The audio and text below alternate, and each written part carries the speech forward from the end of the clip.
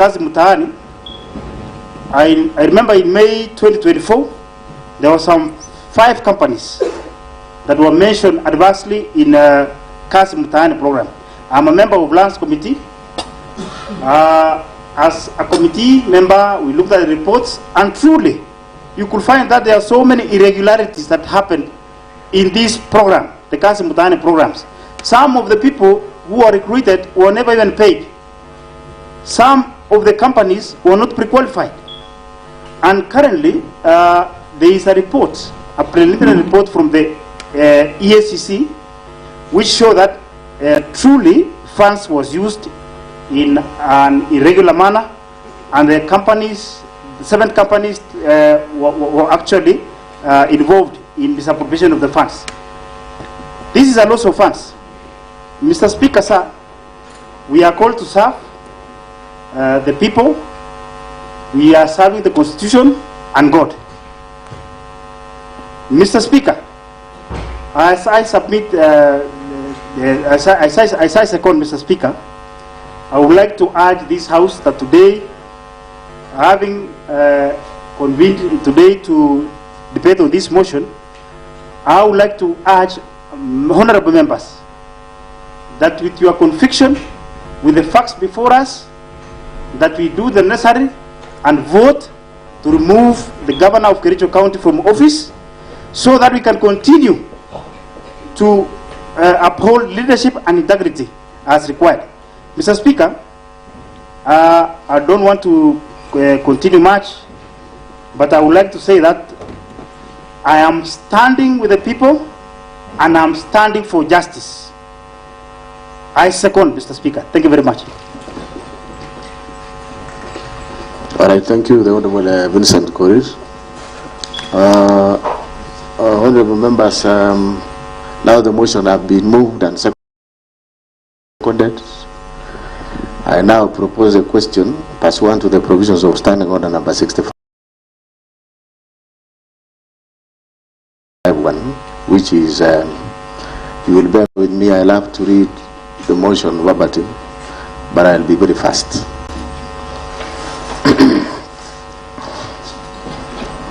Special motion proposed removal from office of the governor for Kericho County, Honorable Dr. Erick Mutai, by impeachment. By Honorable Kiprotich Rogonya, elected member of the County Assembly of Kericho, Sigawet Ward. Honorable Speaker, I beg with the support of members of the County Assembly of Kericho, the County Assembly, whose names and signatures I have annexed here to, as an extra one, to move the motion for impeachment of His Excellency, Honorable Erick Mutai, the Governor of Kericho County, for Roman number 1, gross violation of the Constitution of Kenya; Roman number 2, gross violation of various national and county laws; Roman number 3, serious reasons for believing that the governor has committed crimes under national law; Roman number 4, abuse of office; and Roman number 5, gross misconduct. The specific grounds of motion are organized thematically as outlined below and elaborated in the ensuing pages of this motion. The evidence in support of the motion is set out in 1. Affidavit in support of this motion duly sworn on 5th August 2025 by Honorable Kiprotich Rogonya. Exhibits annexed to his affidavit in support of the motion. 3. The witness statements affidavits to be presented at the hearing of this motion.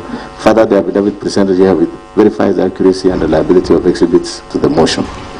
Whereas Article 2 of the Constitution of Kenya 2010, herein after the Constitution, restates the supremacy of the Constitution as the supreme law of the Republic and binds all persons and state organs at both levels of government. Article 10 of the Constitution, Section 3 and 16 of the Leadership and Integrity Act 2012 and Section 9, 10 and 12 of the Public Officer Ethics Acts 2003 establish, among others, the rule of law, democracy, human dignity, courtesy, respect, social justice, inclusiveness, equality, human rights, probity, professionalism, non-discrimination, protection of marginalized, good governance, transparency, and accountability as part of national values and principle of governance.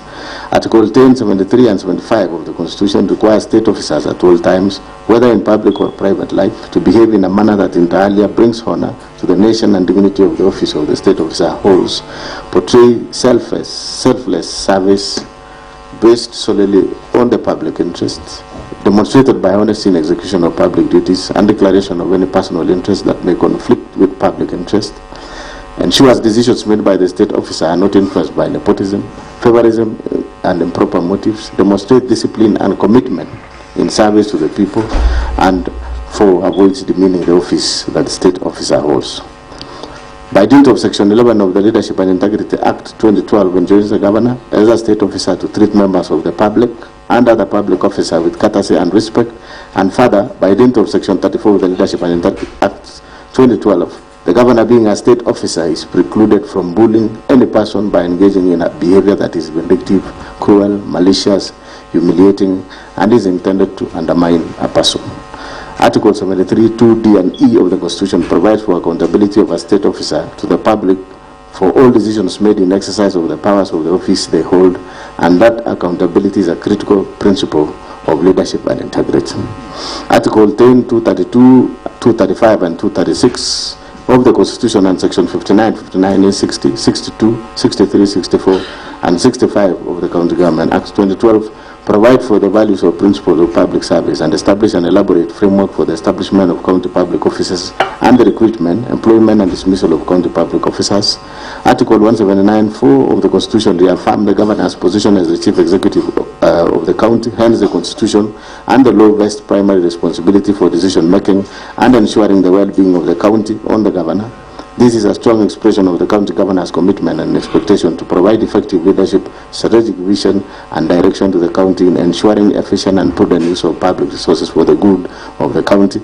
Number 8, Article 181 of the Constitution, Section 33 of the County Government Act, and Standing Order Number 70 and 70A of Standing Orders of the County Assembly of Kericho provides for the impeachment of the governor on grounds of gross violation of Constitution, gross violation of other legal laws, where there are serious reasons for believing that the county governor has committed a crime under national or international law, gross misconduct, and abuse of office. Number 9, Articles 201, 205, and 207 of the Constitution forms a constitutional basis that guide the counties in raising and utilization of public finances. In particular, Article 207 establishes the County Revenue Fund and clearly stipulates that money shall not be withdrawn from the Revenue Fund unless the Controller of Budget has approved. Number 10, Section 33 of the County Government Act obligates the governor to provide leadership in county governance, be accountable for the management and use of county resources, and to promote, amongst others, good governance and competitiveness of the county. Number 11, the governor has in various instances failed to take charge and rein on the rot, corruption, and unethical practices in the county. Instead, the governor has deliberately aided, abetted, condoned, and encouraged the misuse, misappropriation, misallocation, wanton theft, and pilferage of county finances. Number 12, the governor has in multiple occasions, directly and indirectly, engaged in acts and conduct which severally and collectively constitute gross violation of Constitution, gross violation of other written laws, gross misconduct, and abuse of office. By his acts and conduct, the governor has exposed the office of the governor, the assembly, and the people of Kericho to ridicule, embarrassment, shame, and disrepute. 14, the conduct of the governor has been scandalous and embarrassing to the high office of the county governor, an office held in public trust and whose authority to be exercised in a manner consistent with the purpose and objects of the Constitution. Honorable members, I remind you we are standing orders when the chair is on it, no movement. 15, the conduct of the governor has made it impossible for the county to be governed as it ought to be, comprise service delivery, and jeopardize the functions of both arms of county government of Kericho. It has therefore become untenable for the governor to continue being in office. 16, the governor has variously committed constitutional wrongs that subvert the structure of government and undermine the integrity of office and even the constitutional itself. The significant effects of the conduct, i.e. undermining the integrity of office, disregard of constitutional duties and oath of office, arrogation of power, and abuse of government process, has had an adverse impact on the running and administration of Kericho County government. And number 17, the governor has continued to stay in office, has and will continue to undermine effective service delivery to the detriment of the people of Kericho County, in whose trust the governor holds the office. The Assembly resolves to impeach the governor under Article 181 of the Constitution, Section 33 of the County Government Act, and Standing Order Number 70 and 70A of the Kericho County Assembly Standing Orders on the following grounds. A, gross violation of the Constitution and other laws, that is gross violation of Constitution of the Republic of Kenya 2010, the County Government Act 2012, Public Procurement and Asset Disposal Act 2015, the Public Finance Management Act 2012, and Kericho County laws. 1. Misappropriation and misallocation of county finances. On various occasions since his election as a governor and subsequent assumption of office, the governor has engaged in various acts of gross violation of Article 10, 183, and 201 of the Constitution, Section 102 and 109 of the Public Finance Management Act, Cap 412A, and the provision of the Kericho County Rating Act No. 5 of 2019 as follows. Roman 1, fictitious payment of works, goods, and services. Between January 2025 and July 2025, the governor engaged in gross violations of Articles 10, 183, 201, 207, and 208 of the Constitution, and Sections 102, 109, and 110 of the Public Finance Management Act 2012, and Section 33F of the County Government Act 2012.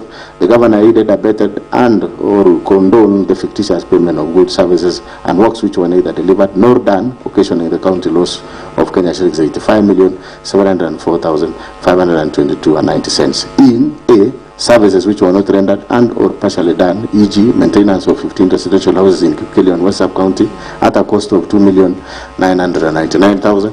B. Goods not delivered, including soya beans, maize jam, sunflower and seed cake, and cotton seed cake alleged to have been supplied for Kenya shillings 14,908,640. C. Overpriced goods, including sodas, alleged to have been bought for about Kenya shillings 500 shillings per 300 millimeters bottle, and a bale of tissue paper alleged to have been bought for Kenya shillings 2,750 per bale of 10 tissue papers, and a hand towel priced at Kenya shillings 3,600. B. Works, goods, and services alleged to have been procured for Kenya shillings 5,172,715.60 from companies including Mango Products Limited, Ildama Construction and Supplies Limited, Brisa Construction and Supplies Limited, Prospera Ventures Limited, and IBM Pro Construction Limited without any supporting documents. And E. Payment of contractors from the retention account for the works done more than 5 years ago, some of which companies had already been paid, and therefore misappropriating county funds through double payments. 2. Some of the goods, services, and works were procured without following the procurement processes. No tender opening committees were formed contrary to Section 78 of the Public Procurement and Asset Disposal Act 2015, as read together with Regulation 25 of the Public Procurement and Asset Disposal Regulations 2020. Similarly, there were no professional opinions done to the accounting officers contrary to Section 84 of the Public Procurement and Asset Disposal Act of 2015. 3. There was deliberate circumvention of competitive tendering of the same goods, services, and works by splitting of contracts to suit the request for quotation method, thus violating Section 54 of the Public Procurement and Asset Disposal Act 2015, as read together with Regulation 43 of Public Procurement and Asset Disposal Regulations 2020. 4. Most of the goods, services, and works were procured outside the approved budget as required under Section 442A of the Public Procurement and Asset Disposal Act 2015. 5. The documents used by the departments were not clear and did not bear references to the procurement requirement, provision of dates, especially invoices generated and signatures of respective officers. There was therefore blatant violation of the provision of Regulation 68 of the Public Procurement and Asset Disposal Regulation 2020. Number 6. No market survey was conducted as required under Regulation 43.4 of the Public Procurement and Asset Disposal Regulation 2020. The contractors therefore supplied goods with exorbitant prices, contrary to Section 54.2 of Public Procurement and Asset Disposal Act of 2015. 7.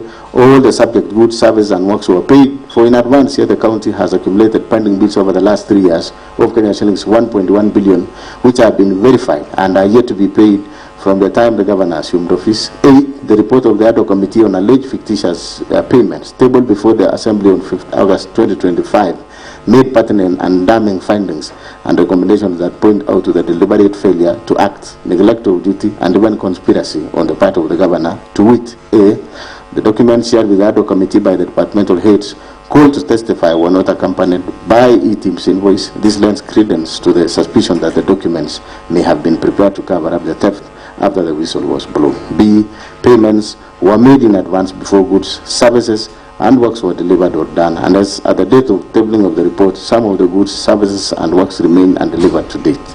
C. Documents that were used to process payments, both the signatures that could not be authenticated. Subsequently, certain officers whose signatures appear in the said documents have denounced the documents. D.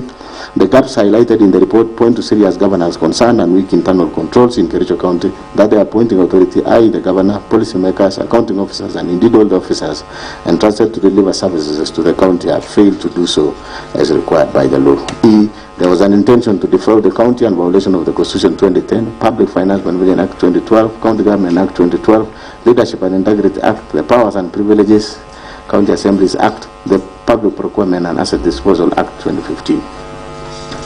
Under Article 179 of the Constitution and Section 33F of the County Government Act 2012, the governor has the overall responsibility of being accountable for the management and use of county resources. 10. It is a matter of public notoriety that when the whistle was blown on these fictitious payments, the governor on 26 July 2025, while attending a function at Kamalok village in Cheboinwal, rubbished the claims and called for stern action against the whistleblower. This shows someone who is either unaware of the happenings in the county or was deeply involved in the scandal. Roman number 2, misappropriation of National Agricultural Value Chain Development Project, NAV-CDP funds. 11, on various dates between year 2023 and 2025, the governor has violated the provisions of Article 10, 183, 201, 207, and 208 of the Constitution, and Section 48 and 159 of the Public Finance Management Act 2012, and Section 33F of the County Government Act 2012 by aiding, abetting, condoning, and or overseeing the massive looting, pilferage, misappropriation, and misallocation of NAV-CDP funds amounting to over Kenya shillings 351 million as at 10th June 2025. 12. From the report of the Committee of Agriculture, Livestock and Fisheries, Cooperative Management, Tourism and Wildlife on the implementation status of the National Agriculture Value Chain Development Project, NAV-CDP, in Kericho County, tabled in the County Assembly on 6 August 2025, the County Assembly noted the following discrepancies in the use of Fund A. The expenditure was used for farmers' cooperative societies, farmer producer organizations, found only in 19 out of 30 wards in Kericho County. This implies that the funds were meant for agripreneurs, whose role was to enumerate farmers and organize them into circles, was not adequately utilized. B. Each ward circle was meant to get Kenya shillings 1 million, yet the committee found out that of the 19 circles under the program, only 7 have ever received financial support since the inception of the fund. C. It is further indicated in the report that some circles received nominal support in kind or form of office furniture and some farm inputs, while others have never received any support. D. Even those circles and farmer producer organizations which received support in kind did not receive delivery notes when the furniture, computers and other supplies were delivered, and they cannot therefore ascertain the prices, source and therefore quality of what was supplied. E. Procurement of furniture and equipment under NAV-CDP program was conducted centrally with minimal involvement of key stakeholders. This does not only undermine the principle of transparency in procurement, decision making and lack of ownership, but also created room for pilferage and misappropriation of the fund. 13. The office furniture and equipment supplied under the NAV-CDP program are largely of substandard quality. There was therefore no value for money and compliance with Public Procurement and Asset Disposal Act 2015, particularly Section 124, which obligates the procuring entity to select quality and cost-based selection QCBS method as the preferred method to be used to evaluate proposals. 14. The manner in which the few projects which were implemented were done show that they were done without following the project implementation manual published by the World Bank to guide the implementation of the projects. 15. Again, the governor cited all his overall responsibility under Article 179(4) of the Constitution and Section 33F of the County Government Act 2012 to bear accountable for the management and use of county resources. 16. There is evidence that the governor has been ordering withdrawals from the fund for reasons other those for which the fund was created by the donor. Evidence of this shall be availed at the hearing and consideration of the motion. Mover will be asked the Assembly to issue another Article 195(2)(b) of the Constitution and Section 27(1)(c) and 2 of the County Assemblies and Powers Privileges Act 2027, compelling the relevant banks where the funds were drawn to furnish this House with a bank statement showing the withdrawals of the funds from 2023 to date. Number 3, misappropriation of funds and an unfair distribution of projects. Funds are under financing locally led climate action FLOCA fund.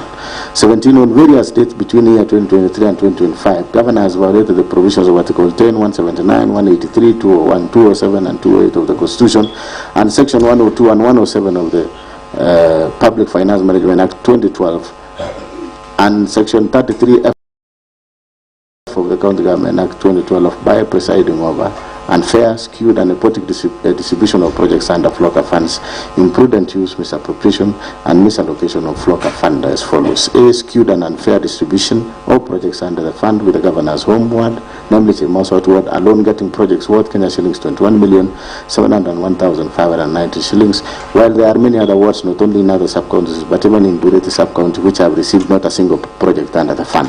This nepotically skewed distribution of projects under the fund violates the national values and principle of governance and Article 10 of the Constitution, and in particular the values of equity, non-discrimination, equality, good governance, integrity, transparency and accountability, the principle of public finance under Chapter 12 of the Constitution, as well as the provisions of Section 102 and 107 of the Public Finance Management Act, which enjoins the governor to ensure fiscal responsibility and adherence to the values and principles of the Constitution in the management of county funds. B.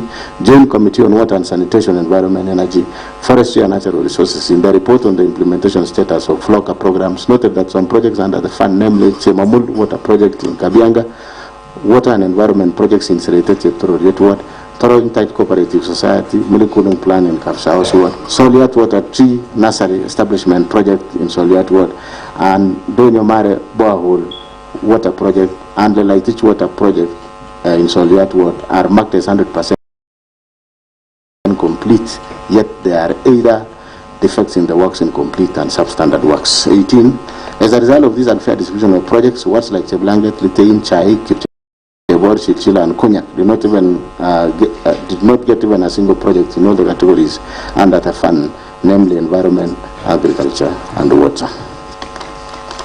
Number 4, misappropriation of county funds under Equalizer Kazi Mtaani Initiative. Number 19, on or about 14 February 2023, Governor engaged in gross violation of Articles 10, 183, 201, 207 and 208 of the Constitution and Section 102, 109 and 110 of the Public Finance Management Act 2012 by launching a program dubbed Equalizer Kazi Mtaani Initiative and drawing county funds towards the initiative without a legislation to anchor the initiative, public participation, prior approval of the County Assembly and the Controller of Budget, and prior approval of the Budget and Appropriation Committee approval. 20. Under the fund, a total of Kenya shillings 39 million were paid without proper tendering, local service orders, and for the services which were not delivered. 21.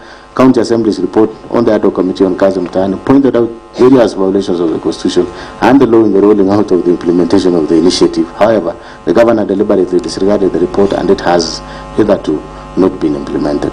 22. The deliberate failure, omission and unwillingness to implement the report of the County Assembly on Equalizer Kazi Mtaani Initiative undermines devolution, the doctrine of separation of powers, and is therefore antithetical to the values or principles of governance under Article 10 of the Constitution, the objects of devolution, and Article 74 of the Constitution. Number 5, misappropriation of funds under the Strategic Intervention Projects, SIPs. 23, in various dates due to the financial year 2024-2025, Governor engaged in gross violation of Article 10, 183, 201, 207, and 28 of the Constitution, and Sections 102, 109, and 110 of the Public Finance Management Act 2012 by overseeing misappropriation of various projects under the Strategic Intervention Projects Fund. For instance, that's number 24, the project for upgrading of Kunyak Dispensary to Health Center, which is a tender project for the construction and renovation of various facilities within the health center by MS Belitra Enterprises Limited for Kenya shillings 44,756,846, a total of Kenya shillings 8,575,186 has been paid for no works done. Indeed, when the County Assembly's Committee on Implementation visited the site, they found the contractor had only supplied materials, contrary to the Finance Department report to the Assembly that the kitchen and staff house was at walling stage while the MCH is at slab level. Number 6, other violations of the Constitution and the law. 25, the President and former Chief County Executive Committee members and Chief Officers have variously reported coercion by the Governor to make financial allocations for Governor's own use from the funds allocated to their respective departments, and which funds were required to remit through the Governor's personal assistance. 26, violation of Article 201 A, D, E of the Constitution of Kenya 2010 on principles of public finance management, and Article 226 as read with Article 227 of the Constitution by the presiding over glaring irregularities evidenced by A, irregular award of contracts and evasion of accountability, B, willful interfering in the procurement processes and the award of tenders, C, skewed tender awards to various contractors at inflated rate in collusion with fraudulent contractors and suppliers, D, irregular implementation and unfair distribution of various programs in the county, and E, intentionally and negligently presiding over massive theft of county public funds as evidenced by Auditor General's report for the preceding financial years, which have raised red flags over various projects. 27. On 15th August 2023, the governor compensated the victims of Londiani accident from the county emergency fund to cover up for the funds raised by the public and misappropriated by a committee he had formed to steer the fund drive, and without cogent explanation of how the funds publicly raised for the victims had been expended. Evidence of the governor's engagement, connivance and complicity in the aforementioned acts of misappropriation, misallocation and illegal drawings of county revenue and county finances is to be found in Roman number 1, report of ad hoc committee on alleged fictitious payments, KCA Exhibit 01. Roman number 2, a bundle of sample vouchers, payment requisitions, delivery notes, LSOCTC on the payments, KCA Exhibit number 2. And Roman number 3, joint committee reports of county assembly and implementation status of national agricultural value chain development project, NAP-CDP in Kericho, county, KCA Exhibit 03. Roman number 4, World Bank project implementation manual for NAP-CDP, KCA Exhibit number 4. 5, joint committee report on the implementation status of local programs, KCA Exhibit number 5. 6, report on the ad hoc committee on Kazi Mutani, KCA Exhibit 06. Roman number 7, committee on implementation report on the motion of strategic intervention projects, KCA Exhibit 07. A bundle of vouchers for the payment of various projects under strategic intervention projects, KCA Exhibit 08. Affidavits of Mr. Erick Mutai, KCA Exhibit 09. And video clips mark KAV 01 and KAV 02. 2. Misappropriation and or abetting misappropriation of the funds publicly raised for the victims of Londiani accidents. 1. On various days between 4 July 2023 and 9 July 2023, the governor grossly violated the provisions of Article 10, 73 and 75 of the Constitution and Section 29 and 34 of the Leadership and Integrity Act 2012. By A, overseeing misappropriation of funds raised for the victims of horrendous Londiani Junction accident tragedy, in which over Kenya shillings 9 million of public raised funds were lost. B, reneging on his undertaking to implement the report of the County Assembly's ad hoc committee formed to probe the misappropriation of funds meant for the victims of the accident. There is evidence that the governor filed a suit and or supported a suit by those implicated in the report of the County Assembly's ad hoc committee in Kericho, ELRC petition number E006 of 2023, Dr. Wesley Bor and 5 others versus the governor, Kericho County Government and others, and Kericho ELRC petition number E014 of 2023, Victor Tum and others versus the governor, Kericho County Government and others. C, being personally and directly complicit in the flawed award of direct tenders for service providers during the fundraiser and requiem mass of the victims of the accidents. D, the county governor has in this regard committed numerous and various acts in the course of his duties that are contrary to and in violation of the Constitution and the laws of Kenya. These include Roman number 1, the authenticity of various payments made cannot be confirmed. The fact that the exact amount of money expended from the sum collected during the fundraiser points to impropriety and suggests a clear fraud on those whom the funds ought to have been benefited. 2, a total of Kenya shillings 13,682,760 was collected at the fundraiser. A sum of Kenya shillings 423,000 was purportedly expended as pastors facilitation, transport refund, field preparation, lunches and refreshments, printing, publishing and radio announcement. Other payments that were approved from the fund were Kericho County Referral Hospital 2,037,524, Londiani Hospital Kenya shillings 1,534,190, Supertix Limited Kenya shillings 2,945,000, Supershine Limited Kenya shillings 411,000, Raise Hotel Kenya shillings 100,000, County Commissioners Fuel Kenya shillings 300,000. Roman number 3. That when Kenyans from all walks of life voluntarily made contributions to aid the victims of the tragedy, it was never intended or anticipated that the funds would be misappropriated with the blessings of the governor, who had a higher calling to ensure the money is accounted to the last coin and on whom the people bestowed their trust. Roman number 4, the governor issued contradictory statements insofar as the use of the funds is concerned. The contradictory statements point out his complicity in the matter. 5, While the governor is on record indicating that the medical bills for all the victims will be waived and taken care of by the county government, it is not clear why money had not been paid out from the fund collected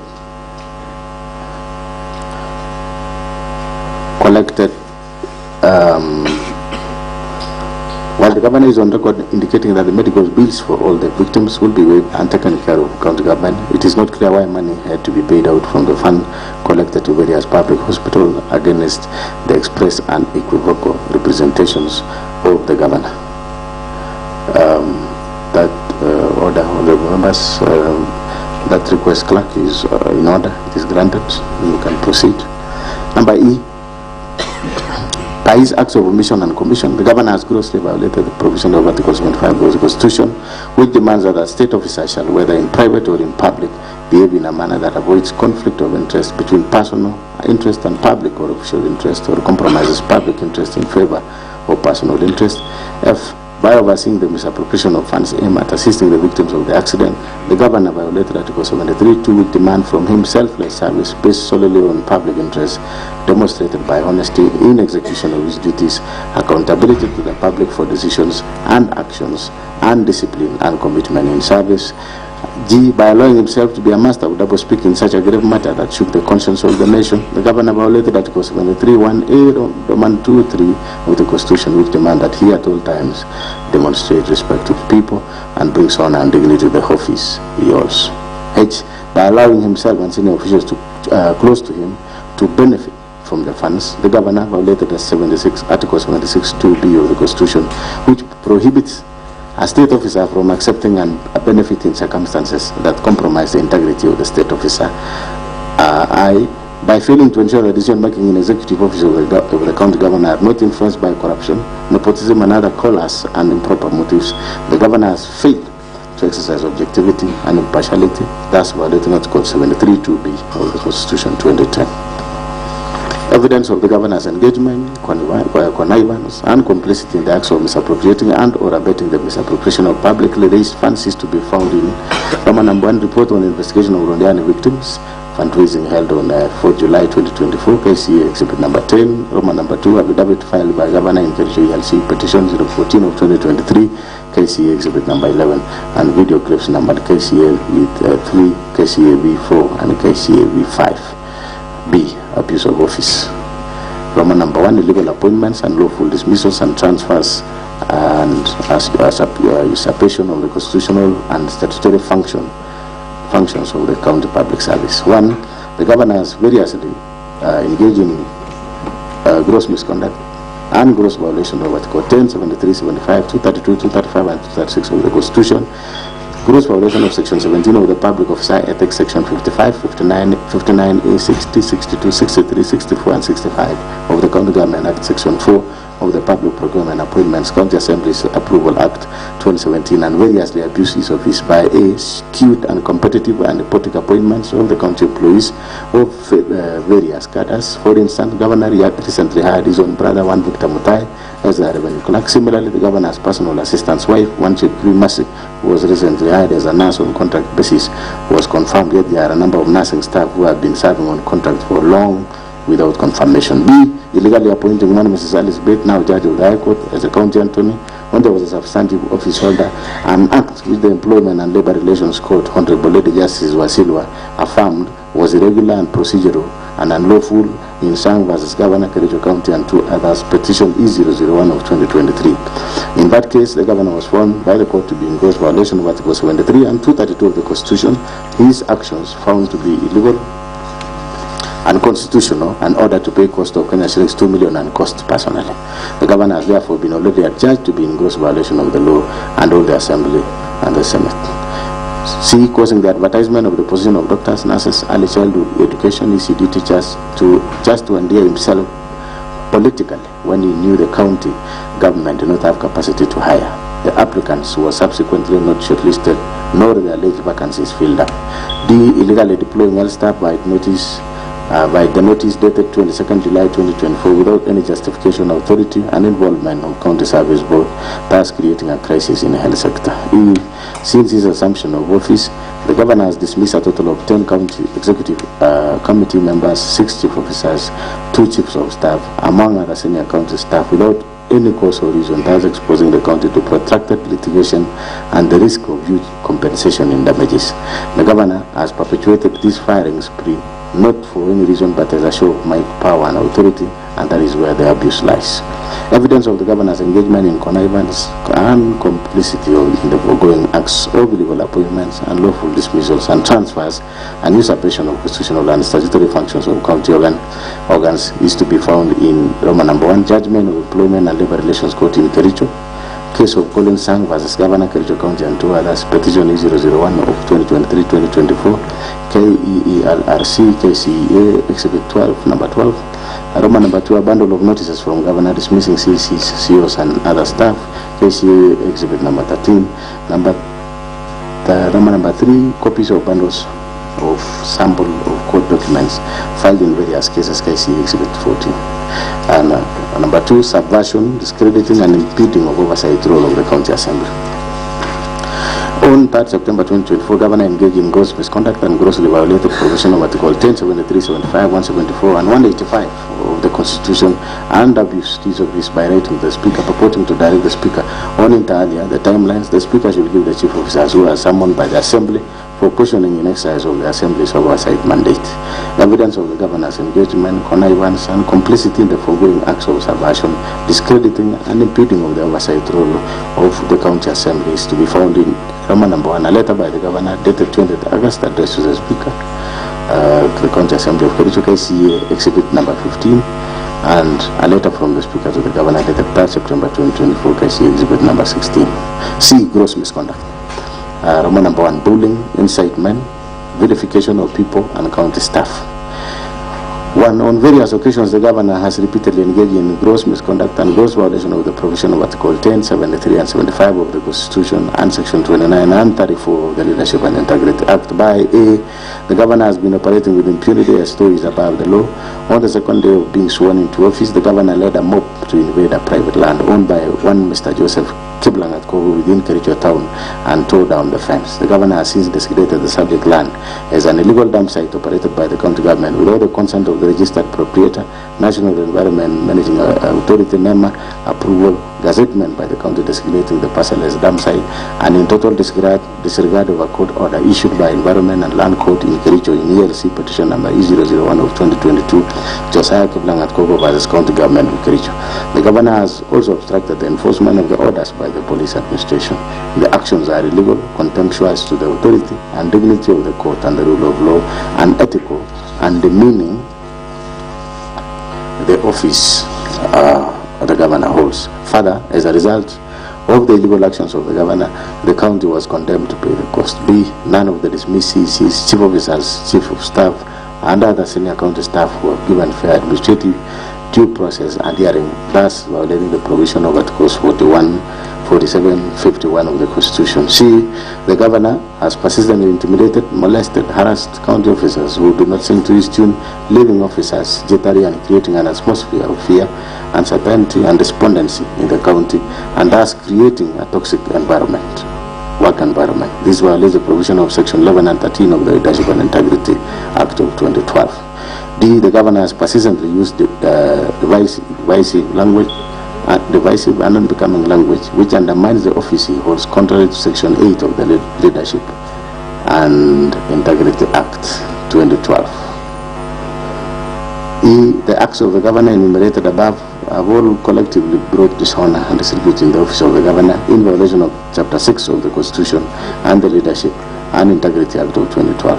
Evidence of Governor's engagement, connivance and complicity in the preceding acts of incitement, vilification of people and staff is to be found in Roman number 1, Affidavit of Joseph Kiblangat Kogo sworn on 23rd September 2023 in support of notice KCA Exhibit number 17, and 2, Judgment of ELC in ELC petition number 001 of 2022, Josiah Kiblangat Kogo versus County Government of Kericho, KCA Exhibit number 18, as well as video clips. Thank you, honorable members, for your patience.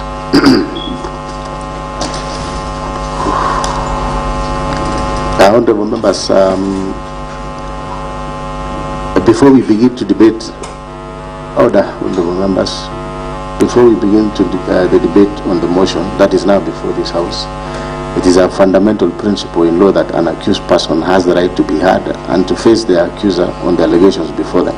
Indeed, this is the essence of Article 47 and 50 of our Constitution. To this end, I will now invite His Excellency the Governor of Kericho County, whether by himself or by counsel, to take the floor and make his submissions to the grounds and particulars of the motion before this Honorable Assembly for a period not exceeding 2 hours. We have 2 hours, but this is how we are going to use our 2 hours, Your Excellency and your team. 1.5 hours and now, and then I will open the floor for honorable members to contribute, and then I will give you 30 minutes to probably to respond to the issues that have been raised by the honorable members of this assembly. So, Honorable Governor, please note that, so that as we can see, I don't know what is our time now. What is the time now?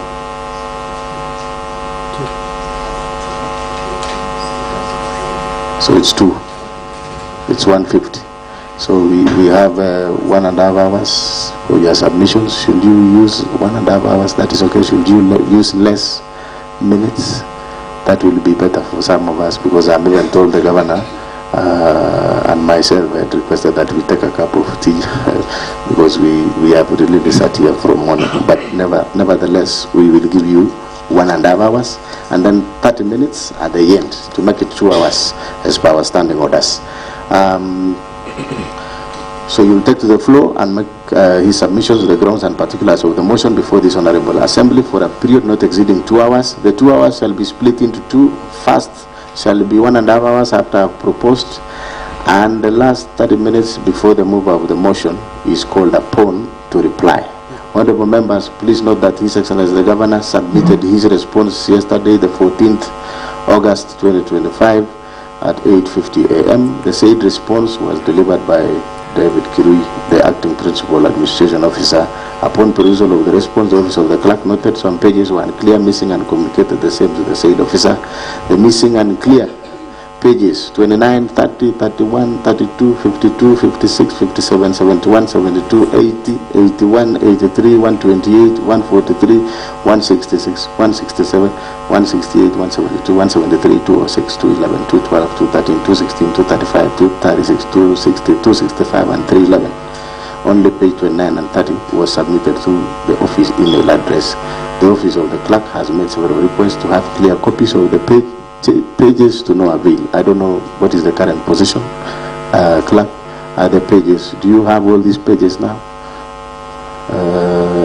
Not yet.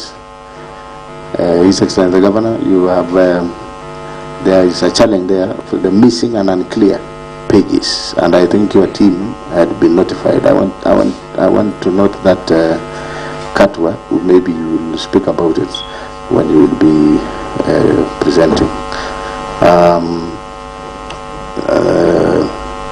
And now, honorable members, this is the high time we will allow the Governor to make his submissions for a period not exceeding 1.5 hours. This time includes time allocated to his counsels on record.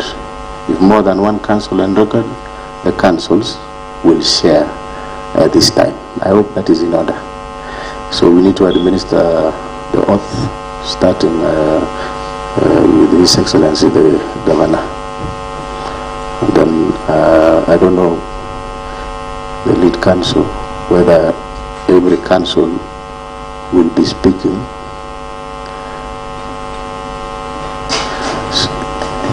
So Governor first. Governor first.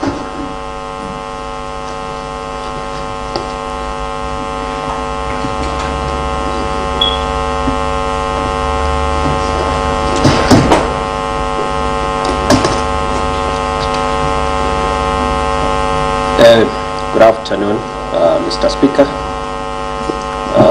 His Excellency the Governor. Order, just a bit. Order.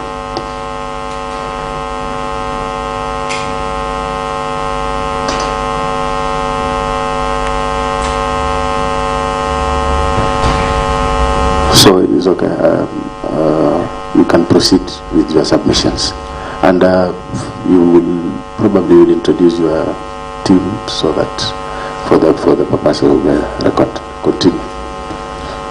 Thank you, Mr. Speaker, sir.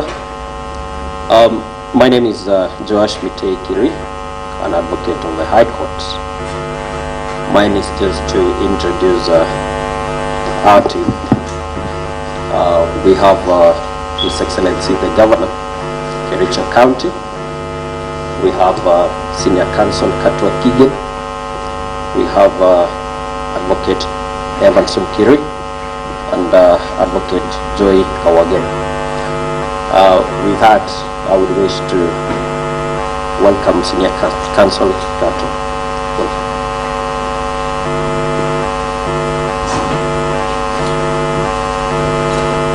Good afternoon, Mr. Speaker, sir, and the Honorable MCs. Good afternoon, Katwa Kigen. My apologies. Sorry, I don't have a copy here with me. I guess it's because of the challenges that we had. So can I get a copy? Because I'll be following it killed. Copy of your responses. There was submission that you had submitted that you had received. Could I proceed meantime?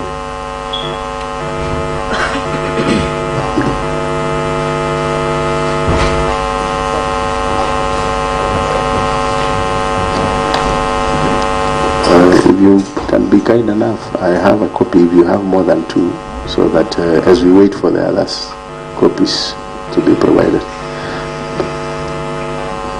The one actually, yes, the one with your written submission from the governor. Yes, if I can have just a copy, and then I'll use it and then I'll give it back. Yeah, sure.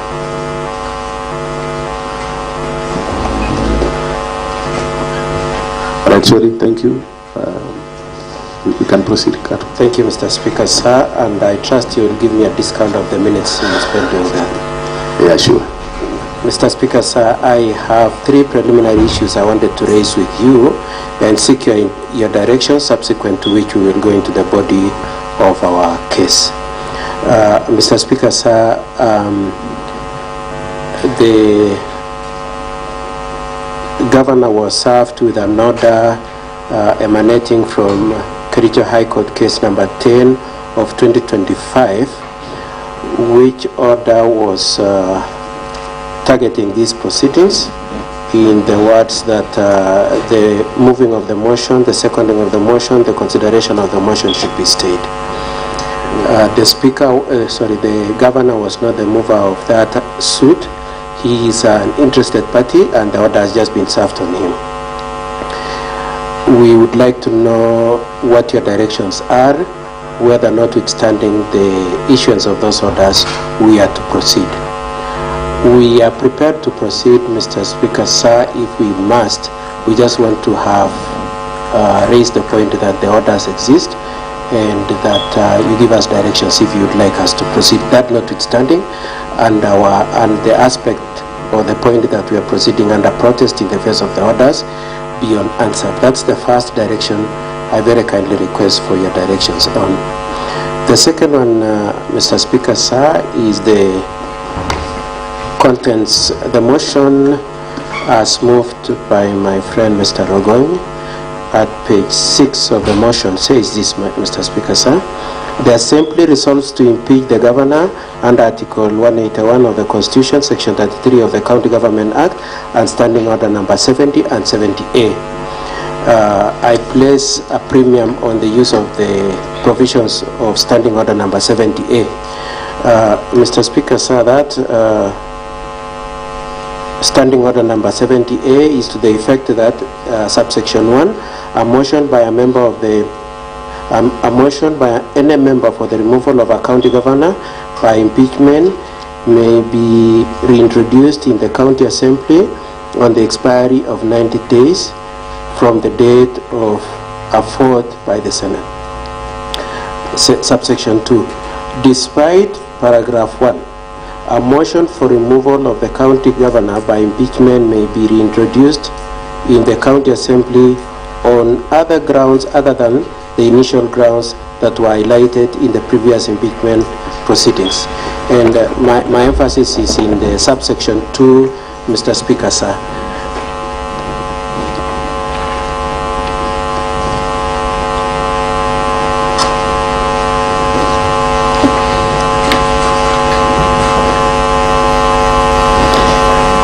So Mr. Speaker, sir, I was making reference to Standing Order 70A subsection 2, which says that none of the things, and I just want to put emphasis on the words used by your standing orders, that were highlighted. It's not a question of whether they were determined, whether they were considered, it's just grounds that were highlighted in the previous impeachment. Mr. Speaker, sir, half or slightly more than half of the issues moved by Honorable Rogoñ, in terms of both the subject matter and the annexures in support, were issues that were dealt with by this assembly in the impeachment proceedings of September 2024. They are namely Kasim Mtani initiative, exactly the same contentions, exactly the same annexures. The other one is the issue of Londiani accident, the same issues, the same annexures. The other issue is the issue of the staff, the alleged unlawful dismissals, transfers, and related issues. And the same affidavit is being used in these proceedings in support of that. And lastly is the issue of the alleged subversion of the county assembly. Those 5 issues, Mr. Speaker, sir, were directly in issue in the previous impeachment proceedings, were directly grounds that were highlighted in previous impeachment proceedings. And Mr. Speaker, sir, I would like your directions on whether you are calling on us, notwithstanding the provisions of that standing order, to have to respond to that, or we should assume that being faithful to the standing orders, you do not require of us to have to respond to that. The last issue I seek your directions on, Mr. Speaker, sir, is that your standing order number 96 requires that you should not engage in discussions of matters that are sub judice, being that they are matters that are in court. Particularly standing order number 96, 1 and 96, 2.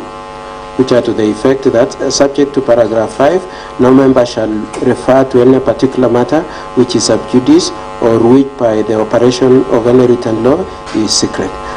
So we are not talking about it being secret, we are limited to the issue of being sub judice. Then paragraph 2, a matter shall be considered to be sub judice when it refers to an active criminal or civil proceedings in court.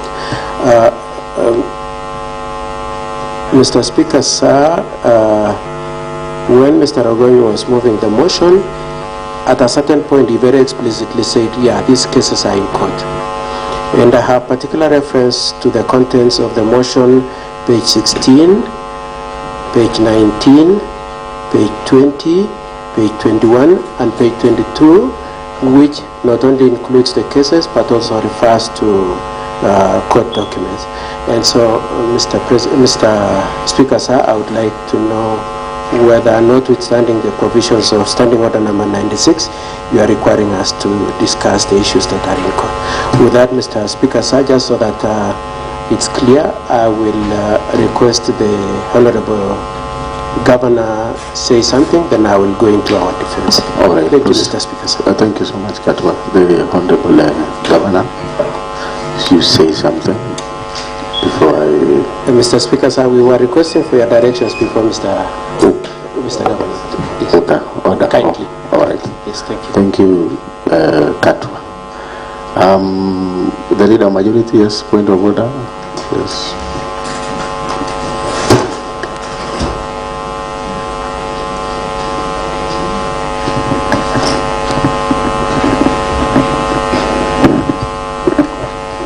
Thank you very much, Mr. Speaker. I'm rising on the same standing order number 96, Mr. Speaker. Since the senior counsel decided to refer to the previous matter or to the previous impeachment that was conducted in this House, Mr. Speaker, and subsequently it landed in the Senate, Mr. Speaker. Number one, Mr. Speaker, I remember the senior counsel, Honorable Katwa Kigen, that time, Mr. Speaker, filed a preliminary objection, and through the ruling of the Speaker, Honorable Kingi, Speaker of the Senate of Kenya, Mr. Speaker, on the issues of court injunctions, Mr. Speaker, I'm aware that indeed we were sent back to this House, Mr. Speaker, or the motion was unable to be discussed in the floor of the House, Mr. Speaker, because of one, the preliminary objections that Mr. Katwa Gigen, the senior counsel, had filed with the Senate, Mr. Speaker. And during the ruling of the Senate Speaker, number one, Mr. Speaker, he ruled, and based on the Supreme Court rulings, Mr. Speaker, that a process of a county assembly, of a national assembly, and that of Senate, Mr. Speaker, are not being injected. And by that, Mr. Speaker, I didn't see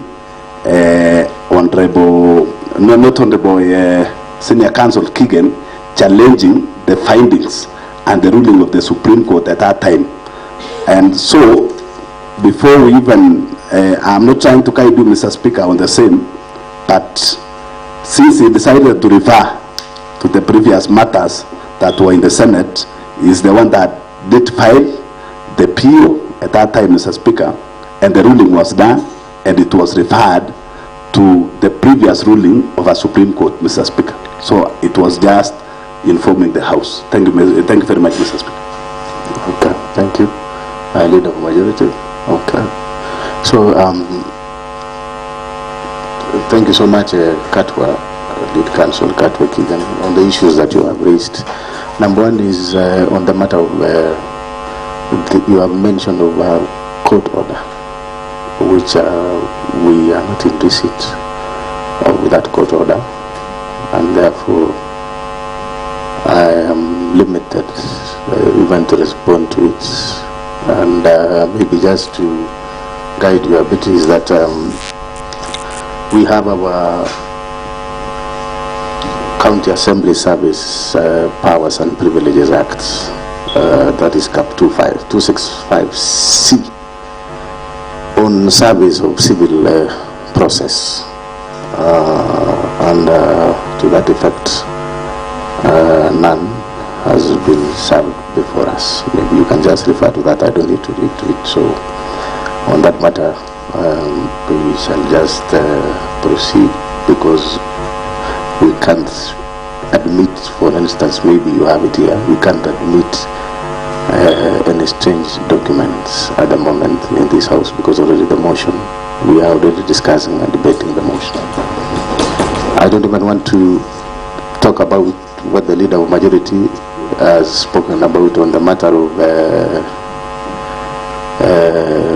the ruling made in the Senate on the issue of injuncting parliamentary process. I don't want to speak about that, because I think as a lead counsel, and of course you know, as a senior counsel in this republic, you know the ruling, the Supreme Court's ruling on that matter, because we are in the midst of a process that is ongoing. Secondly is on the issue of the motion mover, standing order number 70A. Of course, carefully, as you can see, under number 8, the motion mover relied heavily on Article 181, Section 33, as well as the standing order number 70 and 70A. So there are two. Katwa, you've chosen only to rely on 70A by opposing it, but you have not considered 70. Nevertheless, we also appreciate the fact that you were with us last time until the Senate, and as you know clearly, is that what the Leader of Majority has raised is true. The Senate didn't even get a chance to prosecute the matters that have been raised in that impeachment. They took a vote because you raised a preliminary objection on matters and numbers, which actually the case was not even, the file was not even open for discussion. I underline that may, not shall. I think those are the things that small things that we need to look at. And then on the matter of sub judice now, because already we have addressed the issue of court order.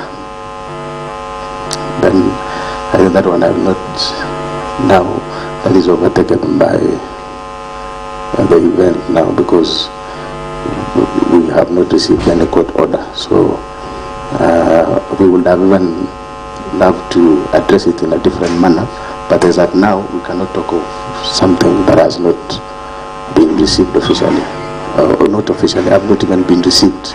I've not even heard about it personally. In fact, I've just heard about it now when we just took to the floor, Katwa. Let it be on record.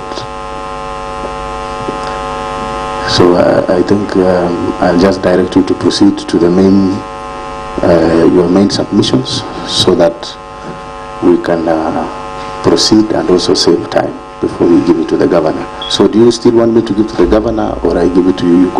You proceed to the main submissions. Okay. Thank you, His Excellency the Governor.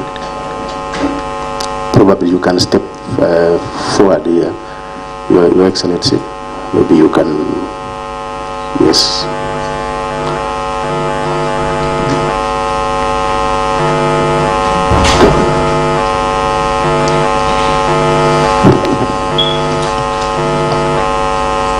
Thank you so much. Mr. Speaker, sir, and the honorable members of the Assembly. Sorry, Your Excellency, order. We'll now be informed that you need to take an oath. So please, sorry for that. Well, yes, Speaker. I was waiting for that. Sorry. Okay. Clerk, can you administer the oath?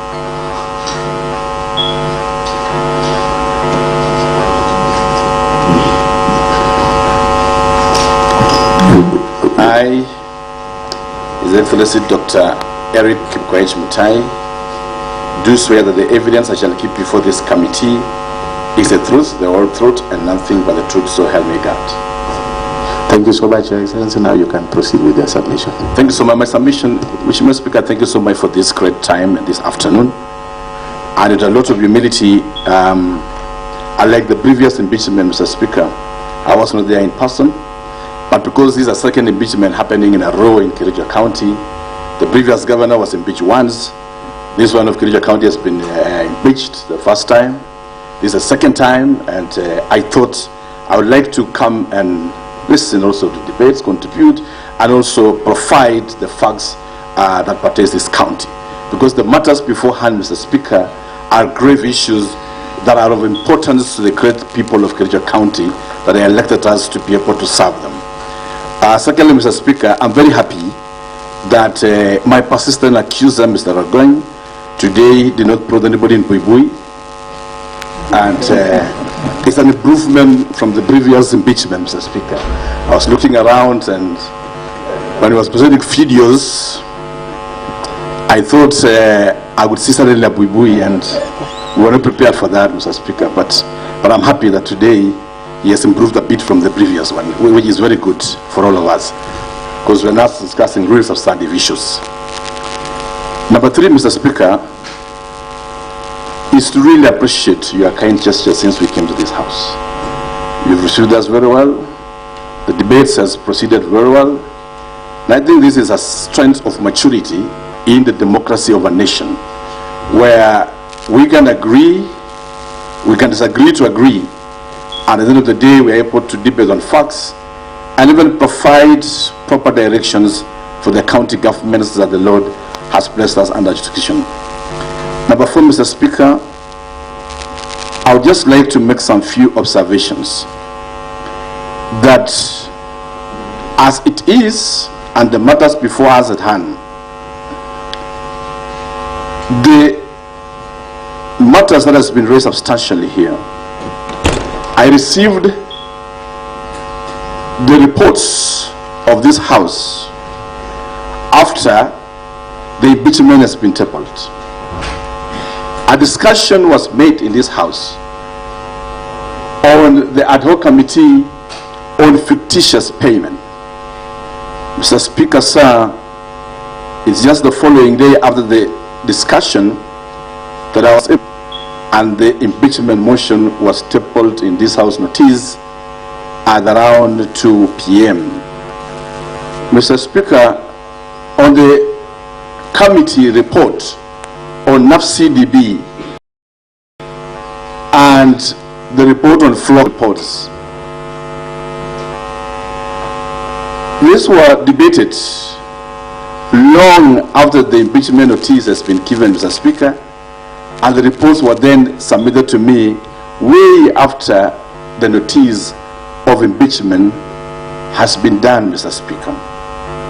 In all human possibility, I had not even had a chance to go through the reports, Mr. Speaker, but when I was waiting for the reports to work on it, already an impeachment motion has been tabled in this great House.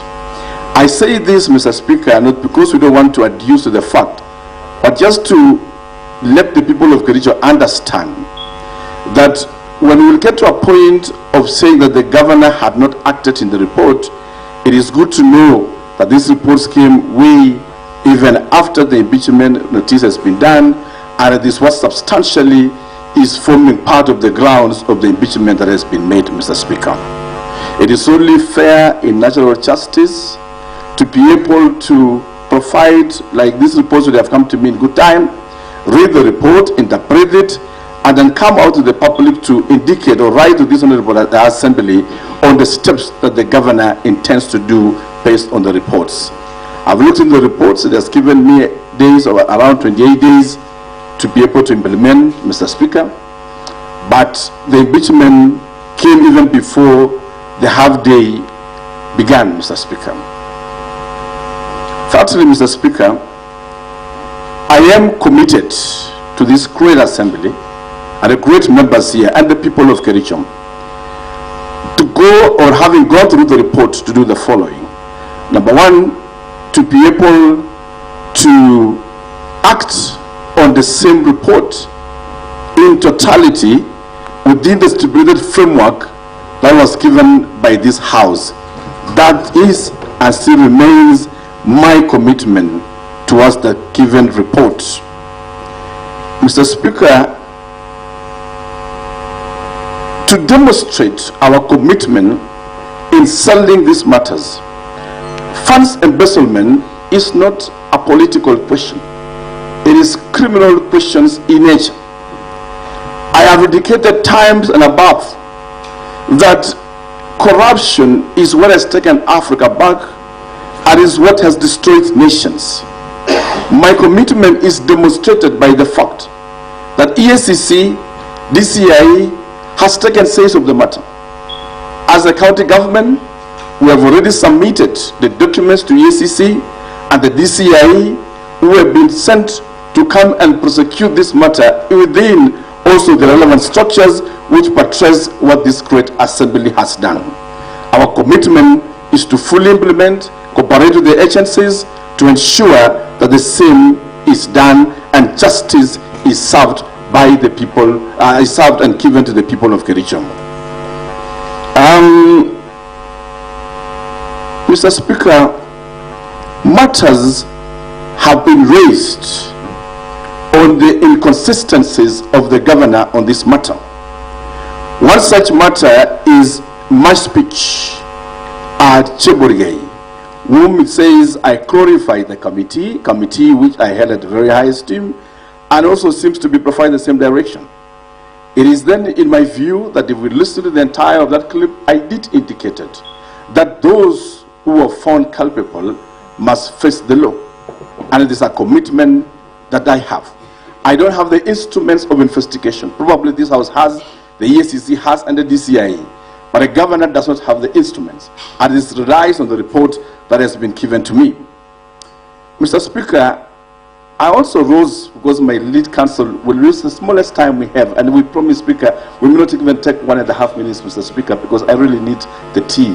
It's been 1 week of agony and pressure, and we will really take the tea, Mr. Speaker. And I know when you are debate and my good friends will take the floor here, some of the things they will say here may force pressure to go up a bit, Mr. Speaker, and I would like to safely hide me in your office, Mr. Speaker. Secondly, Mr. Speaker, Mr. Speaker, questions have arose on the imbalanced distributions of works in this county. My chief accuser, who is also my good friend, Honorable Rogoin, didn't report to this house as a few weeks ago he was doing a road in his ward, Mr. Speaker. And I thought he was going to tell his people that he has just done a road, and so many others. I was also anticipating my chief accuser to indicate to the seconder of the motion, my good friend and my age-mate, Vincent Korir, that at this home, Londiani, Chagorod Water Project, which is going approximately 80 million, funded by Flocker, is almost 90% completion or almost done, and we are planning even for His Excellency President to come and commission, because they're one of the best in this area.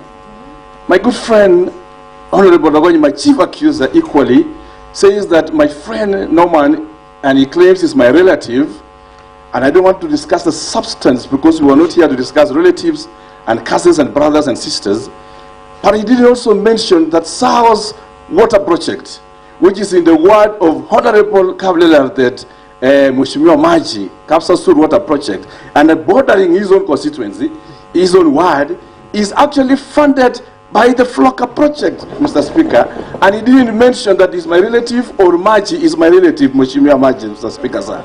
But he was very quick to say that Norman is my relative and therefore water project is being done in his ward. But the same Kapsa Sur water project which is being done in his own ward was not very kind enough to say that this water project is going to share is done. Those are the few things I want to raise. Mr. Speaker, the honorable member, and they say that Mheshimiwa Dominic of Kabianga is my friend. Mr. Speaker, my chief accuser, in the same breath, didn't realize that at a place called Kibrenkwe, somewhere in Kedawa, Kimugul, Mr. Speaker, a key Flocker water project is being done in that area at a cost of 17 million, and it is in the ward of my good friend, which we just inspected the project today, Mheshimiwa Sigilai, Honorable Speaker. That is what you must what? And I'm happy that the chief accuser didn't say that the member is my friend. So because he's my enemy, if using his own terms, it means that the project is again being done in his ward, and it's a very good thing, Mheshimiwa Speaker Sam. Mr. Speaker, the question that the governor is unbalanced in distribution of work is far-fetched. Today, we are building a facility at Soshat, upgrading Soshat Hospital to be level 4 hospital. And we are doing a project worth 158 million. I'm very happy again that my chief accuser didn't mention, Mr. Speaker. Order. I will, because of the matter, I want us to allow His Excellency the Governor to make his submissions. And then, thank you for. And then at some point in time, when Katwa will be enlisting, I will allow the point. So the Honorable Rogoin, Mr. Speaker, the Honorable Rogoin, the motion mover, and which Mheshimiwa Paul Chichiri is assisting. Honorable members, perhaps you know the governor is the first time he's standing. Thank you for your grace, Mr. Speaker. So I think they want you to refer to Honorable Rogoin as the motion mover. Thank you for your grace, Mr. Speaker. I refrain from that and apologize. Okay. And Mr. Speaker, Honorable Rogoin didn't indicate, the motion mover didn't indicate that in Honorable Shelley's place we are building a facility. But he did also indicate that he's my friend, but we are doing a facility there today, Mr. Speaker, sir. What I'm trying to build on, in fact, the Mheshimiwa Honorable Tiriot Beth of Ainamoi, the other day through Flocker project, we were giving out daily course with him. And Ainamoi is not Chemasad what? And the motion mover correctly did indicate that we are doing something. So the accusation of the governor that he has not balanced the word, I want to believe in the history of devolution, this is the time that we are speaking live to many of the wards across this county. Mr. Speaker, because I don't want to dwell with much, because I know that and you'll forgive me because I don't know the practices of this House, and lucky for me, I've not been an MC or a member of Parliament, just been in the executive. I would also just like to mention a few things, and this is for the clarity of the county. When we mention that the governor has sacked CECs and CEOs, we need to have facts. The governor has no powers to even sack a single CEO in the first place. The process of sacking a CEO is either through resigning or through disciplinary process in the Public Service Board. Those powers, and you have been in the executive yourself, Mr. Speaker, thank God, rest with the institutional bodies that are independent. In Kericho County, I would like to see a letter today being tabled that indicate the governor signing that I have sacked this CEO on this date and this date, Mr. Speaker, sir. Because the rest remains just wishful thinking. As to the CECs, Mr. Speaker, the internal processes as the appointing authority lies within the executive, the appointing authority. We were at Naivasha, there were discussions with the joint cabinet, there were demonstrations of performance across the county, and in the process, the appointing authority in his wisdom and the powers bestowed by the great people of the county, because CCs are representatives of the governor at that level, was able to make some directions on the same. Mr. Speaker, I want to say this. If the governor is going to be impeached for having sacked CCs or changed CEOs, this great house that we have today, Mr. Speaker, have also had 3 majority leaders in a short span of time. There was Honorable Vincent, who I sent to Egypt to tour the pyramids. He came back, his seat was Muteja. Mr. Speaker, in the same breath, my good friend and my compatriots, my good friend Paul Chiji Tarimbo, holding briefly for him before Kashagwa decided to make the current majority leader the leader of this house, Mr. Speaker, who is supposed to be impeached in this matter, because what is good for the goose must be good for the gander. Mr. Speaker, the great house we are today, and I'm proud to be here, have had different committees at different levels, at different transition, different chairs of committees in the places. The governor has never challenged or anybody, because the powers of the house cannot be challenged by anybody. It is rested on you, Mr. Speaker, sir, and the Constitution vests powers on you and the members. The latest of those casualties is my good friend Honorable Kimarus, Mr. Speaker, who was a chair for Rose the other day, but now is home. But who is going to be impeached now on all these things? So what I'm trying to say is that, for the purpose of record, because we are unanswered, I guess you must have been referring to Honorable Gilbert Ngetich. All right, Mr. Speaker.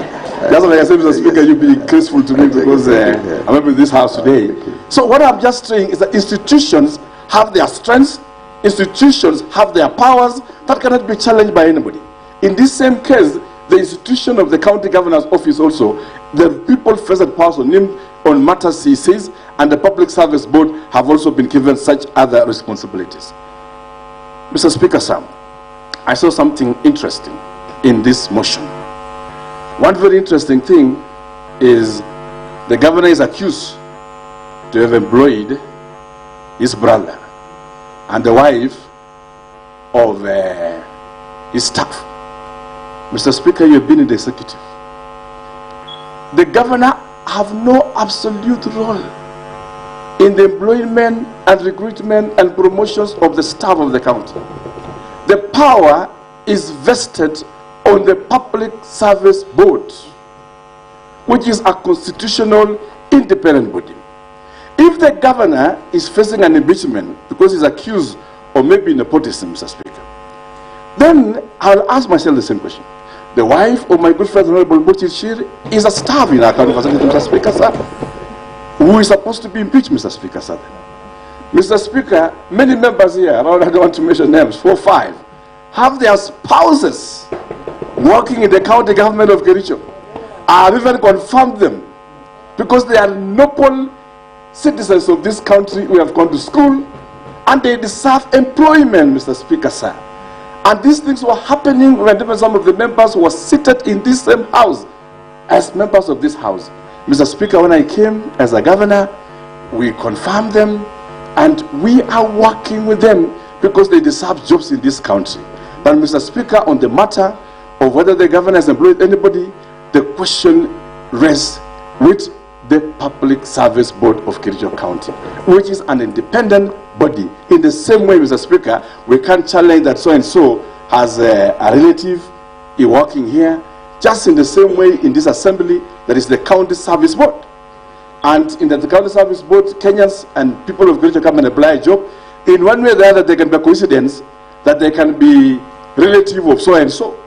That, Mr. Speaker, is something that I think the question provides for the same. Lastly, Mr. Speaker, I wish to say this. As a governor of this county, I regret that we are in this situation. That is devolution conference, a key event happening for this nation at Homa Bay. It was my sincere it could give us a chance to prepare. Mr. Speaker, we're having the last financial, or basically second last financial year. It has always been my desire that we resolve our issues, because impeachment is always the last resort when issues cannot be resolved. However, I wish to deny any wrongdoing. My senior counsel will come and demonstrate the hype stories of sodas, the hype stories of tissue papers, which was choreographed, planned to wipe public emotions. He will come and demonstrate that in a short while, Mr. Speaker, sir. And we will want to do this not for anything, for posterity. For posterity, because another impeachment motion will come to this house. We would want to treat a governor based on innuendos, on malice, but we would want the same to apply, that the law stands on its here and this place. Because as it is, I haven't seen statements, Mr. Speaker, that the governor withdrew funds of NAFCDB. Mr. Speaker, you have been the CC Finance for those years in Kericho County. The governor has no role in the withdrawal of funds. He doesn't have the accounting rights at all the times. And the statements that have been made by the motion mover is that he is going to provide the financial statements in future. In future. But an impeachment is being discussed today as we wait for documents from the bank to be provided in future. Mr. Speaker, we need to be balanced in our thoughts.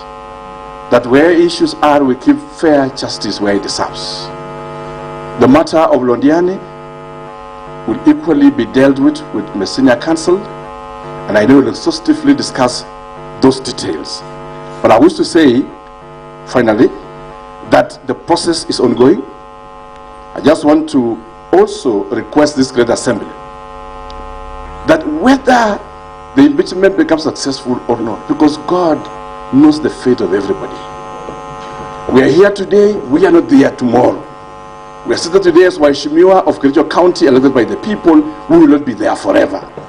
People have been in this house, they have gone. And I quote Senior Counsel James Orengo, that when my time comes to go, I'll always go with my head high, knowing that I've done great for the people of Kericho County, even within a short time. And I've done it with my heart and passionately with my heart. And I'm not guilty. And I'm not afraid. I have summoned my soul for the last 1 week and asked myself what is happening. And I know that I am not a perfect person, I'm not an angel. I make mistakes just like any other person. But out of all this, Mr. Speaker, let's do some few things for Kericho County. The Public Service Board is not in place. The names are in this great assembly. These are institutions that need to operate and run. When we make recommendations that the CEO should face the Public Service Board, or recommendations that take the CEO to the Public Service Board, the work of the governor is just to write to the Public Service Board. In the absence of a functional Public Service Board, Mr. Speaker, the same will not be realized. Allow it to happen so that it forms another ground for an impeachment. And looking into the energy of motion mover, having moved this time, I don't know if you'll survive this. Maybe you have another energy for a third one. But it's my prayer that the Lord will lead us to green pastures. Lastly, Mr. Speaker, as we do this, I still invite the honorable members of the great County Assembly of Kericho. But all is not lost. We have a county that has been given by us by the people of Kericho. We have just a year or two to finish on what our people ask us to do. It's an assignment that cannot happen in the place of rancors and disagreements. I invite the Great County Assembly of Kericho that there comes a time again when we can look into ourselves, hold our hands, look ourselves into our face, forgive one another, and move forward to a prosperous county. I'm ready to work with every member of the County Assembly. Whether this motion will be defeated here, whether it will go to Senate and we will come back, whether it will be defeated in the Senate or it will move and we go to courts and come back, because our whole process, all these things, I still want to say I harbor no grudge to anybody, including the motion mover. I extend my hand that we are ready to work together, build this county together for the grace that the little time that God has given us. With those remarks, Mr. Speaker, I would wish to end by inviting lawyer Katwa Kiken and also request you, Mr. Speaker, for that cup of tea you had proposed, because the energy levels are going down on me. Thank you so much. And lastly, before yes, Mr. Speaker, just lastly, I beseech of you, Mr. Speaker, with your grace, we are going to progress with this motion and finally vote. So many issues have been raised, that there is an e-system, e-procurement, and it's good to say this in public, that there is an e-system. The standing orders provide that we can vote electronically, we can vote through acclamation, we can vote through roll call. Mr. Speaker, all I beseech your good office, if there is one string lying between me and that, is fairness. Just fairness.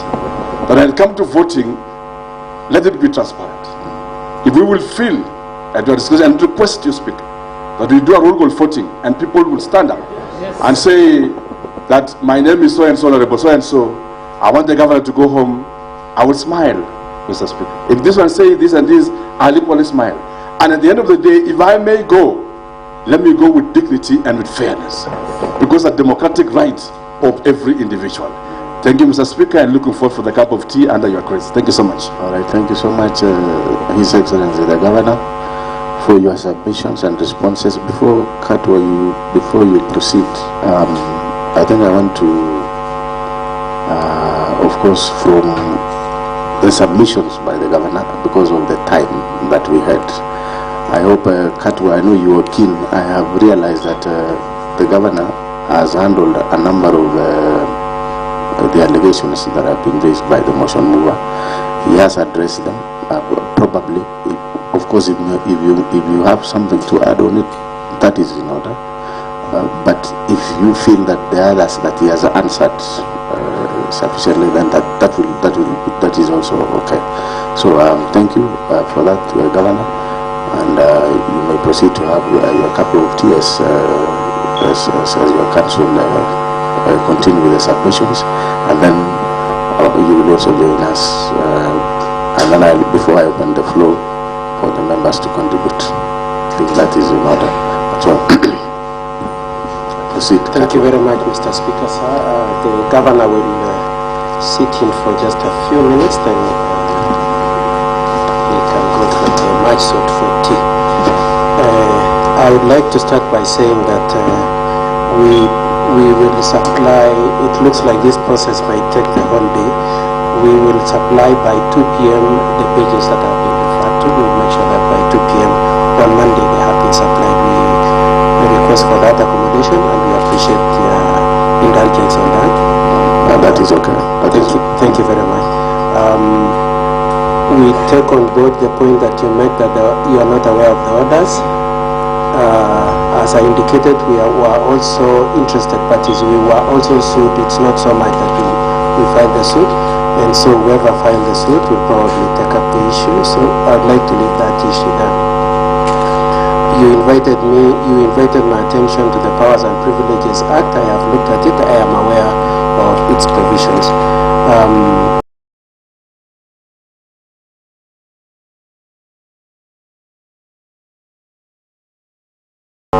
On the issue of whether or not we can proceed to discuss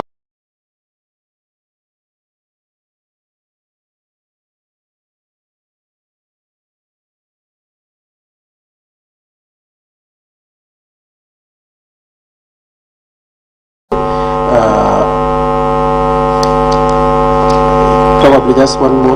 Let me just retrace 1 minute.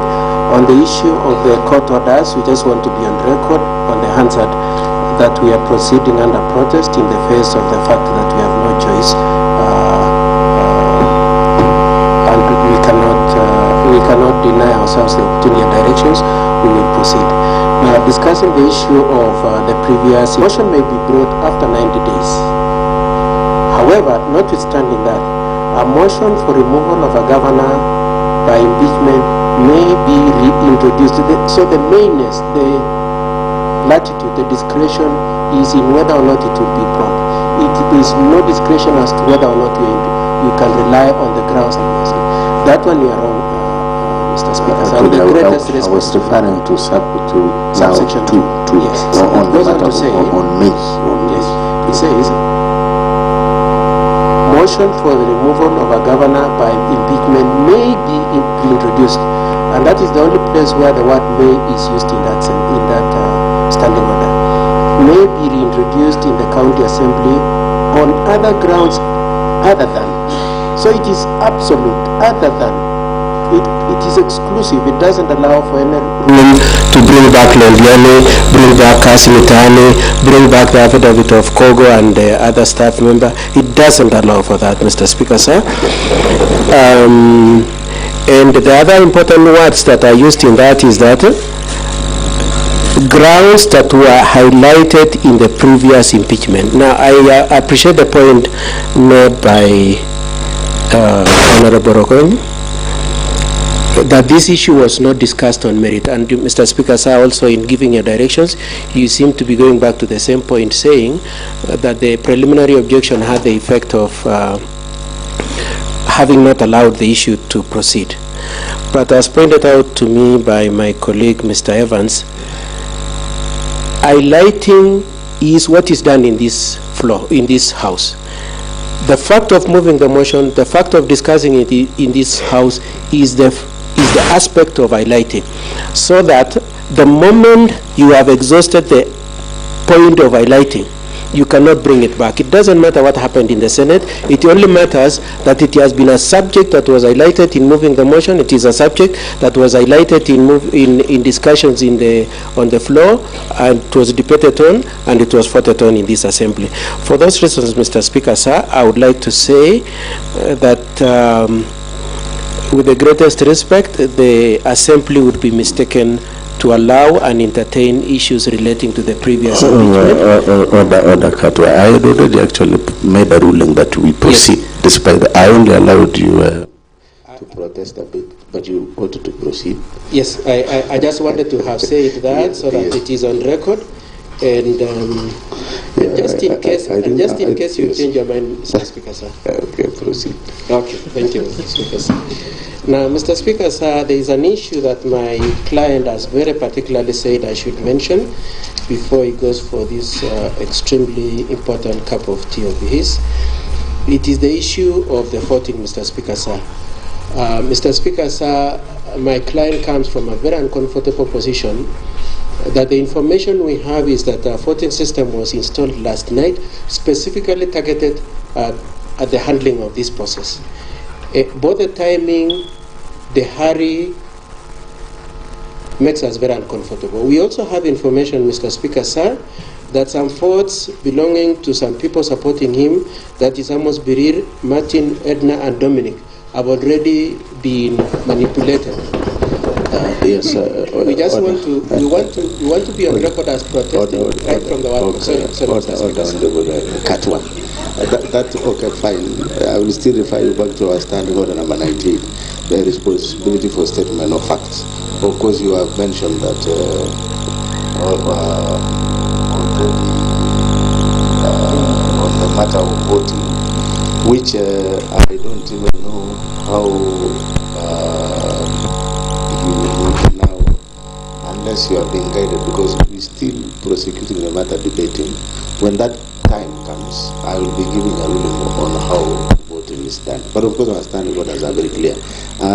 On the aspect of speculation, let us not speculate, because you see, when we say the Honorable Dominic have been already, there is a vote casted, as mentioned by Honorable Katwa, then I don't know now what will happen should that not be the case when voting will be done. Of course, and remember that this is a house of facts, and so that I know Katwa is not a member of, I don't know whether he has been a member of parliament before or a member of county assembly. Probably he will understand that whatever he mentions, he needs to substantiate. Even the issues of procuring the system and all those things, those are in-house issues that only perhaps the administration can be able to confirm, and I don't think it's in the right place.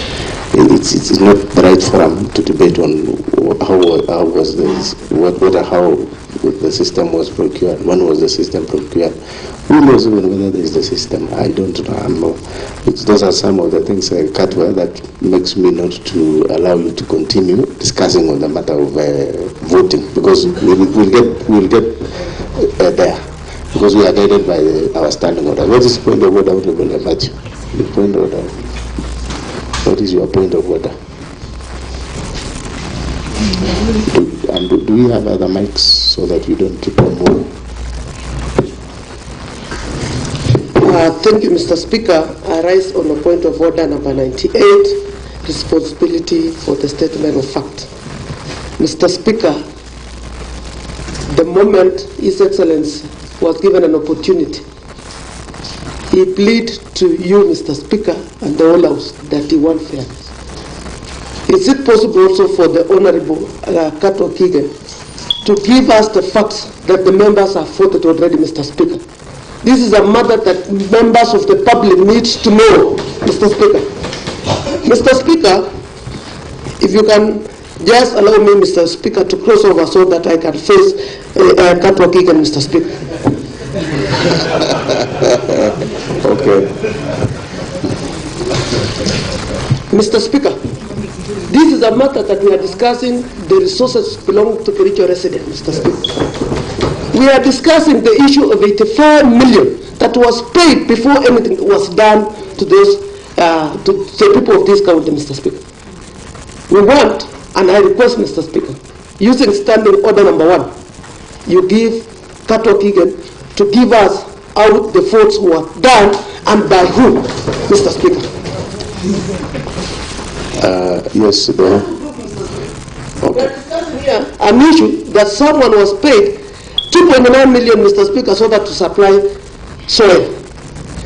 Katwa Kigen, I know you might be practicing in a different field where you need to be paid so that you can do the work. But in this country, in this world, where on earth that can contractor be lended money by the government so that he can do the work?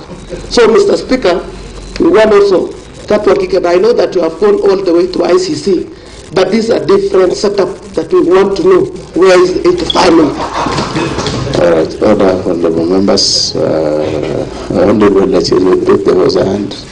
Point of order.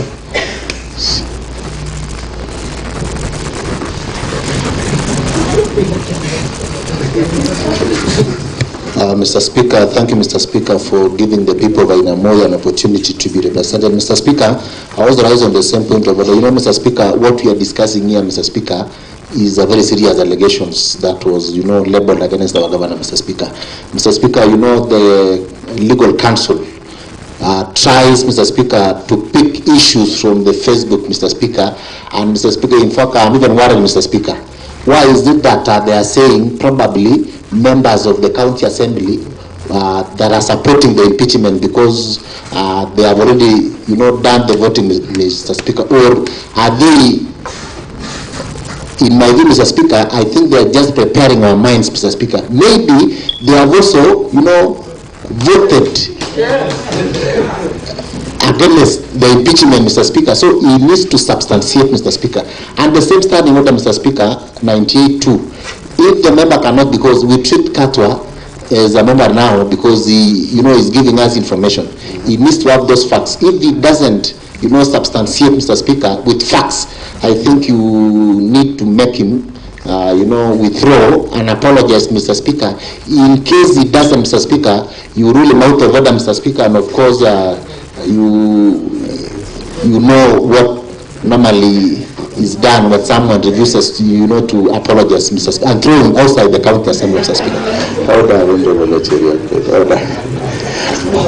There is a point of order by Honorable Gilbert Ngatich first. There is a point of order by Gilbert Ngatich. Remember that you know these point of orders are eating the 1.5 hours that we had.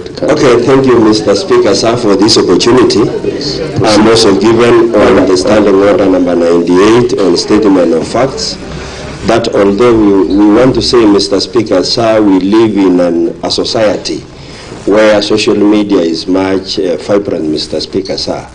And I also saw a voting which was done last night of 34 members voted.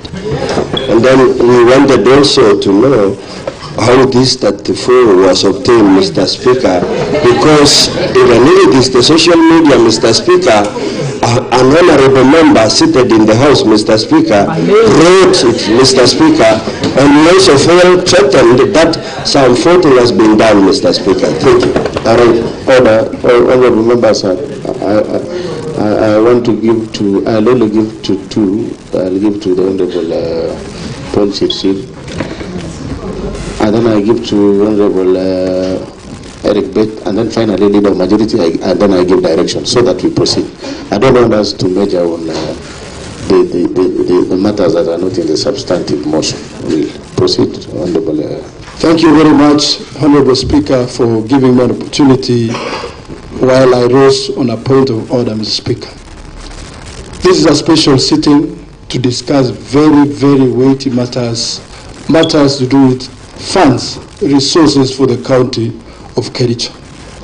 Our standing order, Mr. Speaker, sir, is very clear, expressly. The responsibility for statement of fact. Mr. Speaker, sir, if a member can rise, and especially a senior member like Katwa Gigi, can rise before this House, we have a mess that is representing authority in this House, Mr. Speaker, sir. Mr. Speaker, sir, how can a whole senior member make very serious allegations that maybe some voting has been done?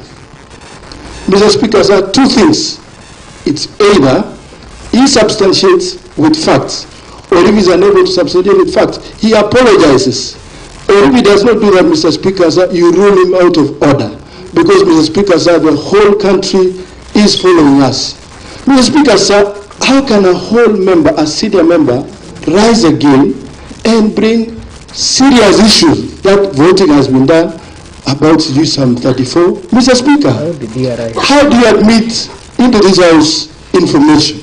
We are a house of rules and procedures. Anything that has not been processed to be admitted in this House is foreign, Mr. Speaker, sir. Then I take you back again to the statement of facts. Mr. Speaker, the Honorable Gilbert Ngatich, if he is unable to substantiate, Mr. Speaker, his allegations of 34, Mr. Speaker, sir, you better rule him out of order, Mr. Speaker. Number 3, the Honorable Governor, a whole governor, Mr. Speaker, sir, can rise and make very serious allegations that the Honorable Rogon, the motion mover, is doing a road. Mr. Speaker, sir, this is answered. We are a house that does representation, legislation, and oversight. We do not implement, we do not execute anything, Mr. Speaker, sir. That is the height of displaying incompetency, Mr. Speaker, sir. And the Honorable Governor should also withdraw. I also take you back on the statement, the responsibility for statement of fact. If the Governor is unable to prove or substantiate that the Honorable Road is doing a road in his place, then the Governor should also substantiate. Thirdly, Mr. Speaker, sir, the Governor has made allegations, very serious allegations, that my spouse is an employee of the county. That I accept. Mr. Speaker, sir, my spouse was employed in 2010 by the national government under economic stimulus program. And she has been working, she has rose through the ranks. She's now a senior member, and she is a senior member in terms of cancer, Mr. Speaker, sir. She's a cancer specialist. So the governor, again, I quote, these are House of Rules and Procedures. We are guided by the standing order, the Constitution, national laws. If you are unable again to substantiate the Honorable Governor, you better withdraw and apologize so that it goes on record that you are saying the truth. Thank you, Mr. Speaker, sir. We are guided and we are ready to prosecute this very serious matter on the embezzlement of 85 million, the procurement irregularities, Mr. Speaker, sir, that this county has continued to perpetrate. Remember yesterday, Mr. Speaker, sir, the Auditor General put the Auditor General's report, put Kericho at number 2, that this county has been able, has carried out very serious procurement irregularities of 1.1 billion. Auditor General is an independent institution mandated to carry out audit and give audit reports regularly. So they've given out an audit report that county government of Kericho procurement irregularities of 1.9 billion. Mr. Speaker, sir, has been embezzled. So we will be prosecuting this very serious matter, and we are inviting the country, we are inviting this county to follow us. History will be written today. Today, history will be written. And we want to stand with the people of Kericho. Finally, Mr. Speaker, sir, the statement, the responsibility for the statement of fact, standing order number 98, guides us. Thank you, Mr. Speaker, sir. Thank you, Honorable Erick Bet, and then Leader of Majority. Honorable Leader of Majority, and then I will give direction.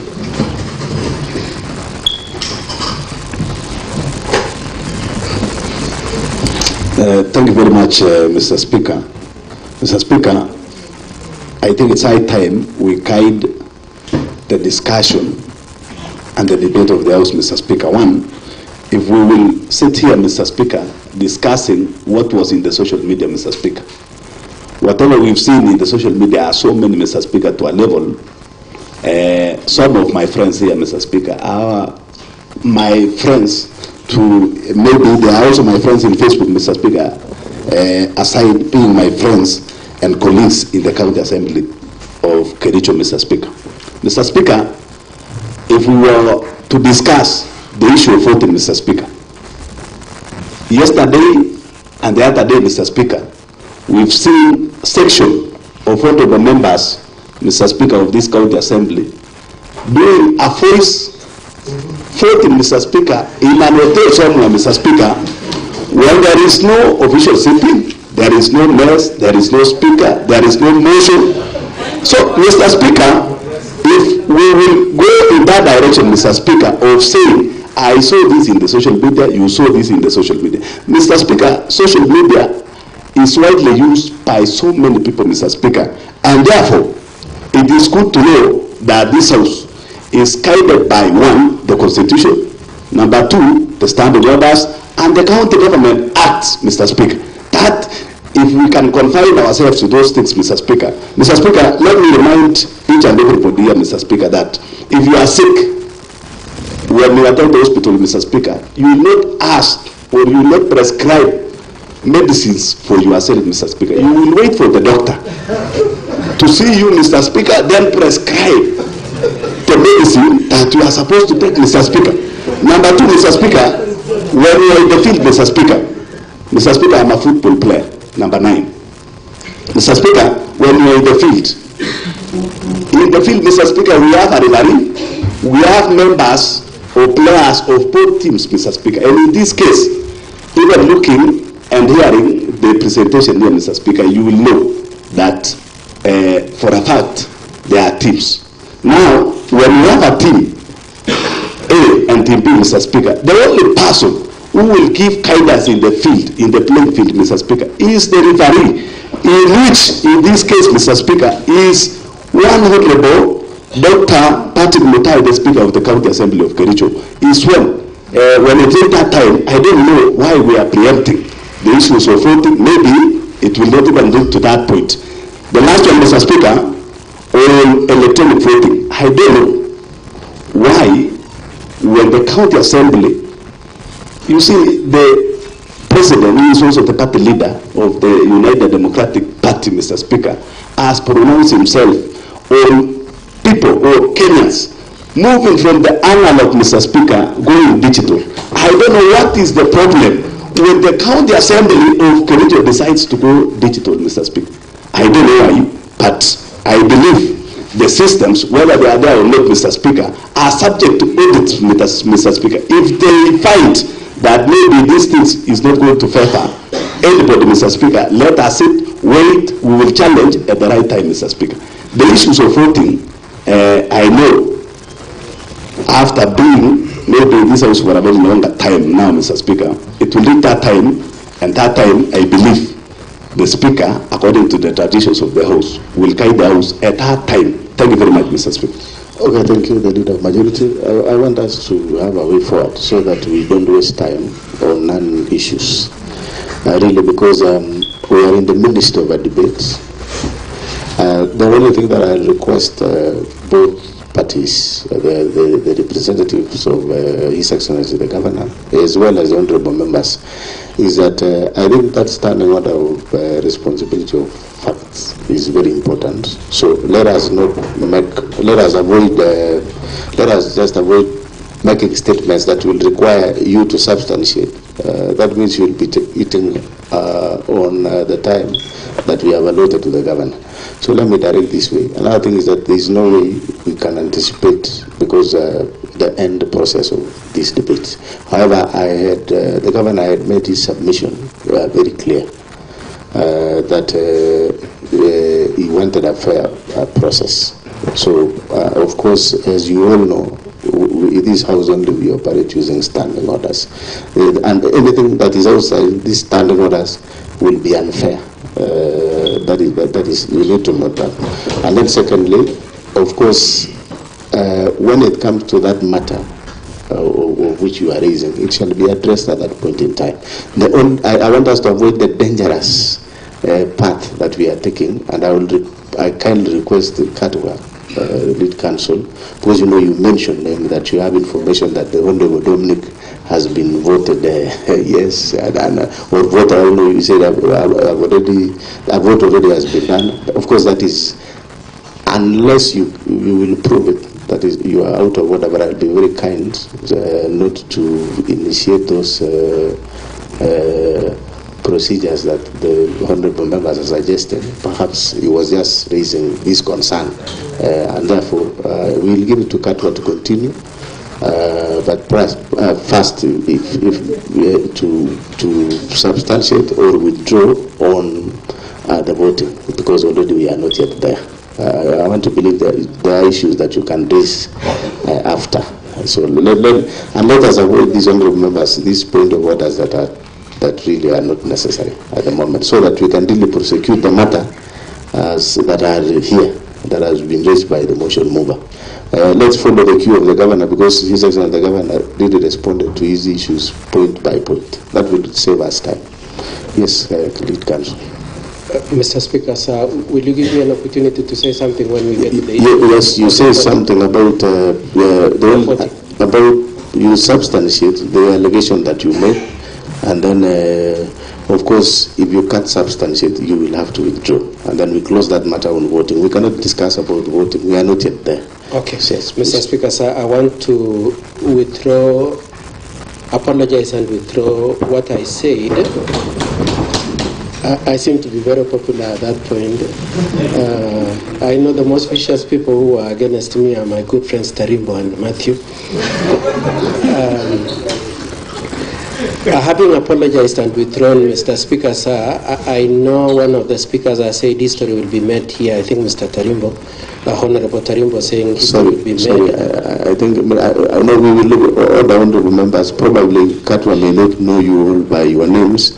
I'll be guiding him. Honorable Tarimbo is not an official language.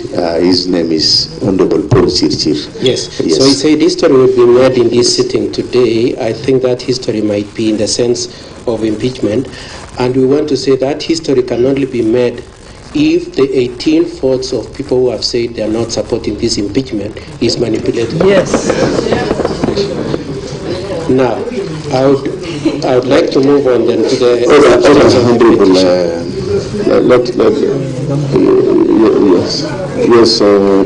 the honorable Paul Chirchir, what is it?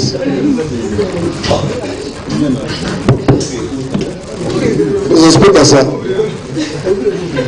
I am rising again on a point of order. And like before the session began, you pronounced yourself that this sitting is official. Mr. Speaker, sir, the responsibility for statement of fact is very important. When I say history will be made today, where did I say history will be made by the governor being impeached? Impeachment is a process. That process, we are not even at the tail end of the process. So why would you imagine that I'm thinking that that is the position?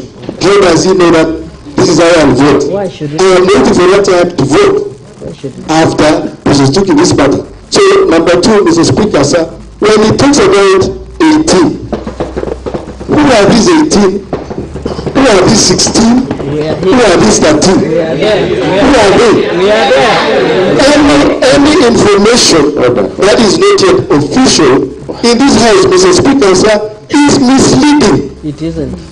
So when you tell us 18 and no vote has been taken, the honorable senior counsel should be guided accordingly. Mr. Speaker, sir, responsibility for statement of fact, a member shall be responsible for the accuracy of any fact which the member alleges to be true and may be required to substantiate any such fact. So let the senior counsel substantiate. Using the right procedure, there are ways of admitting information into this honorable house. Thank you, Mr. Speaker. Order, members, order. We will, if we continue that way, we will lose the direction. Already Katwa withdrawn the comment on the matter of voting by voting for some honorable members, and we have agreed that we are not yet there, and we cannot anticipate a process. So now, going forward, so that we move forward, there should be no discussion on the matter of voting until when the chair will give direction and that time ends. So that we proceed, so that we finish, we continue. Sarah Katwa, you can now continue making your submissions. There is a submission by the governor. I hope it is not on the matter of voting anymore. Yes. Yes, let's give time to the governor. It is not on the matter of voting, because, Mr. Speaker, I recognize I already made my submission that I would like to submit to you and new chair is a fair process, and I did make that. I actually know the weight of this matter, Mr. Speaker, and that is why we need to ventilate very objectively on the same, Mr. Speaker. And equally, where Mheshimiwa Tarimbo had asked me to try and apologize, I do try and apologize. And at the same time, there are some questions of semantics, Mr. Speaker. When we're saying we're doing a road, you know, the English language is arbitrary in scope and space. So when we say we're doing, there is the act of doing, there is the implications and the implied meaning, Mr. Speaker, according to Naomi Chomsky, 1856, Mr. Speaker. But nonetheless, Mr. Speaker, there's something I forgot in my submission, Mr. Speaker. Mr. Speaker, because I need to limit the time, there is an accusation, Mr. Speaker, that has been made, and I thought I forgot to respond, and it's a very important allegations that touches directly of the office of the governor. In the submissions of the honorable motion mover, an indication is made that I rubbished or something to do with the whistleblower. And I thought, because it directly touches on my office, Mr. Speaker, it's important to mention before we go for the cup of tea. And you know you are my age mate, it will be okay if we do that cup of tea together. Mr. Speaker, the office of the governor, as constituted, has the governor and the deputy governor conjoined by the hips. The deputy governor cannot be a whistleblower because he earns a salary to assist the governor in performing its functions. Part of the functions is not whistleblowing, because the deputy governor, is important for the people here to know this, the deputy governor has the responsibility of chairing sub-cabinet committees. These are very critical committees because you have been a CC, Mr. Speaker, which involves processing of materials and guiding the county on even matters discipline. And when I say this, Mr. Speaker, I am not too concerned that in the London report, the whistleblower was still the deputy governor. In this other report, I don't know if you are going for me. Thank you. In this other report, Mr. Speaker, in this other fictitious payment, the whistleblower is still the deputy governor. It is good for this House to make a determination in a fair way that the governor and the deputy governor are elected on the same pair of tickets. Salaries are drawn by the deputy governor. My view, Mr. Speaker, as you appreciate even whistleblowing, is that there must be a boundary between malice, political aspirations, and discharge of duties given by the Constitution. The whistleblower in this matter is an interested party because one is elected to serve the people of Kericho. In this service, it's about providing governance, directions, and administrative work to the CCs, the CEOs, and the staff of Kericho County government. So when we say that the governor found it irresponsible for his principal assistant to have uttered such remarks, it is a constitutional matter that must be looked beyond even this assembly. Because if today there's a president here, we have the deputy president. If the deputy president will come and say, I'm calling for a press conference to make the nation be aware that money has been stolen in State House, Mr. Speaker, he's paid money to support the president, advise the president, and guide the president. It also the same principle within devolved structures. And that is why even as we mention all these debates and concerns, I wish to mention that as we celebrate the whistleblower, this assembly must at some point, whether the governor will be there or not, and I trust God he will guide us on this, be able also to ask the whistleblower, where was he when the money was getting lost? In fact, he could have been here with me because we are controlled by the hip, so we don't want to appear here to say this. But however, Mr. Speaker, I'll give you a scenario. You equally have, you also have a deputy speaker in this house. The formation of the county assembly is that the speaker and the county speaker. It is going to be very across a portion of justice. If your deputy speaker will go to a press conference today outside this precinct and say that the service board of the assembly has stolen this money, or this committee is not working. His business is to come, guide you, and alert you, and sit together as top administrators of the county assembly do so. So it is this out of this concern that I rose to also make this submission that while we celebrate that there's a whistleblower of this one, then we must also be recognized of the fact that at the same time, the same whistleblower are conjoined with the governor to do service for the people of Kericho. Once again, Mr. Speaker, thank you for your grace, and I know that God will give us justice and help us to move forward as one people of Kericho County. Thank you so much. Thank you so much, Governor. I think you have made your point very clear on the matter of whistleblower. Now, now you proceed in the manner that I directed, so that we save one time. we started at 14:00. I can see it's 15:20.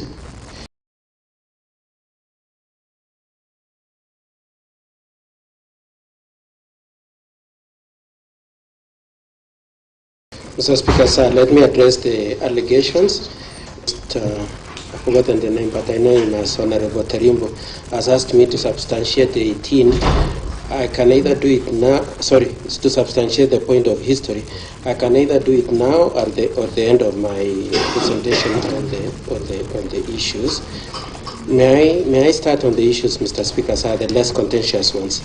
The first allegation that was made against His Excellency, I want to say that our overarching contention, our position generally on the whole of these allegations are three. The first one, Mr. Speaker, sir, is that it cannot be right, as Honorable Rogon said, that the moment an accident occurs somewhere, or a death occurs in an hospital, or somebody steals 1 shilling, you rush to the governor to take responsibility for it. It is our view that it is only when the issue is brought to the attention of the governor and he fails to act that his responsibility is triggered. It is not in place or in lieu of the responsibility of the individuals. And that is why this assembly is given powers to call in the CCs and to recommend their removal, and your recommendations can result in their actually having to retire from office. And that is why also there is criminal responsibility for anybody who is culpable for any wrongdoing. There is civil liability for any wrongdoing. There are proceedings also for asset recovery. All those point to the point that the first point of stop is to identify the person who is liable for the wrongdoing and to take him to task on the allegation.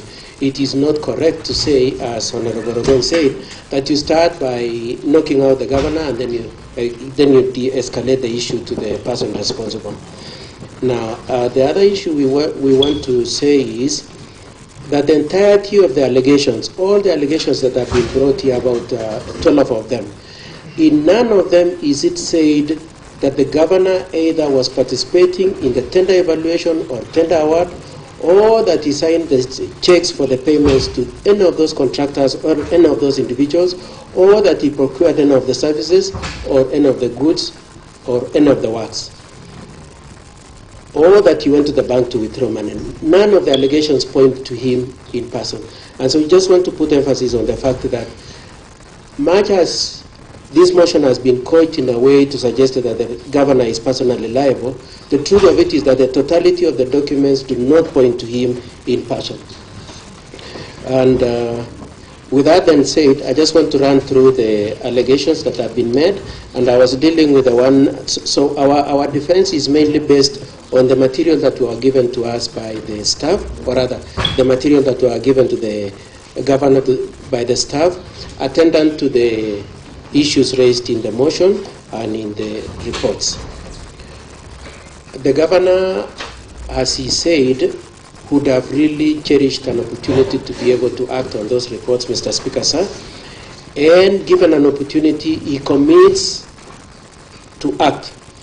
And whether that act will entail suspension of anybody, dismissal of anybody, referring somebody to the Public Service Board for disciplinary measures, reporting anybody to the DCI or to EACC, the Honorable Governor is committed to taking action in case any impropriety is found. And for purposes of that, he is committed to starting the report from this assembly and doing his own investigations, attendant to which he will take action. He wants the assembly to be aware that he is committed to doing that.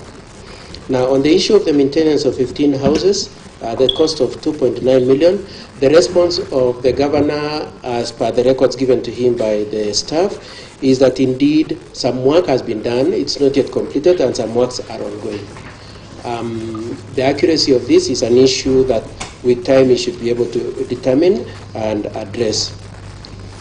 He also wishes to emphasize that in respect to that issue of the housing, he supplied the document showing what had been supplied, both what had been done on the ground and the materials that were that had been delivered to the location and the ongoing works.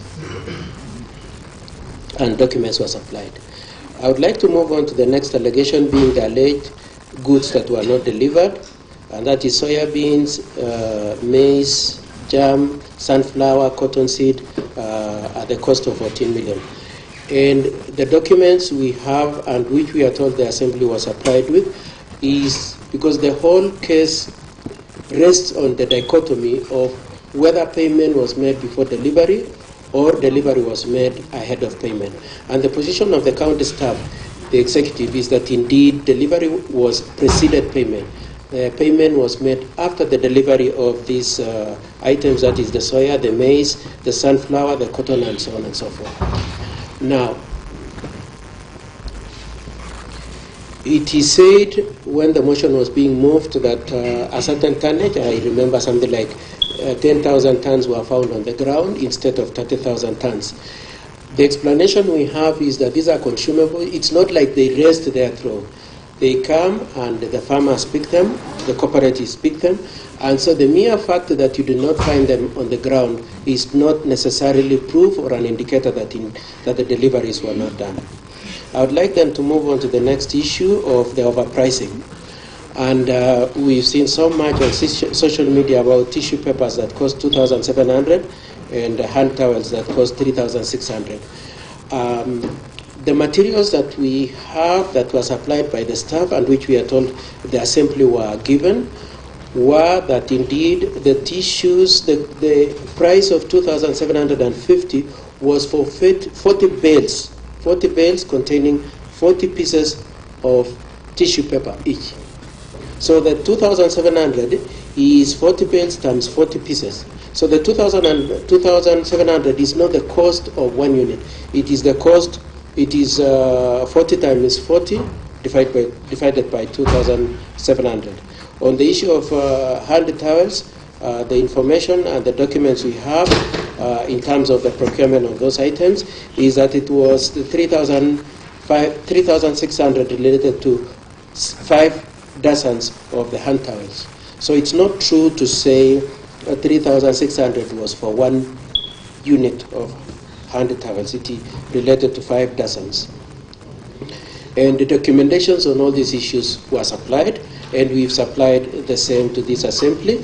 And as Mr. Speaker, you already observed at the outset, you indicated that indeed we supplied our statement. The first statement, there are 2 statements, both dated 13th of August, and then the explanation is at volume 2, page 1 to 26, and all the supporting documents, including the documentation relating to these tissue papers, hand towels, are at page 228 to 326. On the issue of works, goods, and services that were allegedly not properly procured, our response is that they were properly procured, and the documents showing the floating of the tenders, the evaluation of the bids, the award of the tenders, and the payments were supplied. All the documents are in the bundle we have supplied, page 28 to 325 of our documents. Now, it is also alleged around the same issue that some contracts were split so that they would escape the criteria of a substantive bidding. The committee was given the procurement plans for each of these items. And if you compare the procurement against the procurement plan, it will be noted that none of the procurements was split. Each of them was done as a block, as had been anticipated and planned for in the procurement plan. On the issue of retention, we also, of course, want to observe that on that issue of alleged split tenders and impropriety in the procurement process, we did our utmost best because we didn't have details of those allegations. They were general allegations.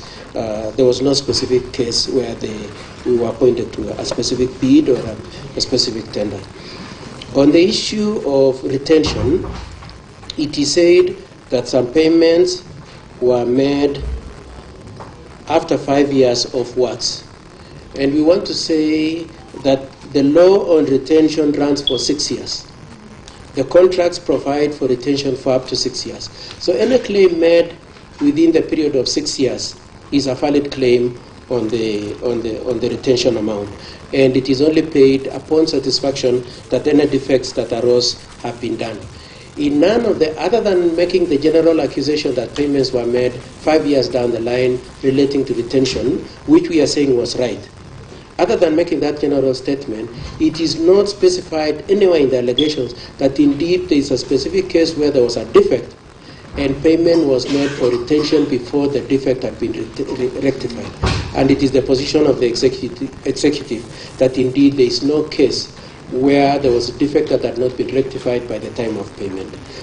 However, as we said, we will be conducting investigations on this. We will apply, the governor will conduct investigations, establish indeed if there are any cases where there was any impropriety in the payment of retention. And at this point, Mr. Speaker, sir, with the greatest respect, you will realize that these are the payments you made 5 years ago, and so we might call you to come and assist us to clarify some of those, if it is actually a substantive issue. On the documentation, it is alleged that they are lacking documents, and some lack IFMIS invoices and stamping. We very categorically say that there is nowhere where documents are missing. I know Honorable Rogon said that one of the challenges they had in the course of the committee hearings is that there were instances when the staff were asked to supply documents and they either took too long or they brought the documents in piecemeal. Our position, from the position of the executive, the office of the governor, is that all the documents are there. They have been supplied in the documents we have supplied in this assembly. But we would like to make additional explanation on the issue of IFMIS to this effect. All payments that were made using the IFMIS system.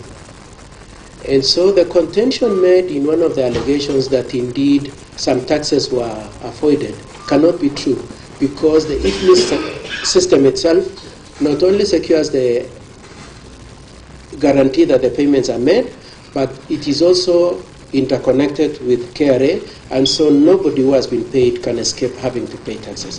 And so that allegation that indeed there were instances when parties or contractors escaped having to pay taxes or that they were paid outside IFMIS, we deny completely, as we deny the allegation that there are any documentation lacking.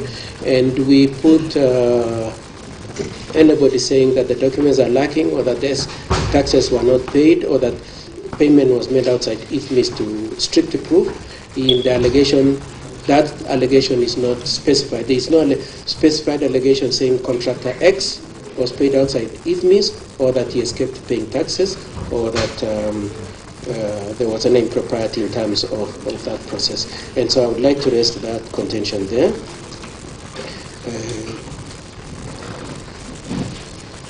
Around the same issue, Mheshimiwa Roganyi in the course of presentation says that there are cases where other people's signatures were used. There is no specific point at which it is said person X signature was used by person Y. And if we were supplied with that, we would be able to answer to that. I can see Mr. Roganyi seems to have an answer to that. Probably we'll take it when debating. On the issue of the employment of a brother and a wife of a staff member, His Excellency the Governor had explained, but we would like also to say, as part of our defense, that the wife of the staff member and the brother of the governor, if it were to turn out that they were employed by Public Service Commission. I know that has already been said, but we want to say very emphatically also that that contention can only be legitimate if it was being said that those people were not qualified to hold those offices. If they are qualified, they are no less entitled to have sought to be employed, and there is no wrongdoing in engaging them. And so we would like to have said that on that issue. On the issue of market survey, it is our contention that everything has been bought within the general market price. And I've already explained the issue of the tissue papers, the issue of the hand towels, the issue of the sodas.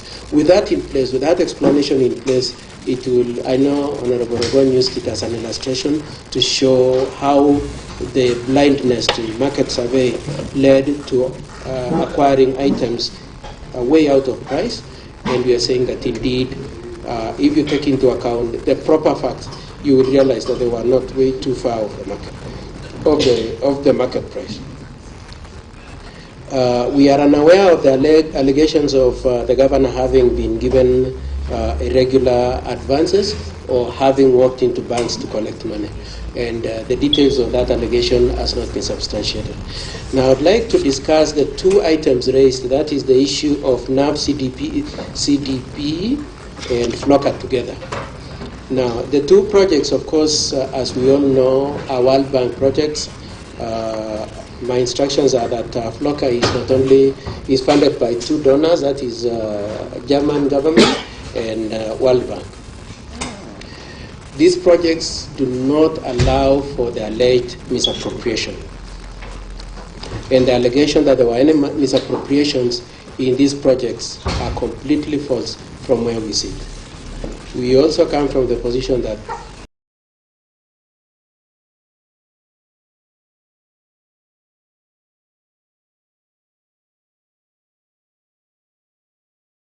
it is very unfortunate to flag out a project as this as part of the impeachment, and it can only be intended to drive out the donors who are supporting these projects when there is no justification. All these projects are managed by donors, and they are governed by donor-controlled regulations. They provide the regulations, and they also provide very rigorous audits. Part of the audits is to the effect that when a program target has been achieved, it is audited before the next phase is engaged in. The consequence, therefore, is that if the previous level has not been properly accounted for or has not been properly done, the next phase cannot be done. And so that those checks and balances by the donors are foolproof against any manipulation and abuse.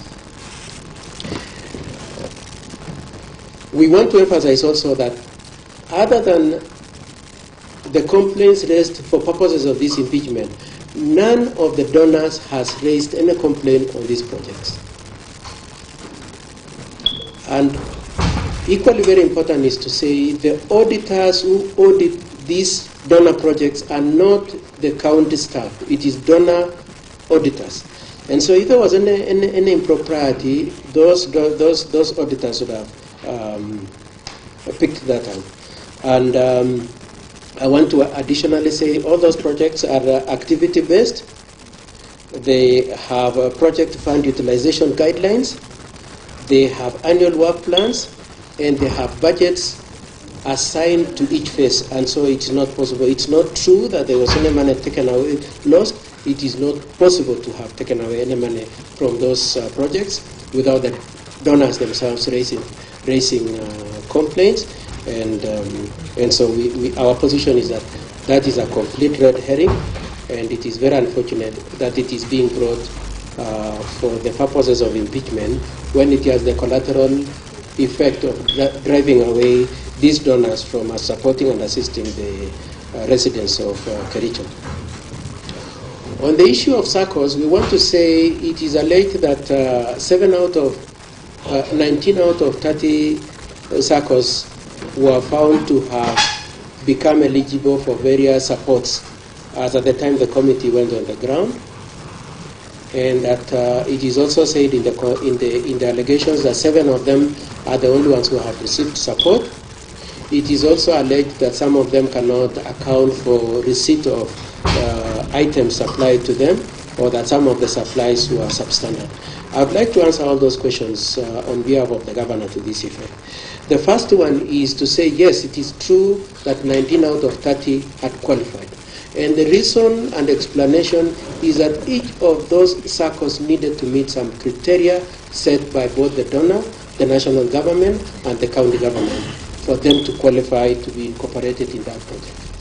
And so it is only those ones who had qualified that were incorporated. And so the reason why it is 19 rather than 30 is not because anybody was discriminative, it is because of the rigorous criteria processes that are required for them to qualify.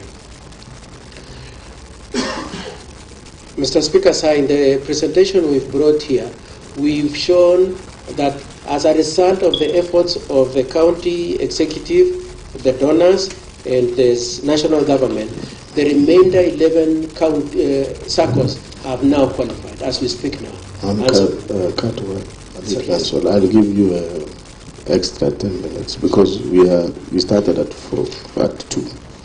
It's 3:40 now. I was kind enough because there was some point of orders here and there. So how many minutes did you say, Mr. Speaker? 10 minutes. Could I beg for 15, Mr. Speaker? 15 only. I'll give you 15. Thank you very much, Mr. Speaker, sir, for that grace. And so our explanation is that the 19 were the ones who had qualified, and as we speak today, all the wards are represented. The other 11 have, as a result of efforts and enterprise of the executive of the county, the executive of the county, the national government, and the donors have qualified, are in the process of being onboarded. Now, the issues of procurement, these are donor-funded projects. The standards set by the donors is such that they can only procure some of those, including those laptops being said that they have been refurbished and so on. That is completely false. The standards are set by the donors, including the furniture. And so there is no case where it is possible, and we wish somebody could come with any of those alleged refurbished laptops or any of those broken seats. And of course, if the seats have been used for a while, they will break. But the point I just want to emphasize is that the standard set by the doctor is not possible to have a case where the standard of the items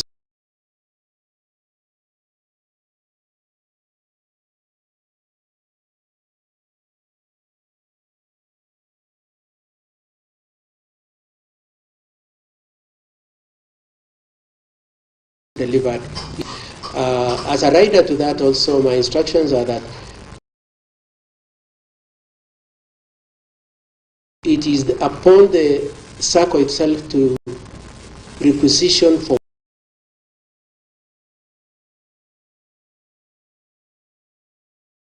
what they want. If they want a table, if they want a chair, if they want a walking stick, it is them to say, we are requesting that you supply us with this. If they want an office, it is them to requisition for that.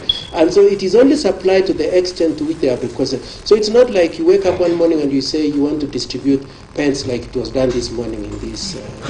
It's a requisition for it, it is applied, and they acknowledge it. And the position we have is that each of them has records of the receipt of what was applied to them. Mr. Speaker, sir, in view of the time you've given me, I would like to raise the arguments on those two projects. That's FLOCA and NAFCDB at that point. The issue of the projects which are said to be skewed in favor of the areas where His Excellency the Governor comes from, and probably where my good friend Honorable Anita comes from, it would seem like even before Honorable Okon could let the bird fly, people have already shown that it is not true. It is not true that they are skewed, it is true that they have been spread out. But more to the point and more seriously is that my instructions is that this is a 3-year project. 2024-2025 financial year, 25-26 financial year, and 26-27 financial year. And by close of the year 2027, every ward will have been supplied with this, will have enjoyed the benefits of these projects. And so the contention that Chemosot is being preferred is not true. It is also not true that 21 million was spent. It is actually, the truth is that it is only 16 million that has been spent. The work plans for these projects is such that if it is closely looked at, some of the projects will attract more expenditure than this Chemosot that is being picked on. Some will incur more expenditure than that Chemosot. And there is also reference to some other projects, Toroy Tanya, I think, and and Chemamun. And my instructions that the executive wishes that there was audience for the people from those areas. They would come and say they are very happy. The project was completed, it was handed over to them, and they are very happy with its performance. And so to say that there is any deficiency in those projects is inaccurate. And there is no skewedness, there is no discrimination. I know His Excellency was asked to withdraw the contention about the road. The argument on the road was not meant to say that Mheshimiwa Rogoni was doing the road. The point that was being made is that there is no skewedness.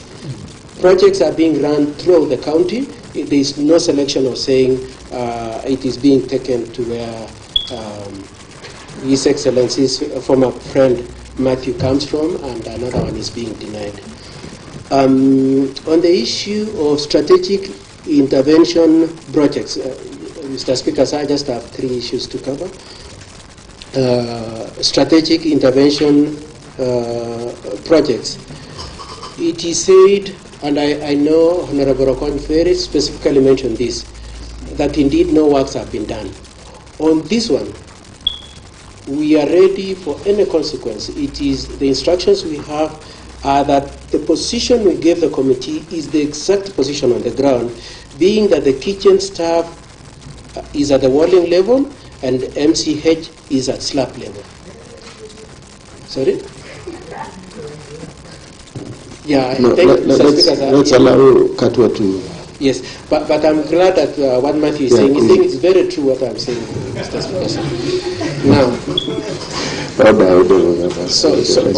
we would like to make the general denial that it is not true that there are weak controls at the executive, that there are inadequate policies in place, that the accounting systems are wanting, that there is either fraud or intended fraud on the part of the governor and his office, or that he has made any withdrawals, or that he has committed any coercions or irregular awards, or that he has interfered with any tender awards, or that he is making skewed tenders, or that the projects that are being run under his watch are improperly implemented, or that there is unfair distribution or theft. We deny all those allegations. We know that those allegations are not supported. Mr. Speaker, sir, my instructions are to just say that in terms of the governor's commitment to take action on these projects, on the report of the Assembly and the results of any investigations he is going to conduct, is that upon it being found that people who are liable to answer to the Public Service Board being found to be culpable, it would require that they be sent to Public Service Board. And therefore, my instructions are also to request that the Assembly kindly considers approving the pending issues of the Public Service Board.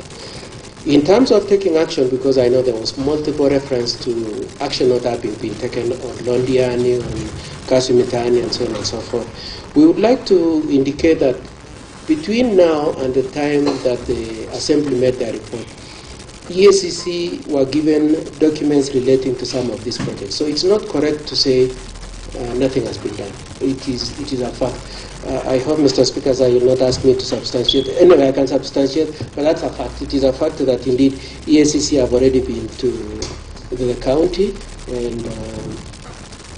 and has already handed over some of the documents for EACC to look at. And so if you have more information, you're welcome to help the governor to redress these issues. And His Excellency requires about 28 days to complete that. Mr. Speaker, sir, I would think that is all I wanted to say in response to all those issues, and I would like to rest my submissions there. I thank you very much for the audience you've given me. Mr. Speaker, sir, you had asked me to substantiate what I said about the history, and that that history cannot happen because there are 18 members. If the 18 members can just stand so that we Honorable Katwa. Mr. Speaker, sir. You cannot give direction. In fact, even the honorable members themselves, you know, you are out of order. I cannot even expect you to take directives from honorable Catwell. You are out of order. Okay. You are out of order. Catwell, you are out of order. Okay. Mr. Speaker, sir, I want to thank you for the courtesy you've shown us, the time you've extended for me. I really appreciate it. I thank all the honorable members. Multiple arguments were made about me being part of this assembly. Honorable members. I accept your adoption of me as member of this assembly. That's all I want to say. Thank you so much for the courtesy, for the audience, and Mr. Speaker, sir, and all the MCs. Thank you very much. Okay, thank you so much, Katwa. Honorable members, I think we gave governor's team, that's like 2 hours, I think 1 hour 15 minutes, but we all agree that there was a lot of point of orders. So the floor now is open for debate and contribution, and thereafter, of course, I will also guide on the other process. Honorable members, the floor is open for debate and contribution. The leader of majority, the leader of majority.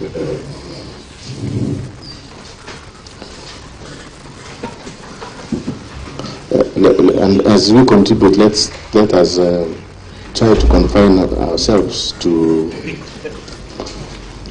the substantive motion before us. Thank you very much, Mr. Speaker, for the opportunity.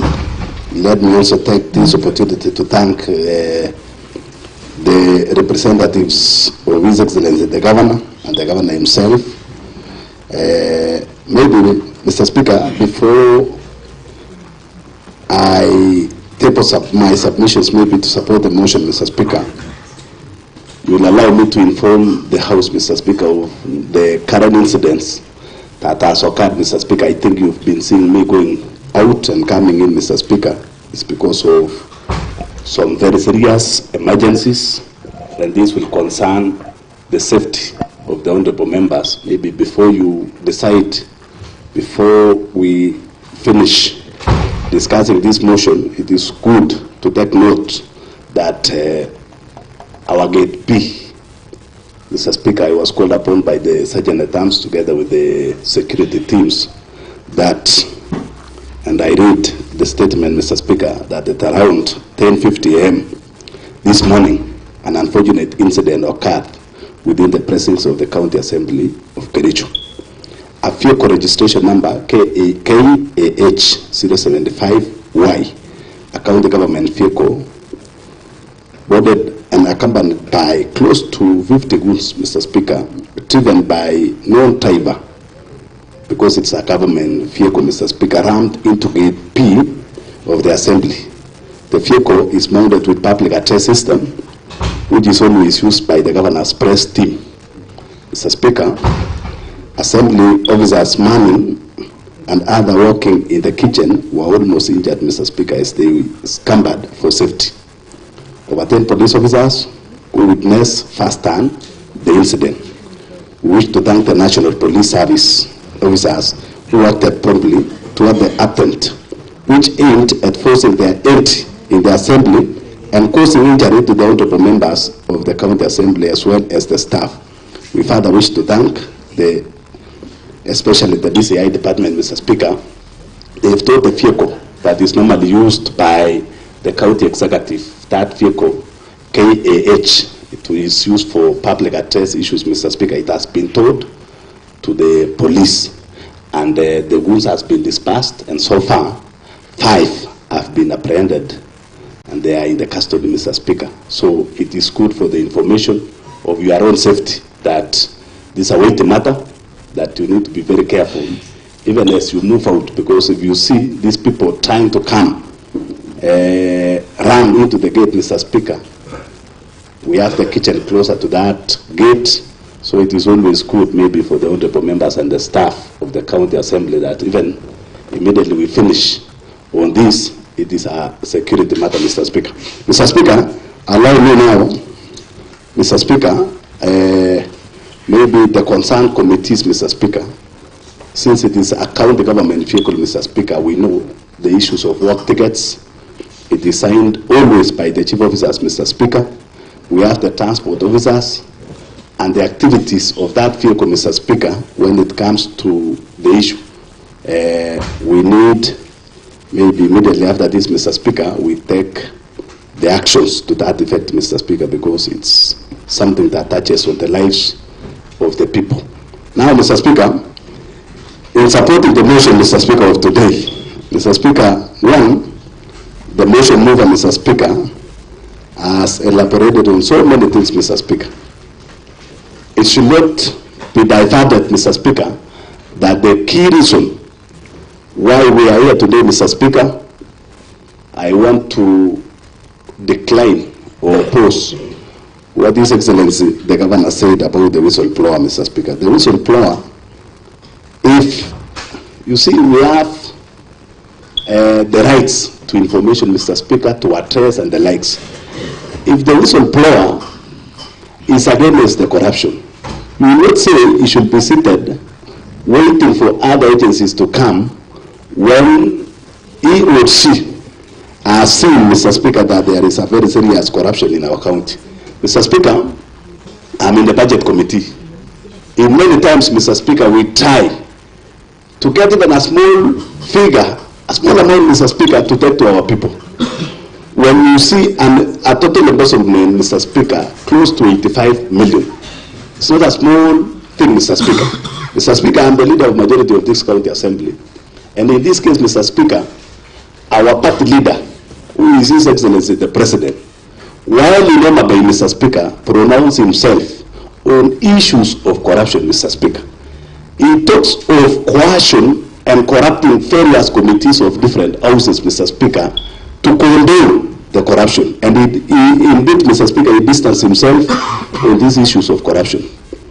I'll call all the honorable members, Mr. Speaker. I know each and every individual member of this county assembly that when it comes to a matter of corruption, we were elected or selected to this county assembly to represent the interests of our people and make sure that we do legislation that will take monies to the people, Mr. Speaker.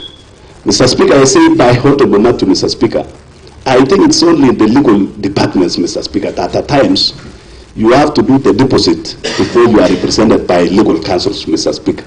But when it comes to government procurements, Mr. Speaker, you do the work. The only person that is allowed, Mr. Speaker, the government, Mr. Speaker, in this case, should not pay you before you render services. Mr. Speaker, the CEC in charge of agriculture, Mr. Speaker, has been moving around, cheating the public that the issue of total time in Capsa House Ward, Mr. Speaker, that they could not supply the full, as per the POQs, Mr. Speaker, bill of quantities, and the full quantities, Mr. Speaker, to total time cooperative society, basically because they don't have stock, basically because some of these raw materials will expire. I was wondering, Mr. Speaker, whether the members of total time cooperative societies, Mr. Speaker, have even one animal or two. I think a cooperative society is such a huge society, and that's why before procuring those things, Mr. Speaker, they must have seen the need from and the request from that cooperative society before they supplied those fees, Mr. Speaker. Mr. Speaker, this is a case that payments was made around February, Mr. Speaker, but the supplies was done immediately. The whistleblower, Mr. Speaker, blown the whistle, and the committee in this house, Mr. Speaker, was formed by yours truly, the honorable majority leader, Mr. Speaker. Before the members proceed, Mr. Speaker, is when they decided to supply, Mr. Speaker. Mr. Speaker, even as we try to defend the issues of corruption, Mr. Speaker, it needs extraneous allowance, Mr. Speaker, for honorable members to defend such things, Mr. Speaker. I want to cite Honorable Paul B, Mr. Speaker. He is the one, Mr. Speaker, we were seated here. He asked me to send the members very fast, Mr. Speaker, to total time because things were not going well there, Mr. Speaker, including the Flocker project that was constructed amounting to 9 million, Mr. Speaker. Yet, the cooler there, Mr. Speaker, is fake, Mr. Speaker. Mr. Speaker, the committee report, the ad hoc committee report that was tabled in this House, Mr. Speaker, was adopted unanimously, Mr. Speaker, and I can refer you to the ad hoc committee reports, Mr. Speaker, the approval in this House. All the honorable members of this House approves the report and recognize that actually we had lost money through these dubious methods, Mr. Speaker. Now, Mr. Speaker, I will wait, Mr. Speaker, to see an honorable member who, during the debate, Mr. Speaker, supported the report, and now since the report formed part of this impeachment, Mr. Speaker, I'm waiting, Mr. Speaker. Coercion is there, Mr. Speaker, and that's the reason I've been seeing Honorable Katwa Kigen here, Mr. Speaker, insisting that he wants to see these honorable members, Mr. Speaker. We know corruption can even find its way, Mr. Speaker, to this House. So we will be keen to see the members of this county assembly, Mr. Speaker, voting to support the corruption, Mr. Speaker. Katwa Gigen has got the right, Mr. Speaker. That is his provision, Mr. Speaker. But for a honorable member who would represent that Namaboga, Mr. Speaker, who says on the highway, Mr. Speaker, we collect tax, then we take services back to them, Mr. Speaker. When we see people stealing and we support those honorable members, I am waiting for that time, Mr. Speaker, to see these honorable members. That's why yesterday they did, and I was quoting, Mr. Speaker, that during the election of the speakers of the county assembly, which you are among them, Mr. Speaker, I remember there is one honorable aspirant of the speaker at that time, Mr. Speaker, locked close to 31 members of this county assembly in Kisumu, Mr. Speaker. But coming to re-voting in the House, Mr. Speaker, the speaker got only 12 votes, Mr. Speaker. So I will not be surprised, Mr. Speaker. The reason why these people are insisting on different methods of voting, Mr. Speaker, is because of coercion and corruption that has found roots to this House, Mr. Speaker. Therefore, Mr. Speaker, you will allow me, Mr. Speaker, Mr. Speaker, protect me, I will give you to speak. Order. So this time we are ready to prosecute your point. Everyone members must learn to tolerate. Mr. Speaker, we have your time. We have the refurbishment of county council houses, Mr. Speaker, that now the county government houses, Mr. Speaker. You know the issues of asbestos, and the lawyer Katwa Kigen knows the effects. According to the research, it has been found that the asbestos, Mr. Speaker, that's the reason immediately we remove, Mr. Speaker. We bury them almost 8 feet down the ground, Mr. Speaker, because it infects the human being with the issues of lung cancers, Mr. Speaker. And for that reason, lungs. So it could, Mr. Speaker, that we refurbished those houses, Mr. Speaker. But to our surprise, Mr. Speaker, people were paid before works were done in Kipkelian town, Mr. Speaker, a sub-county where I come from, Mr. Speaker. Mr. Speaker, when we talk of public participation, we've been doing several public participation, Mr. Speaker. I'm not a member of Lands Committee, Mr. Speaker.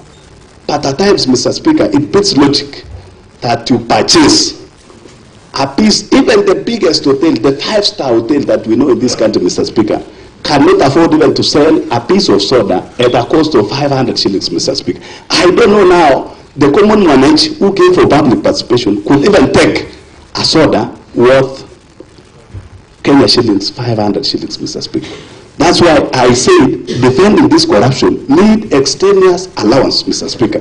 And for this case, Mr. Speaker, I kindly request that whoever will be protecting this corruption, Mr. Speaker, needs to charge the culprits the highest amount, Mr. Speaker, because this is the biggest job I've ever seen. I submit, Mr. Speaker. Thank you. All right, thank you, Leader of Majority. Of course, I gave you more time because you are the Leader of Majority. Now, moving forward, I'll be giving not more than 5 minutes to a member in that order. Honorable Honorable Paul Kiptau B, and then Honorable Dominic. Yes.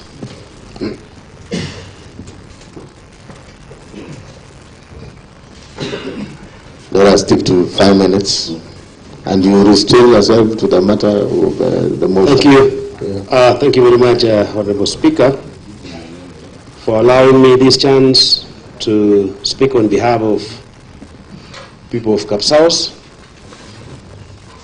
because I've been adversely mentioned, Honorable Speaker, on the issue, and I'll narrow myself to the issue of Toroi time.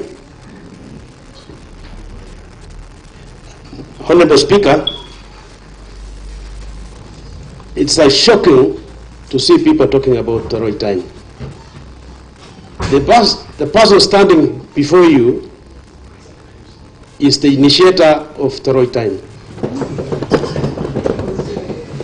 And I'm the area MCA, and I know what Toroi time is all about. Yes, indeed, I did actually talk to the majority leader that some people visit Toroi time. But I didn't say that there was anything lost in Toroi time.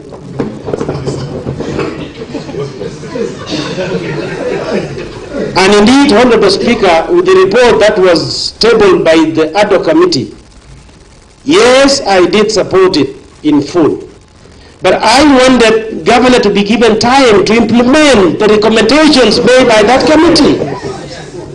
It's not about, impeaching governor. Yes. And that is my stand. Yes. Toroi times, Honorable Speaker, as I stand here, we have about 600 members. And initially when we started, we had relocated to someone's quarters. In the previous program, that is the Kenya Climate Smart, funded the society. And the society got a formulating machine that assisted them to stand. So when the program started, when the county government wanted to supply what was supposed to be taken to Toroi time, and I want to say it clearly here, and I have minutes for the same. If you want me to supply, view with minutes, Honorable Speaker.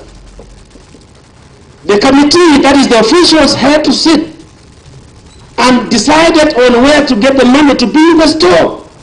It was not about, there was some embezzlement of money in Toroi time.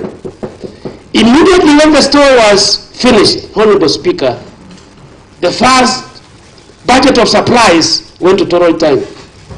And when the whistleblower, the next batch was supplied to Toroi time. Number two, Honorable Speaker, the cooler which was supplied to Toroi time. We are laymen. We doesn't understand, what the right cooler is. Now, the serial members, we have to send it to KEPS to confirm, if the cooler that is in Toroi time is the right one. Yes. And, Honorable Speaker, when the daily board fellows visited Toroi time, and the KCC fellows, they did confirm that the same cooler has been supplied to many places in Pomet. Yes. And that is why we had to accept, and as we speak right now, Honorable Speaker, the cooler is working, and the farmers, have supplied milk to the same cooler, and now KCC are collecting milk from the same society as we speak. And that is why I said yesterday, or the day before yesterday, that the farmers are working very hard. Gentlemen, let's not do politics. You're doing politics. This is politics, pure politics. It's me who understands Toroi time more than you. Don't talk of something you don't know. Yes. Talk of Kerimoi. You almost close Kerimoi. My good friends, talk of your societies. Don't talk of anybody's society. It's me who understands my society. Governor will not go anywhere, and I want to thank him because Governor has really done a lot, in my word. Thank you, and may God bless. I oppose in totality the motion of impeachment to His Excellency the Governor. Thank you. Order. Let us all agree. Order. Let us not. Order, the Deputy Speaker. You are among the leaders of this assembly. Order. Honorable members, we are live, by the way. and we are being followed. So I'll urge you to debate in a manner, of course, that will reflect your title of being honorable members. And secondly, this is a warning. This is a very strong warning that there is no shouting, use of unparliamentary language. Don't invite the chair to make some decisions that will not go well with you, honorable members. I really want you to be in this house, all of you. So let us avoid the shouting. There's a way of applauding, and you know very well how to do it. But the standing orders does not tell us that you should shout and say yes or all those things. So let us debate with decorum, and we stick to the timeline. When we say 5 minutes, it's 5 minutes. So next is Honorable Erick Mutai. 5 minutes, please. Please stick to the rule of debate. Order. I want to repeat order. That was my last warning. Thank you, Mr. Speaker. Thank you for giving me this chance. I want to register and say from the onset that I oppose the motion. There was on Facebook that I voted yes. And at the time of voting, Mr. Speaker, sir, I want to register my opposing to the motion of impeachment of Dr. Erick Mutai, and I want my vote to be respected. Mr. Speaker, sir, we were here when we were debating about the other committee report on fictitious, and all of us supported it. The recommendation which was there, and each and every issue had recommendation on it. One of the recommendation was we give the governor and the contractors 28 days to finish what they are supplying and what they were doing. And it is in record, it has a record in this house. Mr. Speaker, sir, when we are playing politics, it needs to be politics, and when there is development, it needs to be development. What we have been doing recently is politics and development. No one will condone corruption. But when we are doing corruption, when we are doing politics and talking about corruption, people will not take us serious. We are the third assembly. The first assembly did an impeachment to the governor by then. We are here trying to break the record in this country that we are the champion of impeachment. There are many developments which our people need. There's a lot of people issues. We are the one who is doing the budget. The executive are the one who is executing the budget. There is a lot we need to do to our people. Me, as the elected MCA from Kabianga, I will not support impeachment now and in the future. Last year we did impeachment. We didn't finish on our budget. Mr. Speaker, sir, my good neighbor Agol, he has been talking about my ward. I'm the only elected member of Kabianga ward. And those people so fit that I'm being elected to represent the interest here. And I want to ask the motion mover that to leave my ward. I know to lobby for my ward. I know to become friend to. I can lobby from the national government. Our projects are lobby from the national government. When I'm dealing in the corridors in Nairobi, which are ministries. There is a point of order, Honorable Dominic, and when you will resume, you will have 1.5 minutes so that you use your 5 minutes. Yes. Mr. Speaker, I rise on a point of order, pass on to standing order number 98. That is a statement of facts. One of the projects that we visited as a committee on environment is Chemamul Water Project. Now, this project, Mr. Speaker, has solar panel funded by the FLOCA program.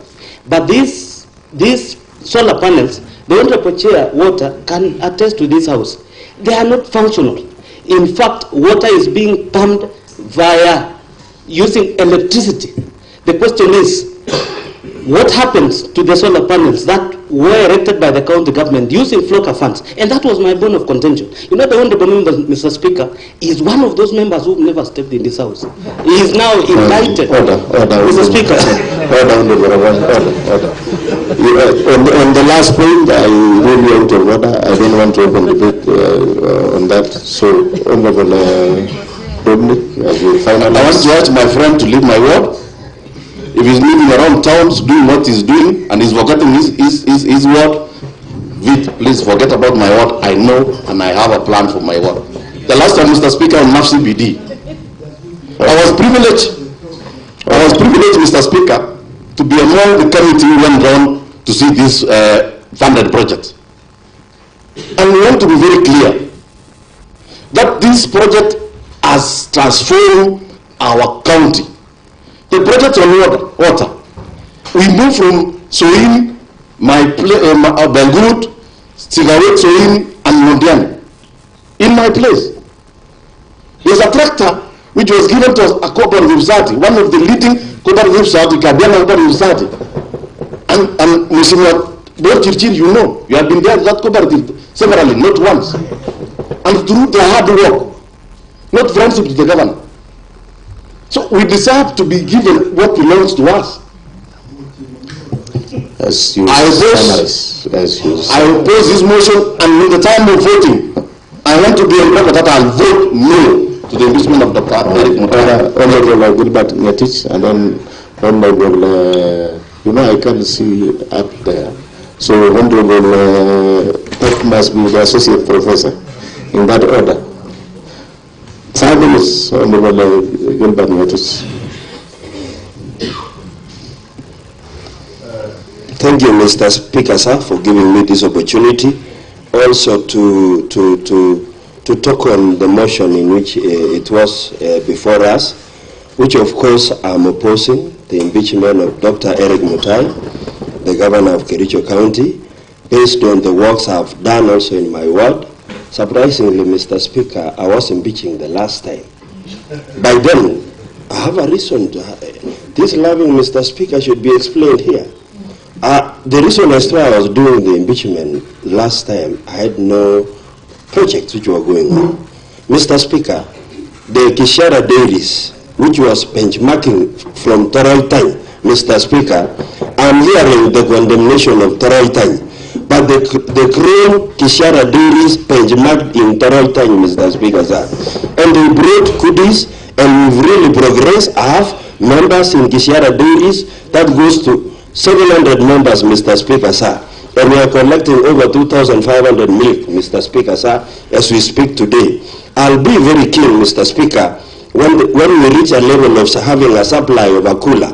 Mr. Speaker, when we were discussing over the report, I have heard of the tapping of that cooler, Mr. Speaker, for it to function. But today, Mr. Speaker, the area MCA is actually breathing and confirming that the cooler is functional.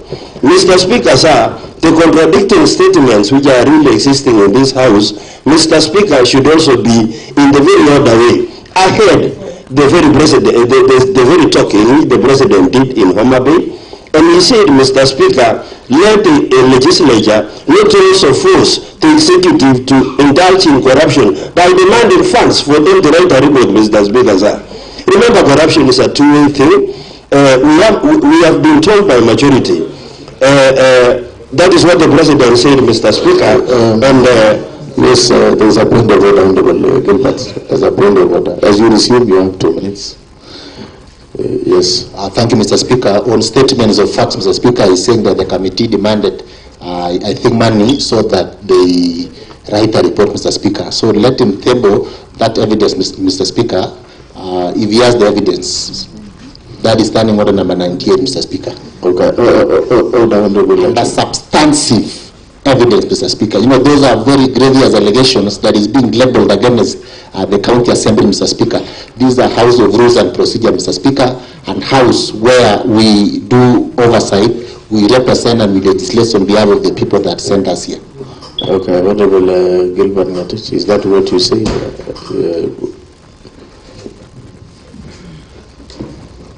Mr. Speaker, what I said is what the president was saying in Homa Bay. I didn't refer to any committee to have demanded money from the executive. Okay. I was just saying what the president said, and he said under my watch, Mr. Speaker. Okay, you proceed. Okay, I proceed. Mr. Speaker, sir, I'm actually saying that as we progressed, I'm one of the members who supported the report. And in the report, Mr. Speaker, I was asking the final soda thing and the tissue thing in that report. Mr. Speaker, if we can really go back to that report and really check on the writings, Mr. Speaker, we didn't find the calculation of this tissue and soda, Mr. Speaker. Yet it's an allegation today of impeaching the governor, Mr. Speaker. And that time, the governor was given 28 days or 14 days to act on the report, Mr. Speaker. And we expected the governor to work on the report. Before when the report is at the table of the governor, the impeachment motion has been planned. Mr. Speaker, we want this county to progress well as we refuse the corrupt members who are in the county government, Mr. Speaker. I think the governor has the report as we speak, and he has that time of 28 days to act on the report. In the actual sense, Mr. Speaker, there is nowhere where the governor wanted the bank to really withdraw the money. There is nowhere where the governor really signed a procurement process to really do some work. There are some people who really did this work, and we have them at the office as we speak. It is high time that we give this governor time to act on the report in which the other committee made for the works to run well for this county as we clear our term. Mr. Speaker, sir, this is the reason as to why I really not support the impeachment, and then when it comes to the time of voting, I will also vote no. Thank you so much. Okay, thank you. Honorable Dr. Naman.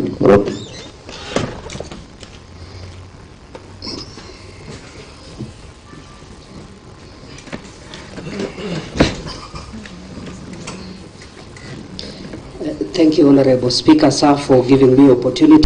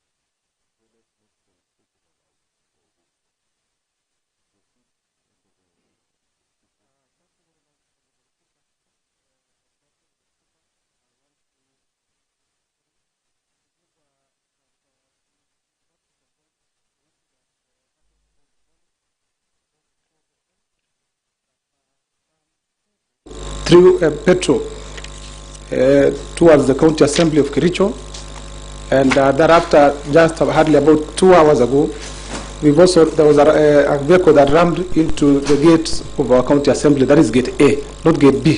What the honorable majority said, I wanted to confirm that this is gate A and this is gate B. So, Mr. Speaker, we want to condemn the action and arrested, I'm told, about 5. people who actually happened to have been in the same vicinity where that incident happened. Mr. Speaker, Mr. Speaker, I want to start by saying clearly that I want to support the report that has been ably tabled by Honorable Rogon, Weldon, stating very clear on various grounds. Mr. Speaker, I've listened from the inception of this sitting, and I want to confirm that, Honorable Speaker, that several grounds has actually been put forth, and I want to associate myself that sections of our County Government Act, our Constitution, has actually been enumerated very clearly, and there's no section that supports the embezzlement of funds and misuse of public resources. Mr. Speaker, I want to start by probably putting forth the report on Londiani. Mr. Speaker, the Londiani victims, Mr. Speaker, as has been ably said by the Kericho God, the motion mover, so that we lost a lot of several people, about 54 people, Mr. Speaker. And I think justice denied, justice delayed is justice denied. To date, Mr. Speaker, the report that was ably made and passed by this Honorable House has not been acted upon. That is my ground. There's nothing that has been acted, Mr. Speaker.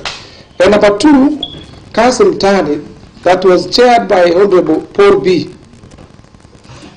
The report was made, recommendations were made. To date, Mr. Speaker, I want to confirm that I've never heard of any casualties, probably going as per the report. Mr. Speaker, that is very clear that there was an embezzlement of funds. Mr. Speaker, the other day I was in my rural home at a function. Over 20 young men came to where I was after the function and requested that how far is our money. Mr. Speaker, today I want to state here before this Honorable House that the money that they owe the said contractor, the purported contractor, has not been paid to date, Mr. Speaker.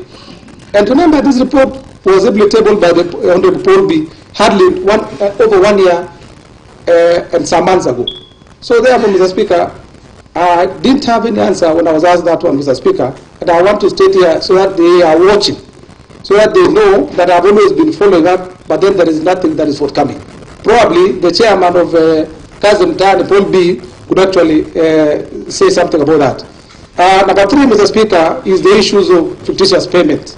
Mr. Speaker, I want to confirm that I sat as a member when we were following up on these issues of fictitious payment, Mr. Speaker, together with Honorable the Chair, Vincent Korir, and other members, probably about 13 members, Mr. Speaker. So the bundle bills. Mr. Speaker, there were a lot of disparities. Probably when we went for the issues like skewed developments, Mr. Speaker. Remember, like for example in my ward, Mr. Speaker, I appropriated in the budget for 2024-2025 over 20 million for the roadworks, Mr. Speaker. And I want to confirm that my people in that financial year, Mr. Speaker, the only value for money they got, Mr. Speaker, out of the 20 million, only 3 million for the whole financial year, Mr. Speaker. Where is my 17 million? Where is my 17 million? And you want me to come and abate corruption when my money has not been probably told that this is your money, the money for my people. So there are two people. I want to go down before this about Mr. Speaker. I was elected, and remember, Mr. Speaker, I'm a ranking member before the House. You cannot take my people in circles. When I was duly elected to represent them for my second term, Mr. Speaker, I want to confirm my people are not the bunching packs. It will never happen. Number three, Mr. Speaker, I want to confirm in the report on fictitious payment. Mr. Speaker, there was a clear intent to defraud the people of Kericho, especially on the issue of Kericho housing, Mr. Speaker. Kericho house, Mr. Speaker, I also went because the other day we had a committee, a lands committee, Mr. Speaker. We had at Kericho Center. Mr. Speaker, I want to confirm. There's no law that says you pay for services before you render. Mr. Speaker, this is a height of impunity that is happening before this honorable county. Mr. Speaker, I will not, and I want to confirm before everyone and the world at large that everything must be done to the order that has been prescribed in the law, in the Constitution and the County Governments Act and also PFM Act, Mr. Speaker. So therefore, I want to confirm you cannot pay. It was paid 2.9 million, Mr. Speaker, while the works are not yet completed. I want to thank the lead lawyer, the counsel, Kato Kige. He stated very clear as I was sitting there that the works are ongoing. While the money went long time ago. Since when? We are wondering. I want to thank you, the lead counsel, for being honest. You know? Mr. Speaker, I think... As you wind up, Honorable. Sorry, give me more 5 minutes. I think I have several things in my mouth, Mr. Speaker. I want to divulge all of them today. So, one more minute, I'll give you one more minute. Last thing, Mr. Speaker, is the issue on NAP CDP. Mr. Speaker, NAP CDP, we've been told by the Honorable Mover of the motion, that is 281 billion. As to where 281 million went, I want to confirm. Mr. Speaker, the only thing that I have seen in my world is only the drawer and the chair. That is broken. Remember the other day, the Honorable Excellency the Governor launched their project in a stadium. 1 million, they were saying 1 million per ward. I think it is like that. But today, Your Excellency, I'm wondering, where is that 1 million? Today, when we look at dummy checks, Speaker, I want to confirm that we need also to be serious to some extent. You know, in as much as we want our people, or we don't want, we are not victimizing the governor. But what we are after is the resources that are meant for the people of our county. So with that, I want to register that governor is my good friend. But then, as for the issues on resources, Your Excellency Governor, pesa irudishwe. Pesa irudishwe kwanza. Thank you. As I write, Mr. Speaker, Section 30 of our County Governments Act. Section 30, 3F. Mr. Speaker, as I go say that responsibility and the management of the resources rests squarely with the governor. That is County Government Act, Section 30, 3F. Responsibility and the management of the resources rests with the governor. I support. Thank you very much, Honorable. I give this opportunity to the Honorable Erick Mutai.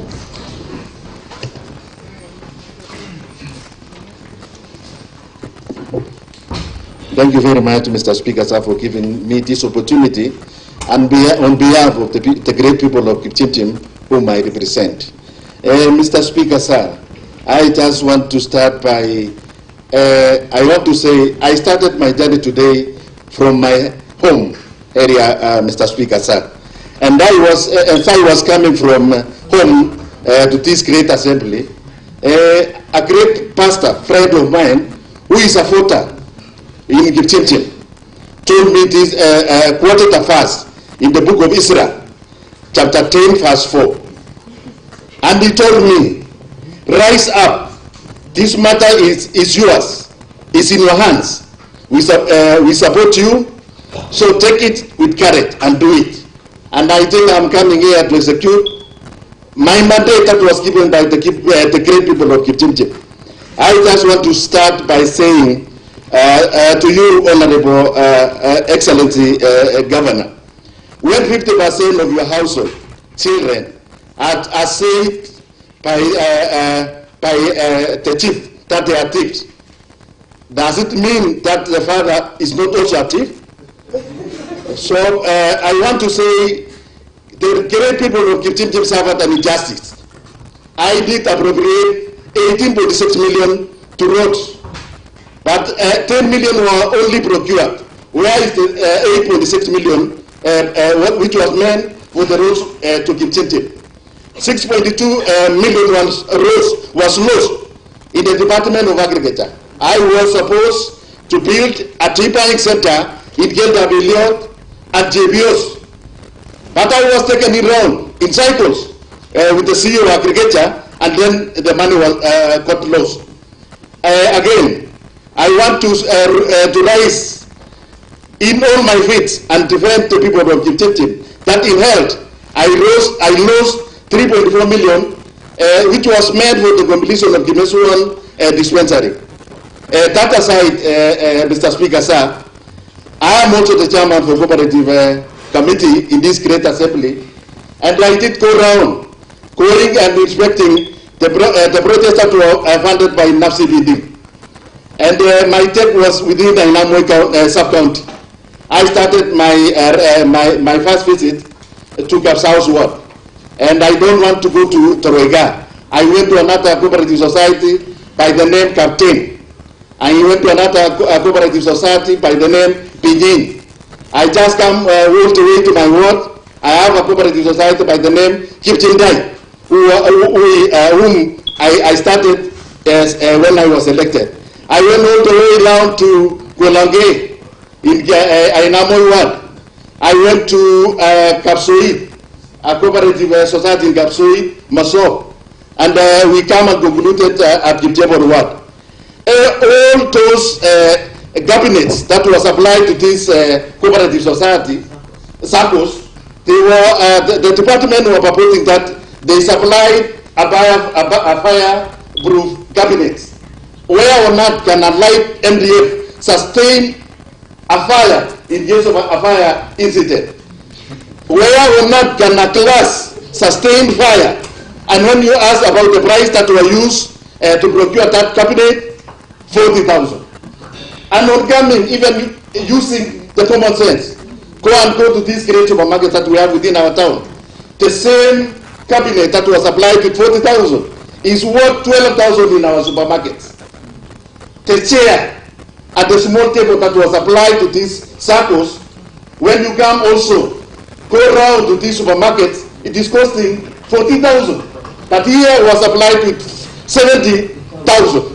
Where or not can that happen really? Mr. Speaker, sir, I don't want to repeat myself, but I just want to put it on record that how on this country can a service or a work be paid before even the work began. Your Excellency the Governor, Your Excellency the Governor, the buck stops at your doorstep. We were expecting, when you were making your comments here, I was expecting you start on the 85 million that were lost by this great county. But Your Excellency, you are trying to whip our emotions. You are trying to whip our sympathies. But you see, we are the elected people. People are paying for our seats. They are counting for them to send us home. But here, when we were deliberating on the budget estimates, I have declared that me, myself, I was on an impeachment spree. Reason is because of the disparities in works that are being done in our wards. Look at my great friend, the mover of the motion. He highlighted a ward in Bureti Chemoso, where works worth 21 million was prosecuted. And to us, nothing was done. Why do I have to sit in a budget to do a schedule of my work and never to be implemented? Will I not look stupid to my people who elected for me? In fact, I was elected on a very rainy day, Mr. Speaker, sir. When I was being elected, a mama gave birth to a child when he was queuing to vote for me. Am I not doing the injustice to these great people of Kericho? One incident that is very painful to me, Mr. Speaker, sir, is that there is a mama who came out of the ward. He was really admitted at Kericho River Hospital. He came all the way to Kericho Police Station with a drip in her hand. to come and vote for me. And finally he was telling me, Mheshimiwa Mutai, I just want you to open the road to assess my place. I did the same. I appropriated money to buy the Mingin Tatibilian road, which has been, which I appropriated money the same, but nothing has been done. Unfortunately, I lost it, Mama. How will I go to our grave and seek for forgiveness? That I promised a road that I was to do last financial year and it never been done. So, Mr. Speaker, sir, finally, I want to say I support this motion in totality. Thank you, Mr. Speaker. Thank you very much. Let me give this opportunity to the Honorable Fancy.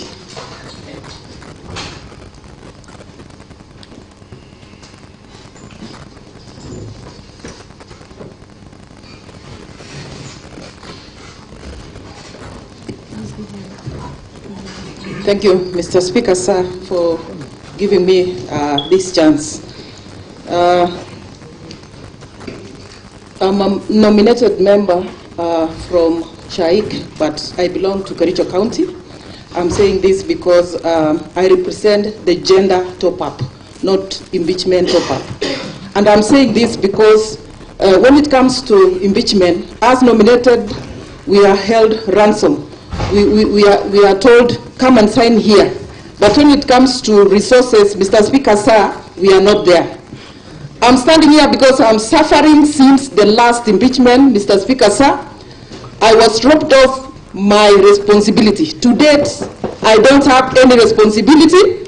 And again, I take care of myself because I really need to speak here. Because at some point, someone will say, Fancy didn't attend a sitting. So I'm here really defending myself, but since last 1 year, I have not received any salary, Mr. Speaker, sir. So I want to say no to this motion because, yes, I will say no to the motion because I am part of the committee of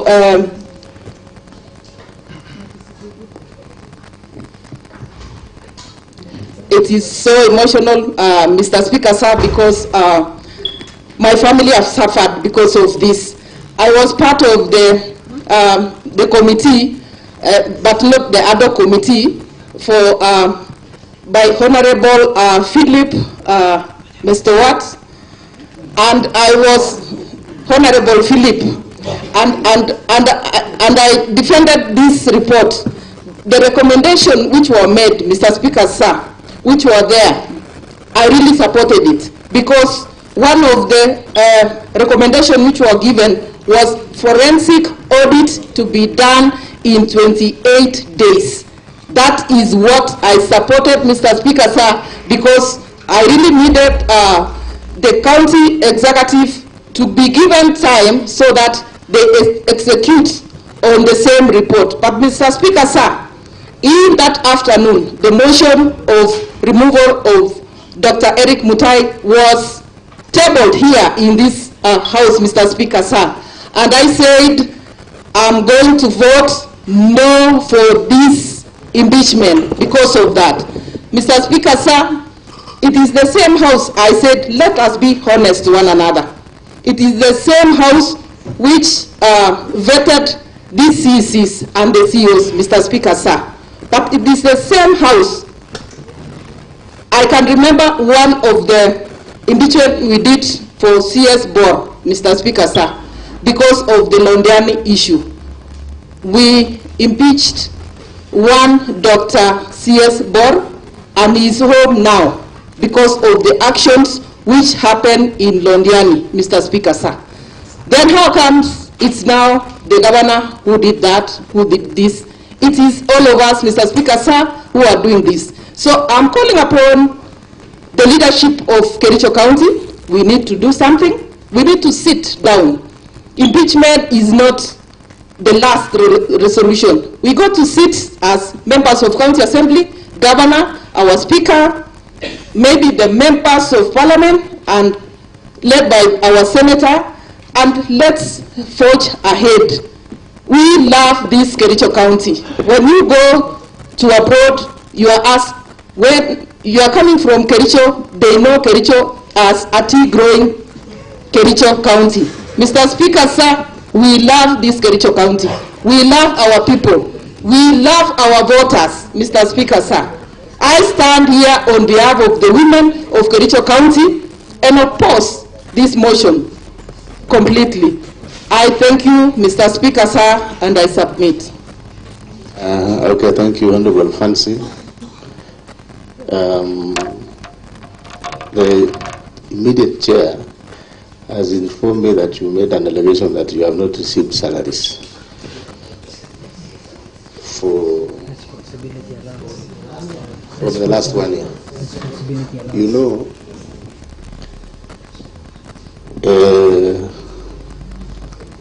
Honorable Fancy, you may have to, because that is a very serious concern, and yours truly, the Speaker here, who is the chair, he is also the chairperson of a board of this assembly.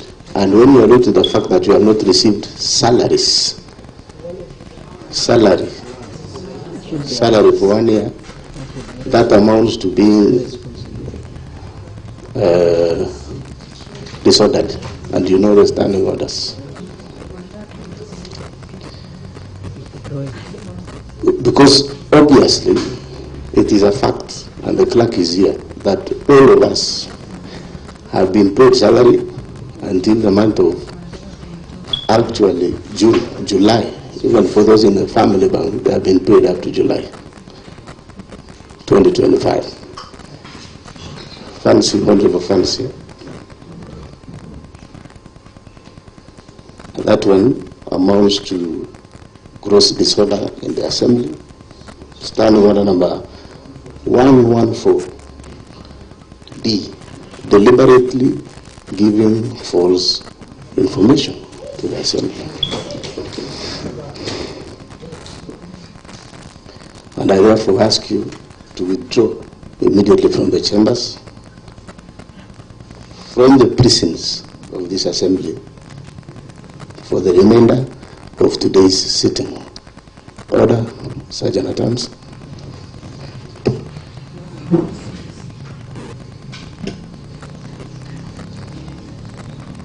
We shall only resume when Honorable Fancy is out of the chamber. Read your standing orders, Honorable Members. I've told you. Out, Honorable Fancy Quarters.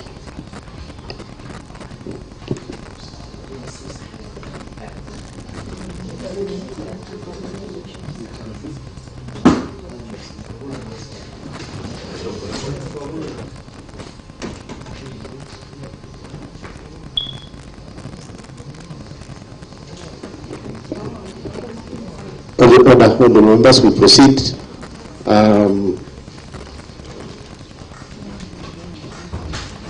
Yes, the hands, Honorable Paul Chirchir. Honorable members, I want looking at from what our leader of majority gave us on the security incident that was reported. We're going to be very keen on the time. Now that I'm being informed that one side of our gate, Your Excellency the Governor, is open because apparently there was a vehicle, KAH 075Y. When the incident was being reported, you are not here, and this vehicle actually belongs to the county government of Kericho. There is a report here that is official. We will be sharing with you that because of what has happened, we must be very careful also. Honorable members and the staff and the security clerk, you alert everybody to be alert because of the security concerns that we have here. So we have to provide safety to the members as well as to the governor also who is here and all of us. So I'll suggest members, let's stick to time. I'll minimize, I'll be giving it to 3 or 4 people so that I give to the governor to respond, and then we will proceed in that manner. Honorable Paul Chirchir.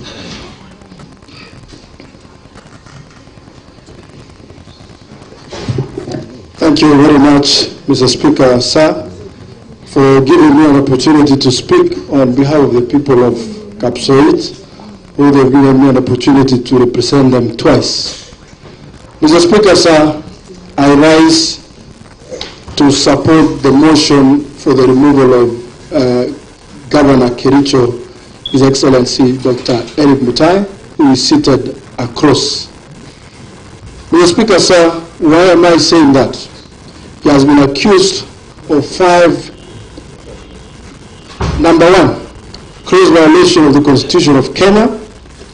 Number 2, gross violation of various national and county laws. Number 3, serious reasons for believing that the governor has committed crimes under national law. Number 4, Mr. Speaker, sir, abuse of office. And number 5, gross misconduct. Mr. Speaker, sir, the governor for Kericho was sworn in on Thursday, the 25th of August 2022, in a ceremony in Kericho Green Stadium. The oath of office was administered by Lady Justice Roslyn Korir. Mr. Speaker, sir, all of us elected and appointed members, whenever we are elected, we sign a Code of Conduct and Integrity Declaration form. And in that declaration form, it has all the details. It talks about integrity and honesty. It talks about accountability to the public. It talks about fairness and equity. It talks about conflict of interest. It talks about public trust, political utility in administration. And number 7, respect for the law, leadership by example, and confidentiality. And then there, the governor signed, which we all of us signed. I want to draw the attention of number 3, or number 2, accountability to the public. Mr. Speaker, sir, he signed and he said, I shall be accountable to the people of Kericho County and ensure that public resources are used prudently and only for lawful purposes. Number 3, Mr. Speaker, sir, he also said, and he signed, fairness and equity. He said, I shall treat all individuals and groups with fairness, equity, and impartiality, regardless of gender, ethnicity, religion, and political affiliation. Mr. Speaker, sir, the truth has been the opposite. We are here because of a very serious matter touching on loss of public funds. How have we lost the public funds? The governor is the CEO, the chief executive of this county. There are very serious allegations against loss of funds through 5 cooperative societies. And the societies are here, I have listed. They are Kericho, which is in Cheboin Ward. Cheboin Ward is represented by Honorable Francis Terrell. Raw materials in form of soya, maize jam, and a few were purportedly supplied. The member is here. The very few were supplied, but payment was made for the talent that would have been supplied. And the Honorable Katwagigen has acknowledged that not all has been supplied. Mr. Speaker, sir, we have Torrance Time. The Honorable Paul Kiptor B, he's here. There is a delivery for 10 tons of raw materials, sunflowers, cotton cake, soya, maize jam, wheat bran, a total of 10,560, which is equivalent to 10.5 tons, against 27 tons that was paid for. That is proof that money was lost. We are guided by national laws, PFM Act and the procurement law. There was a breach of both laws, and the governor takes ultimate responsibility. Mr. Speaker, sir, the Honorable Ruskebe is in Mondiani. Ruskebe Cooperative Society is in Mondiani. The Honorable Kedawa Kimuguru, the Honorable Sigilai is here. And he confirmed that not all was supplied despite being paid for. Concierge time in Sigaye, the Honorable Rogon is here, the move of the motion. Not all was supplied, but payment was made, which is contrary to the PFM Act and the Procurement Act. Kibagenge in Litay. Mr. Speaker, I wish to draw your attention. This is a society that was closed a few years ago. The Honorable Vincent Kirui is here seated politely in a corner while his people are suffering in Litay, Mr. Speaker, sir. The society was closed. Goods purported supplied. What is that? That is the height of impunity, and that is a confirmation that funds, public resources were lost. Mr. Speaker, sir, we invited chief officers who are accounting officers and who are ARE holders, Mr. Speaker, sir, before this House to appear before the Committee on Ad hoc. Mr. Speaker, sir, and we examined them under oath. They took an oath. They confirmed that what they were saying was true and true indeed. Mr. Speaker, sir, I am surprised that Kato Gigen is telling this Honorable House that 2,750 for tissue. We've tried to make some calculations, but it does not enter each other, Mr. Speaker, sir. It doesn't make sense, Mr. Speaker, sir. It is like telling us that one tissue was bought at 1 shilling and 75 cents, which is not practical. We will take what was supplied to this House by the chief officer who we examined him under oath. Mr. Speaker, sir, I wish I had all the time.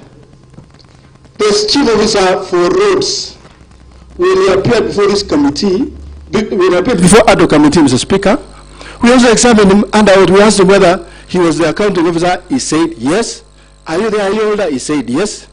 Mr. Speaker, sir, when we asked him why there are disparities in the invoice, payment voucher, expertise, and delivery note, he said probably because of photocopying.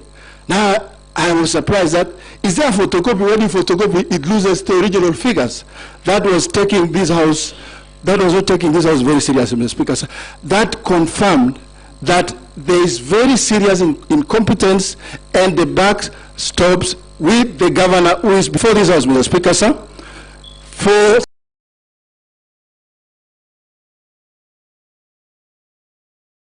transparency, accountability to happen in this county.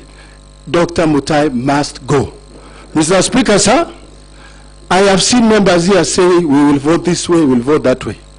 I invite this House, before, when we were electing Speaker, Mr. Speaker, you know, and I apologize, Mr. Speaker, sir, I did not support you.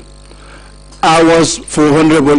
We were 32 members, Mr. Speaker, sir, and I knew when we hit the floor of this House, we were going to win with one round. To my surprise, Mr. Speaker, sir, all of us were in Kisumu, the 30 of us. When we got here, and the governor was even seated here, we were surprised. We only got 10. 10. Mr. Speaker, what am I trying to say? When honorable members sometimes are taken in a corner, and they promise to do whatever they promise, that is not the truth. The truth is in the ballot. When a ballot is taken for the House, those who support will vote yes. Those who do not support will vote no. And the House, this House is guided by the standing orders.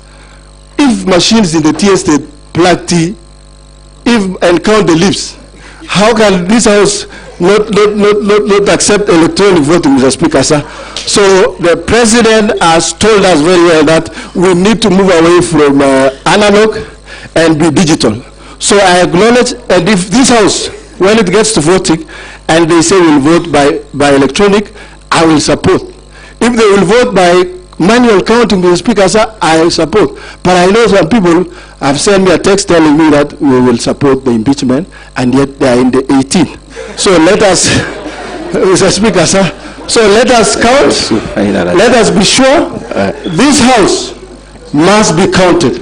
When the right time comes, like BBI, Mr. Speaker, sir, this story of tissue is like BBI. So it is either your team Raya, team oversight, which is us, or your team tissue, team soda, team everything, Mr. Speaker. So it is a contest between those representing the people and those representing their stomachs. Mr. Speaker, sir, I support the impeachment of His Excellency Dr. Erick Mutai. Thank you, sir. Thank you, the Honorable Dr. Moses Rotich.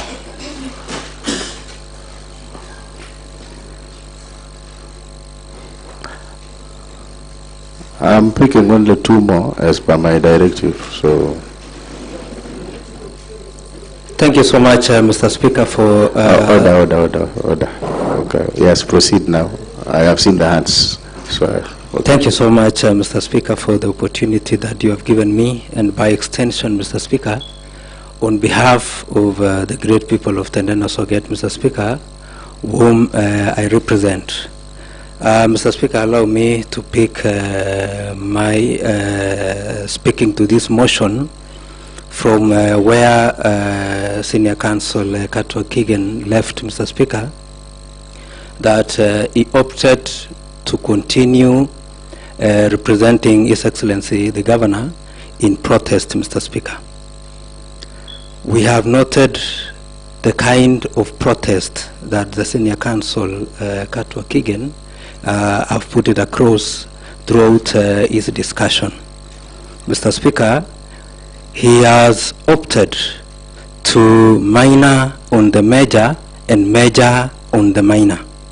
The issue, Mr. Speaker, that is before us this afternoon, that through this morning, Mr. Speaker, through to this time, Mr. Speaker, we are here on an issue of fictitious payment, Mr. Speaker, an issue of NAP-CDP, Mr. Speaker, an issue of FLOCA, Mr. Speaker, an issue involving an integrity issue, Mr. Speaker, touching on the victims of Londiani, Mr. Speaker. To my surprise, Mr. Speaker, we were tabling the motion and the report on issues of ad hoc committee report that was surrounding Londiani accident victims, Mr. Speaker, a day like this, Mr. Speaker. May their souls, Mr. Speaker, rest in eternal peace. Those who succumbed, Mr. Speaker. Mr. Speaker, those who are surviving with injuries, Mr. Speaker, may the grace be sufficient to them, Mr. Speaker. Mr. Speaker, NAP-CDP, FLOCA are donor-funded projects, Mr. Speaker. These projects, Mr. Speaker, the intention from the donor was good. The implementation, Mr. Speaker, is skewed, unfair, unaccounted for, Mr. Speaker, unjustified, Mr. Speaker, and more so, unverified, Mr. Speaker. When the committee visited relevant sectors where this project was implemented, Mr. Speaker, in Tendana Soget, we suffered deficit of supplies, Mr. Speaker. The supplier, by the name Yobra, a company, Mr. Speaker, was supposed to supply under environment, Mr. Speaker, 50,000 seedlings of bamboo, 60, Mr. Speaker. But he chose to supply 3,200, Mr. Speaker. Mr. Speaker,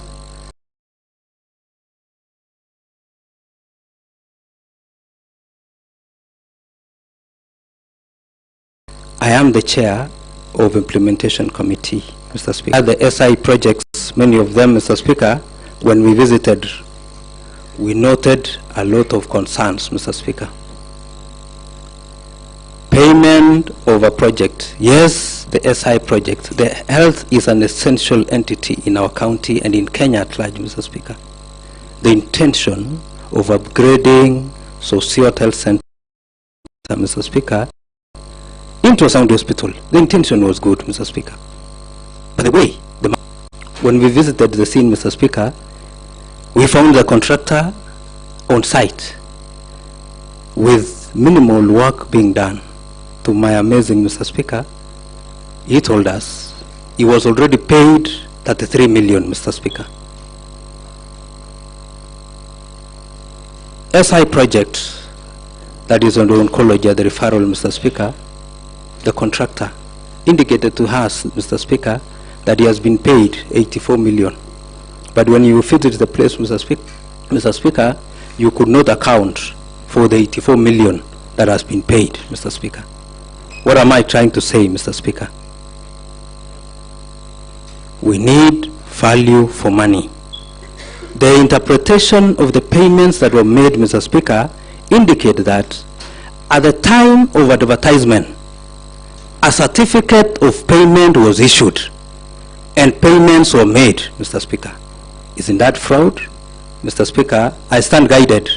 If in any case, the name or the definition of fraud, Mr. Speaker, have changed. Mr. Speaker, the rule of thumb indicates, Mr. Speaker, that for one to do business with government, Mr. Speaker, you first supply the service for you to be paid. Mr. Speaker, it is important to note, Mr. Speaker, and I'm on record, that in Kericho, Mr. Speaker, the service of renovating the houses, Mr. Speaker, was not done, but payments was already made. Isn't that fictitious? Mr. Speaker, the opposite of fictitious, Mr. Speaker, is real. His Excellency, the Deputy Governor, came out, Mr. Speaker, to whistleblow. It is his right, Mr. Speaker. It is within his mandate, Mr. Speaker. And I borrow his leave that when you don't condone the nitty-gritty that is happening in a department, Mr. Speaker, it is important to recuse and become a whistleblower or even a state witness, Mr. Speaker, so that at the end of the day, when the D-Day come of accountability, Mr. Speaker, you will not be invited as a perpetrator, Mr. Speaker, but a witness of safeguarding the public resources. Mr. Speaker, I used to end by saying, Mr. Speaker, that Section 30 of the County Government Act, 3F, Mr. Speaker, the highest responsibility lies with His Excellency the Governor, simply because he is the CEO, the Chief Accounting Officer of every department of this county. All the CEOs are answerable to him. All the CECs are answerable to him, Mr. Speaker. I wish to say that in any case, I support this motion in totality, Mr. Speaker, because last financial year, Mr. Speaker, I'm a sad man, and also on behalf of the great people of Tendeno, Mr. Speaker. On many occasions, I have found myself in the line of history not to be in support on many occasions of His Excellency the Governor. Honorable Gilbert was in another camp last time, Mr. Speaker. But because of selective procurement, Mr. Speaker, people of Tendeno voted. We had 6 ballot boxes, Mr. Speaker. Mine was the below one because we believed in bottom-up economic transformation. The bottom-up, Mr. Speaker. Many of the voters started with me, Mr. Speaker, as the bottom leadership at the grassroots level, Mr. Speaker. Am I not a madman, Mr. Speaker, to support impunity in this county, Mr. Speaker? Atrocities, Mr. Speaker, where the great people of Tendeno, Mr. Speaker, are netted with revulsion, Mr. Speaker, are netted with a negative effect, Mr. Speaker. Philosophers, Mr. Speaker, indicate that there is what we call the negative reinforcement, Mr. Speaker, and positive reinforcement, Mr. Speaker. we have noted some CEOs, Mr. Speaker, to whom they are accused in this department, Mr. Speaker. They are transferred to another department, Mr. Speaker, and again they are transferred to another department after messing up, Mr. Speaker, with the department. The rule of thumb, Mr. Speaker, the best performing are rewarded. When you reward the best performing, Mr. Speaker, you subscribe to a tune of positive reinforcement so that others could emulate, so that others could follow the steps.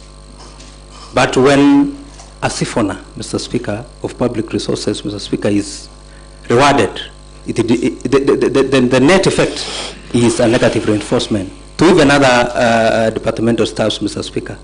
I wish to say and conclude by saying, Mr. Speaker, in a family of having 10 children, Mr. Speaker, 6 have questionable integrity, questionable conduct, Mr. Speaker. You as a father, Your Excellency, the buck stops at you. If it was one child, Mr. Speaker, or 2, you could question the peer pressure. You could even question, Mr. Speaker, that maybe blame on the uncles and the aunties, Mr. Speaker. I rest my case, Mr. Speaker, and I support this motion. I will give to Honorable Anita. And now I am now reducing time because I have realized. So we'll be doing 3-3-3. Honorable Anita and then Honorable Matthew. Then I will finalize with the Honorable Cheriot Betts. Then Thank you, Mr. Speaker, sir, for this opportunity to also contribute.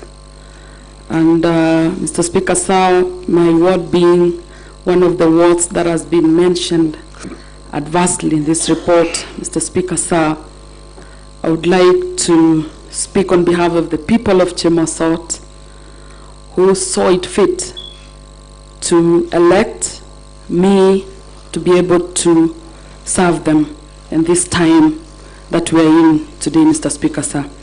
Mr. Speaker, sir, I rise to strongly oppose this motion of impeachment. I've heard the allegations against the governor. While we must take every claim of mismanagement or impropriety seriously, we must also be guided by the principles of due process, justice, and the verifiable truth. The proponents of this motion have presented a case, Mr. Speaker, sir, that upon a careful scrutiny, it is thin on irrefutable evidence. Instead, it appears to be built on foundation of political malice and misunderstanding of our complex challenges facing any county government. Mr. Speaker, sir, to err is human, and perfection is a standard that no one in this chamber, or indeed in any position of leadership, can claim to meet. We must ask ourselves, is this impeachment truly about the welfare of the people of Kericho? Is it a power grab? Is it a genuine effort to hold the executive accountable? Or is it a political motivated witch hunt designed to destabilize our county for personal gain? My considered opinion, Mr. Speaker, sir, is that it is the latter. I want to speak today as a mother. I'm the only woman elected in Kericho County. Let us consider the progress we've made under the Governor Mutai's leadership. In a short period, we have seen tangible strides in our healthcare sector. They have been mentioned here that there are so many developments going on in our different hospitals. We have the new facilities that are being equipped. Our agricultural sector, which is our backbone, also has received an economic boost, as indicated even in the NAFCD projects. We have witnessed renewed focus even on our youth empowerment. We talk about Equalizer program that supported our youths to go through training in different technical or polytechnics in this county. These are not the actions of a leader who is following the people. These are the actions of a leader who is committed to progress. Furthermore, as I finish, Mr. Speaker, sir. I know you are standing orders very well, that unless with the permission of the Speaker you can be reading something, a statement. However, let me allow you to summarize as you finish. Thank you, Mr. Speaker. So since today was an electronic, we were told we were going online on everything, I decided not to write on a piece of paper, but to type them on my phone. I'm sorry, Mr. Speaker, sir. As I finish, Mr. Speaker, sir, an impeachment is not a simple matter. It will plunge this county into a period of prolonged political instability and administrative paralysis. Our development projects will stall, investors' confidence will plummet, and the very fabric of our society will be constrained. Do we want to sacrifice these gains as we have made an altar of political expediency? The alleged issues, Mr. Speaker, sir, could be addressed through other forums. We have this. We have the anti-corruptions. We have the oversight committees that we have. We have some robust legal systems that could address this. Mr. Speaker, sir, as I end this, impeachment should have been the last resort, not the first line of attack. It is not the end of all this that we're going through today, Mr. Speaker, sir. I urge my fellow members to vote with conscience, to vote with stability, to vote for progress, and to vote against this motion. Let us send a clear message to the people of Kericho that this assembly is a beacon of reason, not a theater of political opportunism. I say in no to this impeachment of Dr.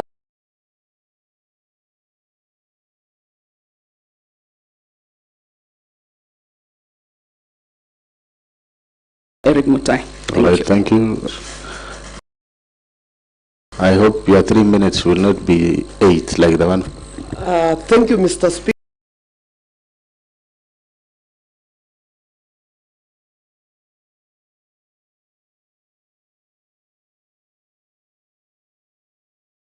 Sir, giving me 3 minutes. If I'll ask for extra, you will just consider my request, Mr. Speaker. I've been following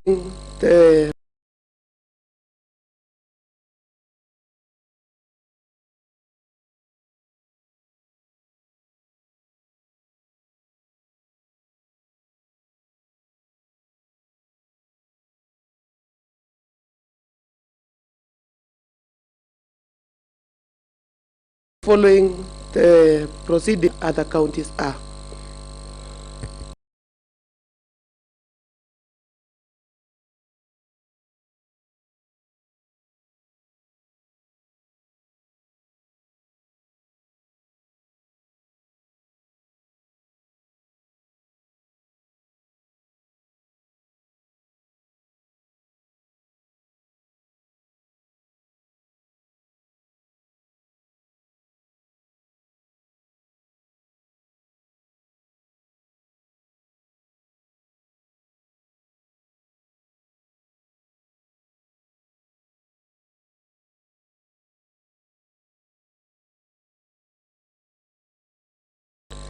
At night. Is it the light that we want to steal the public resources? I know it is nice to steal at night, but we must also respect the families. Mr. Speaker, but we must also respect the families. Mr. Speaker, when Katwa Gigan was given time to defend His Excellency, at some point, Mr. Speaker, when Katwa Gigan used to prosecute matters in court, I was saying, when I grow up, I want to become a lawyer. Your Excellency, it happened that I raised the concern about Kasim Tan. I have recommendation. I have the report. Nothing has been done. 1 year, 4 months. You are just being given some stories with the 18 members that we will go discuss about the 28 days. Why do you want us to discuss 28 days, Your Excellency? The money was paid in February. The deliveries were done in August. Who is a thief? The one who was paid before he supplied, or the one who is coming here to tell us the document was full and everything was paid after supplied? First witness to appear before the committee, CC in charge of finance and head of treasury. The first question from the chairman: can you confirm to this committee whether these all companies have been paid by the county government? Your Excellency, do you know the answer? All companies have been paid. All companies have been paid at a tune of 85 million. And then when we went further, because we wanted to get the crocodile relaxing, because the alligator was so much mad on us, Mr. Speaker, Your Excellency, when we went to the second step, to go through the document of finance, everything was stories. The second day was another day of comedy. Your Excellency, Mr. Speaker. Yes, there is a point of order. But Your Excellency, you know the standard practice, he needs to state the standing order number. Yes, order, Honorable Matthew. Yes, Honorable Paul B. Thank you very much, Honorable Speaker. Under Standing Order number 98, a member shall be responsible for the accuracy of any facts. Honorable Speaker, I've known that I'm a man. Whenever a member comes here, he talks of Kapsaos, Honorable Paul B. Honorable Paul B. Here is a member talking of Toroitany again, Honorable Speaker. Get us facts that the chair of that society told you that the goods were delivered at night. I said very, very clearly here. Order, let's give a if me as an area MCA doesn't have any problem with the society, who are you? Who are you to talk about the society? Yeah, yes, this is I know, understand. Order. Talk of what you know, don't talk of other people's words. Order, honorable members, honorable, before you take the mic, Honorable Matthew, Honorable Paul Chirchir, and Honorable Paul B. Wait first. Let us reduce this to a shout to match. A point of order will suffice with a show of hand. So let us maintain order.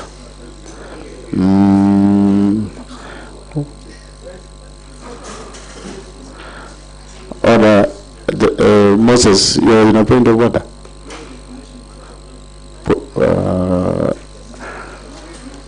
Honorable Paul Chirchir, what is your point of order?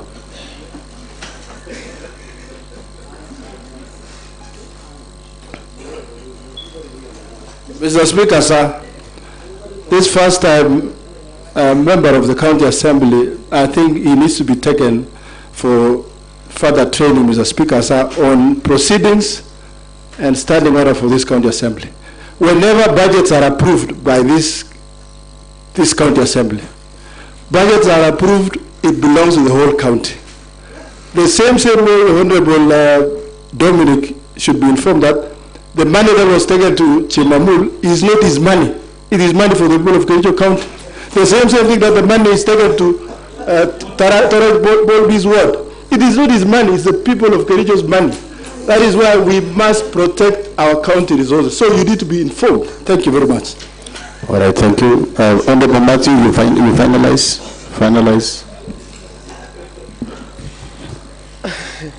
Okay, Mr. Speaker, you know, during the press briefing of His Excellency the Governor, he alluded that a number of MCS are contractors. So at some point, I might have touched someone's work, Mr. Speaker, but I was in Cap South, being the member of the ADO committee, to find out whether the public resources was used well, but not to come and look what you are doing, Mr. Honorable Bolpi.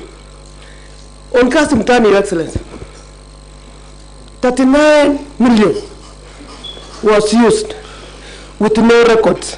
Nothing was able to be shown by staff, Your Excellency. You know, when you ask us, this is the second impeachment that I'm going through. Yes, Your Excellency, and you can go the third one. Reason? You are not in charge of the county. And that is my stand. The other time I supported you, Your Excellency, because even you, when you given time, you say, I'm not seeing bui-bui. I didn't want that bui-bui by that time. But today, it is the public resource that we want to know. Where is it? Mr. Speaker, on Londiani scandal, I was part of the committee. Your Excellency, this is not a matter that you need even to discuss that people were paid.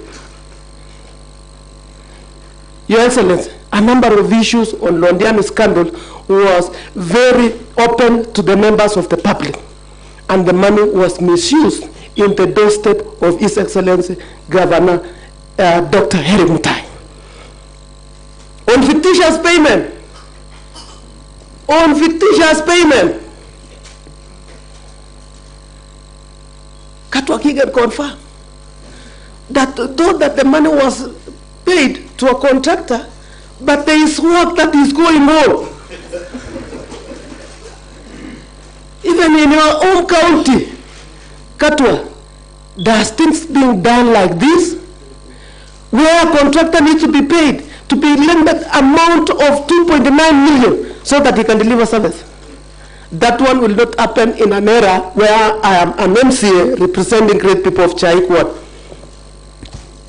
Your Excellency, on the issue of donor fund, I was with you in the stadium.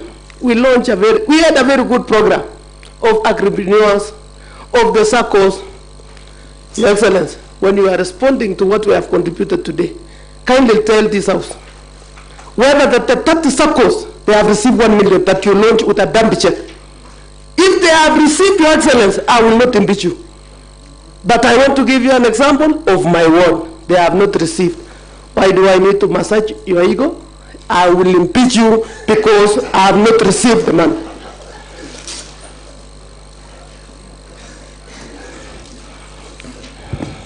Your Excellency, Katwa Gigan has given us also another version of the tissue. These tissue issues and prices, it was not from our end, it was from the staff of the county executive. When we pose a question to the CEO Water, he say, I'm sorry, it is 2750, but because I will go and check, because we have done photocopy from the original. Is it our role to understand that original, when you do photocopy, some figures disappear? It is not our role. Our role is to protect and to ensure that the public resources is taken care of. Thank you, Mr. Speaker, for that. So, Katwa, when you go to do calculation, you have said that 40 bales of tissue times 40 pieces, it is 1600. When you divide by, it is 58 cents. What tissue? So, this thing, in fact, everyone will become confused until the time you will tell us where is 85 million. This thing will take some of members, even a senior counsel, to become confused. What? And I know when the PAD will be taking the stand, he also become confused. 58 cents. It cannot buy a tissue. But I was sure when I raised a question to my teacher, Chagaik Secondary, Mr. Mite, Engineer Mite, he told me the tissue is 2750. And the one who was using the tissue is Mite. It's not Katwakiga nor the government. So my case is that I'm supporting this impeachment, either by sleeping, by standing, by doing what, I will impeach Dr. Erick Mutai for the betterment of the people of this county to get better service. All right, thank you. Honorable Peter Kemoy, and then I'll give to Honorable Chiriot, but a minute now. A minute on a serious note.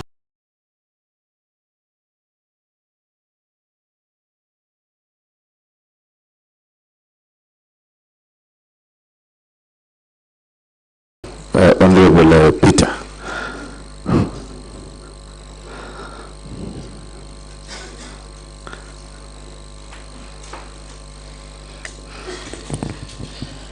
Thank you, Mr. Speaker, sir, for the opportunity you have granted.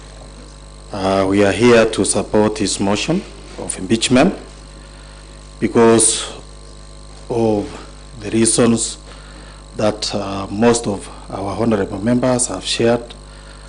And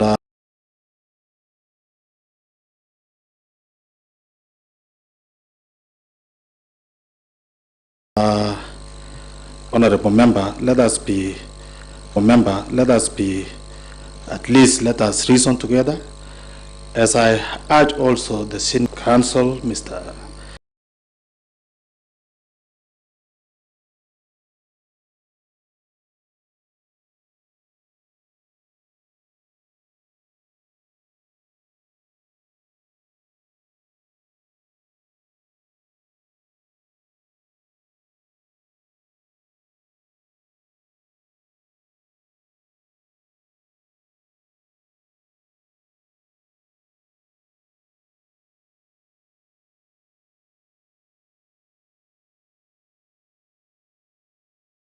that this is Kericho. The resources, I know you have come to throw your allowances, but also in human grounds, let us reason together and see if justice is being done to our people. As you reasoned, as you do your calculation, it is good that the document misused doesn't sound good to our people. As much as we defend this, let us come to our sense and reason together. Are we articulating the right thing to this Kericho County? Mr. Speaker, sir, it is good that some of our members have pointed out the calculation of the tissue. And I wanted to ask you, maybe you know much on mathematics than the CEO Mutai gave us. Because when you say 40 by 40, it gives us 1,600 pieces. When you divide 1,600 by 2750, it will give you 1 point something.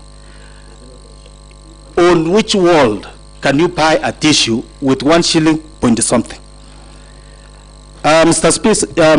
Speaker, sir, we are raising concern, not because we are representing, and when we are making some legislation here, I am not making a legislation that govern Kapsuser ward.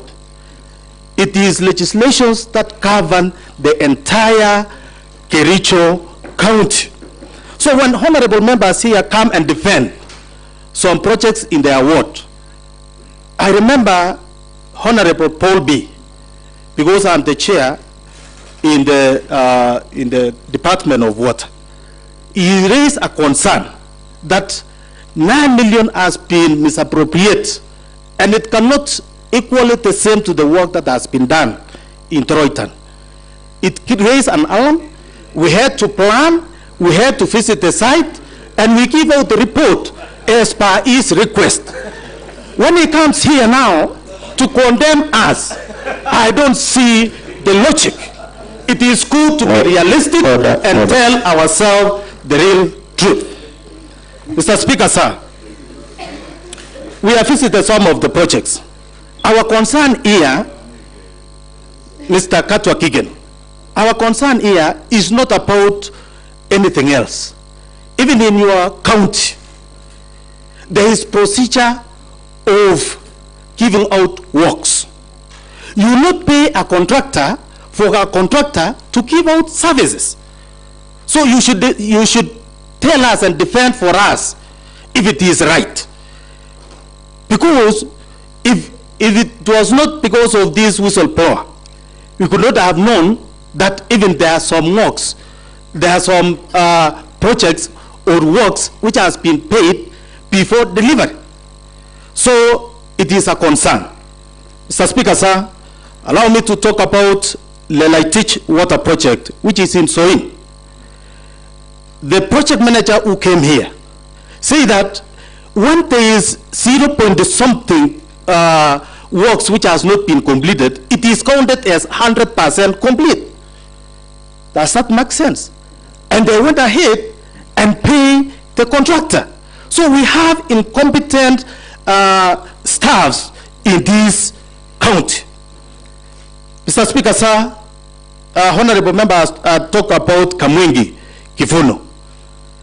They were supposed to give us seedlings, 50,000 as per the quotes, but in papers, it was 60,000.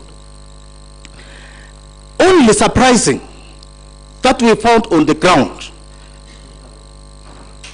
Mr. Katwagigan, I'm requesting and I'm urging you, do not rely on the theory.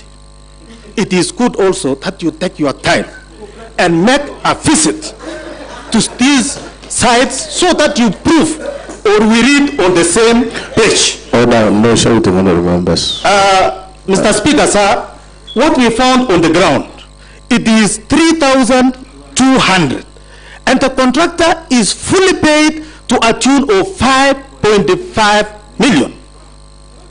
Mr. Speaker, sir, in Kaitui, the project is 100% complete, yet they have not supplied the water pump and also the pipelines. Those are facts. Kibrengwe project, which His Excellency talked about, it is a very good project, but it is not functionable, Your Excellency. How I wish that you also visit the site, because it doesn't have the treatment plant, it doesn't have the water pumps. So those people, the project is very good. In fact, most of the people who were there say maybe it was a project for beautification in that area. It sounds very bad.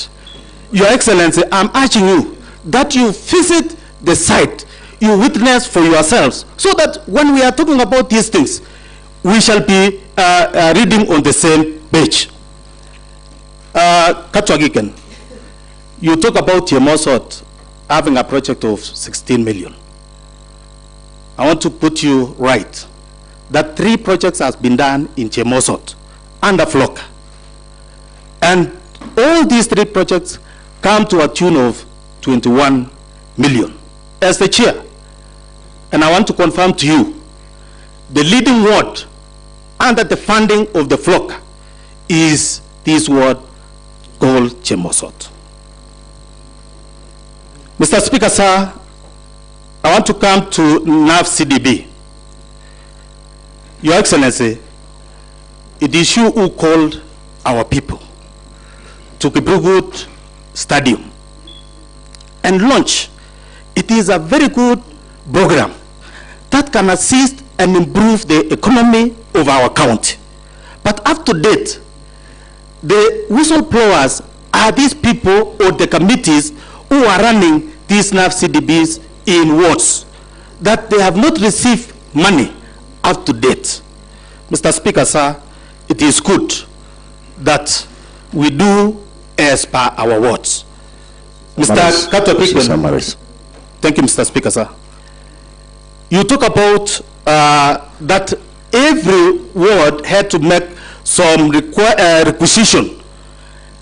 I want to ask you that you provide to this house the documentation from each and every word as per their request, because that is what comes from your mouth. Every word, every circle had to make a requisition. You talk about either wheelchair or the walking stick or what. It is good that you provide for us with evidence, the documents on each and every word as per their requisition. Mr. Speaker, sir, I want to say that I'm supporting this motion because, Your Excellency, there is a lot of impunities in our wards. And in many cases, I've shared with you.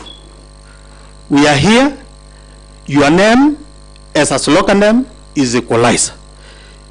You were requesting our people in Kericho County that you will treat everybody equally. But there is a lot of variation. How I wish you could have adhered to your slogan name. We could not have been here today. So I stand here to support this motion. Thank you, Mr. Speaker. Sir. Okay, thank you, Honorable Peter Kimoy. Honorable Maritim, you are always a 1 minute man, and I have seen your hand several. Is it a point of order or you want to contribute? A minute.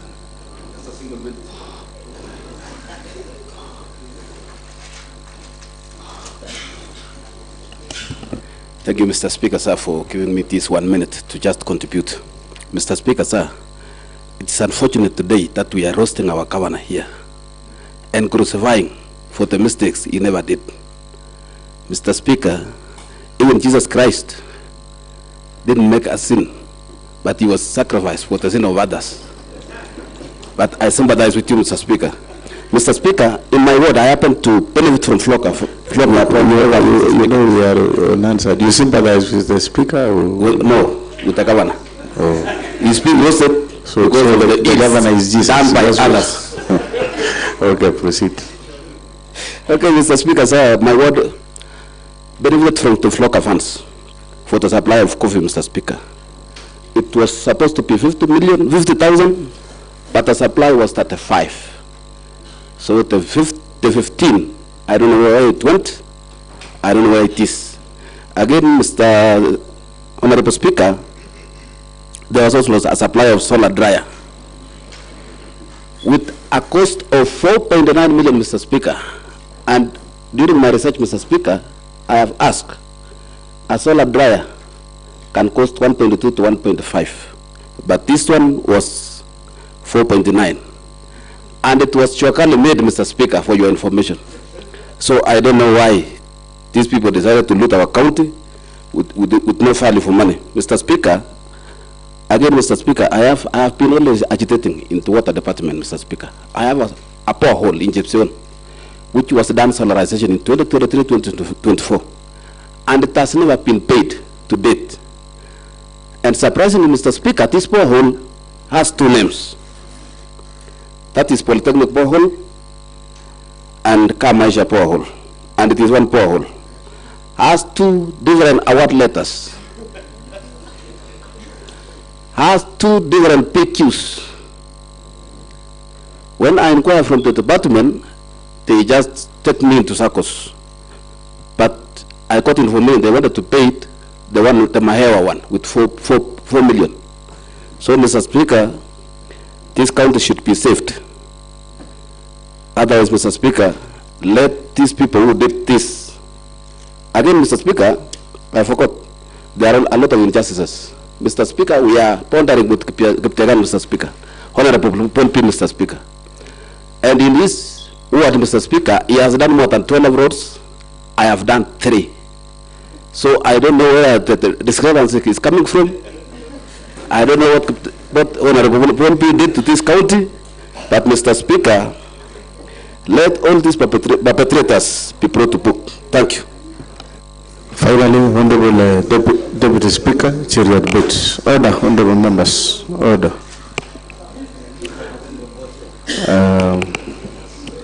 Thank you very much, Mr. Speaker, for giving me this opportunity. And of course, Mr. Speaker, the great people of Ainamoi, Mr. Speaker. Mr. Speaker, I rise, of course, Mr. Speaker, to support the motion by the Honorable Rogon, Mr. Speaker. Mr. Speaker, I do not want to repeat what the other members have said, Mr. Speaker, but I just want to say that, Your Excellency, I just want to begin by saying this, Mr. Speaker, that when I was, selected as one of the ad hoc committee members on fictitious payment, Mr. Speaker, I did a post in my Facebook page, Mr. Speaker. I gave an analogy of a crocodile an alligator, Mr. Speaker, that when an alligator comes out of water, Mr. Speaker, and tells you that the crocodile is sick, will you doubt his story? Nonetheless, we are on our way to the waters to confirm whether the crocodile is sick or safe and sound. If we find that the crocodile is safe and sound, the alligator is in big trouble. That is what I posted during the initial, when I was instructed in that ad hoc committee, Mr. Speaker. Mr. Speaker, when the report was tabled, Mr. Speaker, I did another post in my Facebook page that the crocodile is very, very, very sick, Mr. Speaker, because of the findings of the ad hoc report, Mr. Speaker. And in that, Mr. Speaker, probably, maybe the governor, misquoted me, Mr. Speaker. I know he's a linguist, and of course a doctor of literature, Mr. Speaker. It was just an analogy. The crocodile is in, the alligator is the deputy governor who was the whistleblower, Mr. Speaker. So I was not calling the governor the crocodile. It was just but a figurative. And you understand very more than me. He has a PhD, Mr. Speaker. And allow me, Mr. Speaker, to congratulate the Honorable Engineer Ezron because he graduated with first-class honors the other day from Mount Kenya University, Mr. Speaker, in leadership and public administration, Mr. Speaker. Mr. Speaker, before I forget, I also want to congratulate the Honorable Isma. I saw that he was posted by the Polytech as the best performing nominated member of the County Assembly in Kenya, Mr. Speaker. It's because of the social work that he does to his people of Kapugurwet, and we wish him well, Mr. Speaker. Mr. Speaker, when the report came, Mr. Speaker, that is exactly what I posted, Mr. Speaker. And somehow the governor took offense. Mr. Speaker, he went ahead and, gave a presser, Mr. Speaker, at around 6. But I was expecting that he's going to respond to the 85 million that was there in the report, Mr. Speaker. But unfortunately, Mr. Speaker, he attacked the other committee's members. And more importantly, Mr. Speaker, he even mentioned my name and yours, Mr. Speaker, as we are chief contractors, Mr. Speaker. And Mr. Speaker, I am a son of a pastor, Mr. Speaker. So I forgive the governor because he is very aware that I am not a contractor. I have never done any contract in this county. For the 13 years, Mr. Speaker, I have the benefit of being the longest serving members of the county assembly. I have seen people coming and going, Mr. Speaker. And I'm yet to see very many this coming election, Mr. Speaker. Mr. Speaker, I know the governor, I do not victimize him because he was under duress, under pressure, because I heard there are a lot of people at the background shouting, yes. So, that is politics, Mr. Speaker. But I want the governor, if he gets an opportunity, Mr. Speaker, to do a background check or who is the contractor. 2 months ago, we went with the governor to the same facility, Mr. Speaker, and the contractor was there, Mr. Speaker. In fact, I was very tough on the contractor because he hasn't finished work, Mr. Speaker. The reason he was saying is that he has raised a lot of, certificates of payment, but the county has not honored payment of those certificates, Mr. Speaker. Therefore, he left side, Mr. Speaker. So, the work there, the governor is here, Mr. Speaker, is 95% done. Contractor paid 50%. Mr. Speaker, when you come to the county referral, we have an oncology that we funded with 340 million. 86 million already paid. Nothing has been done in the county referral oncology, Mr. Speaker. Go to Societe, Mr. Speaker. Just foundation, 33 million paid. Just for foundation, Mr. Speaker. So, Mr. Speaker, what I'm saying, Mr. Speaker, is I was waiting for His Excellency the Governor, with all due respect, Mr. Speaker, probably to say that, I have just, in fact, he was telling you, received the report of the ad hoc, and the members of the ad hoc, all of them are contractors, but I understand it was past 5. Past 5, Mr. Speaker, you can never know where someone goes after 5, Mr. Speaker. So I gave the governor the benefit of doubt, and I have forgiven him, Mr. Speaker. If he gets an opportunity, probably, Mr. Speaker, he will expound on that. And when you want to get to know the contractor, you search for the CR12 of the company. It will tell you who the contractor is, who the directors of the company is, Mr. Speaker. And that will tell the people of Kericho and the people of Inamoi that probably personally I have never done contract, Mr. Speaker. And I'm the long-serving member of the county assembly, Mr. Speaker. But then probably after, in my next life, Mr. Speaker, probably I'll be a contractor, but not now, Mr. Speaker, because I know of the consequences of the conflict of interest. Mr. Speaker, we sat here, Mr. Speaker, and we gave a very good report. Report as it is, Mr. Speaker. I was part of the members of the ad hoc committee, Mr. Speaker. When I was seated here, Mr. Speaker, when we are looking at these cooperatives that were supplied to these raw materials, Mr. Speaker, in fact, I was surprised that one of the cooperative societies that was supplied, but it was not under investigation. In fact, the CEO was telling me that Kericho Dairies is one of the beneficiaries, and I never knew. I went back there, and I called the director. He told me we received for Kericho Dairies in November last year, Mr. Speaker, but payment was done on February, Mr. Speaker. So the member representing the great people of Kapsaos, a very good friend of mine, Mr. Speaker, I remember I campaigned for him. I almost lost my life, Mr. Speaker, when I was campaigning for the Honorable Paul B, because I was involved in a road accident in Brook. 2 a.m. at night, Mr. Speaker. We went to his Toroy Tang. Toroy Tang will always be on the news for the remainder of this time, Mr. Speaker, until they receive their full. Mr. Speaker, someone is writing to me. In fact, they are showing me pictures of the same society. I didn't go to Cap's house because I'm a member of the county assembly. I just went there because I was a member of the ADOC. And I wanted to assist the people of Inamoy. Mr. Speaker, if the Honorable Paul B fails, Mr. Speaker, even the people of Cap's house will ask me, where were you at your campaign? Seriously. In fact, my vehicle was towed at Cap's house center, Mr. Speaker, trying to save the Honorable Member, Mr. Speaker. But I'm very happy because he is now here, Mr. Speaker. He will defend himself probably in the next election. But, Mr. Speaker, I went there. One, I was a member of the ADO committee. What we found there, Mr. Speaker, I think the right time, Mr. Speaker, is a crime scene. Because one, I heard one of the honorable members here saying that the lightning will not visit a family twice, Mr. Speaker. This right time has been visited twice by the calamities, Mr. Speaker. One, Mr. Speaker, is these raw materials. Mr. Speaker, you know it pains. They did payment on 4th February. 4th February. 4th February of this year, Mr. Speaker, they did payment. On, Mr. Speaker, on 26th of July, they supplied the first consignment to that factory, Mr. Speaker. That society, Mr. Speaker. And you want us to clap and say that I'm not a member of Cap's house? We need to talk, Mr. Speaker. Here is the delivery, Mr. Speaker. This is on 26th July 2025. After the formation of the ADO committee, they rushed there, they supplied. The Honorable Paul B, when we were continuing with the ADO report, came and told me, Mr. Speaker, don't say a lot of things because I'm in charge of the ground now. They are trying to do their level best, Mr. Speaker. I told him, yes, that is what we want. But you know, Mr. Speaker, money was paid before delivery of services. Katwa Kigen, from where you come from, I do not know which county do you come from. But I am very sure that whatever takes place here will never take place in your county. For all, you know, I respect senior counsel. So in fact, if there is a place that is a crime scene, it's the right time. That is why we will keep on repeating. When you go to the 9 million, we visited there, Mr. Speaker, and sometimes the flock are funded, you know, in that society, Mr. Speaker. 9 million. What, in fact, the Honorable Amos Birir, when he was contributing to the report, he was trending, Mr. Speaker, in social media because he was saying, you need to slap fast the cooler there, Mr. Speaker, for it to work.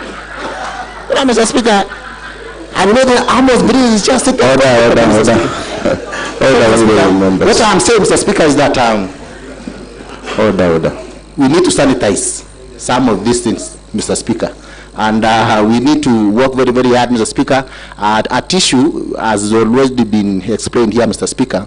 And you know, Katwa, it is very difficult to defend, especially. These are facts. We start here, Katwa. If you get an opportunity during your free time, just follow the proceedings of the County Assembly ADO Committee. You will get a lot of facts from there. That probably will assist you. If the governor, you know, if the governor does not make it here, it will assist you to defend him in Senate. How I wish that, you know, if it doesn't make it here, because we are going to vote, I don't know the outcome of the vote. I don't want to preempt. But then, these are money that, when we talk of some of these things, we visited most of these societies. We went there. In fact, the Honorable Chair for Water has explained everything. We went to each and every society, Mr. Speaker. And we found out some of these things were not even done, Mr. Speaker, and money was paid. So what I'm just saying, Mr. Speaker, is that why the governor is here, Mr. Speaker, is just because of Section 30, subsection 3F of the Constitution, Mr. Speaker, that the responsibility lies at the governor. Otherwise, Mr. Speaker, the reason why he's here, Mr. Speaker, is because all these other things rotate around his government, Mr. Speaker. The Londiani report, the accident report, Mr. Speaker, nothing was done. In fact, it was the county assembly who intervened until we impeached the former county secretary, Mr. Speaker. Other officers are still in office, Mr. Speaker. Kassim Mitaani, that was chaired by the same, Paul B, Mr. Speaker, gave us a very good report, Mr. Speaker. Table that report here. Nothing has been done. This is now the third, ad hoc that we're handling here, Mr. Speaker. It is very, Mr. Speaker, I just want to say that I support this report. It is not out of malice. In fact, His Excellency is a very good friend of mine. That is why you were saying here that Cheriot, he's a very close friend of mine. But then when some of these things are happening, Mr. Speaker, where is the governor when some of these things are happening? He's the father of this county, Mr. Speaker. Others, Mr. Speaker, I do not want to say much. I support this report. The issue of tissue, it was well explained, Katwa, it is 1.7 shillings per tissue. Where on earth can you get that tissue? It is not there. And the facts are stubborn. We have the report. 40 bales times the 40 pieces that you say is inside. Take your calculator. Just do the maths. Then you divide by 27.50. You get 1 shillings, probably, and 70-something cents. Where on earth can you get such a thing, Mr. Speaker? So what the CEO gave us is what we were using. And that is the true picture, Mr. Speaker. Otherwise, Mr. Speaker, I suppose this report, Mr. Speaker, and I want to urge the honorable members that this is a very good report, that we need all of us, Mr. Speaker, to support this report. I have gone to each and every, supermarket in this town, Mr. Speaker. I think there is one here that I've gone to each and every supermarket trying to get this tissue, because this must be a very expensive tissue that does massage after the work that is supposed to be done with that. But there is no tissue in this town that cost this much. The Honorable Martin Cheriot can attest, because he owns a supermarket here in town, Mr. Speaker. I don't know whether he's the supplier or not, but there is no tissue that costs this much in this county, Mr. Speaker. I'm not saying he's the supplier. I'm saying he has a supermarket. But I don't know how can you get a tissue of this much, Mr. Speaker. Thank you very much, and I support the report. All right, thank you, Honorable Cheriot, the Deputy Speaker. Honorable members, before I call upon the mover to reply to the debate, Standing Order number 7053 provides that when the Speaker is satisfied that the motion has been adequately debated, the Speaker shall call upon the person who is being removed from office to answer to the issues raised in the debate, and thereafter call upon the mover of the motion to reply. Before I call the Governor, which I believe, I don't know whether it will be the Katwa will probably make the final submissions. Honorable members, this is a debate that we are discussing to remove the governor by impeachment, and Honorable Fancy, of course, did violate our Standing Order number 115 on that is 115, not 114, it's 115. 115F deliberately gives false information to the Assembly. But using Standing Order number 1 in the spirit of fairness, I will direct that the Sergeant at Arm to ensure that Fancy is back, so that when the time comes for voting, she is not victimized. She exercises her right to vote. Secondly, that matter will now be handled by the Powers and Privileges Committee. So, Clerk, please note that, so that to be in order. So, honorable members, I therefore call upon the Governor, that is through Katwa, to make final submissions. As the Sergeant at Arm ensure that Honorable Fancy is back to the House.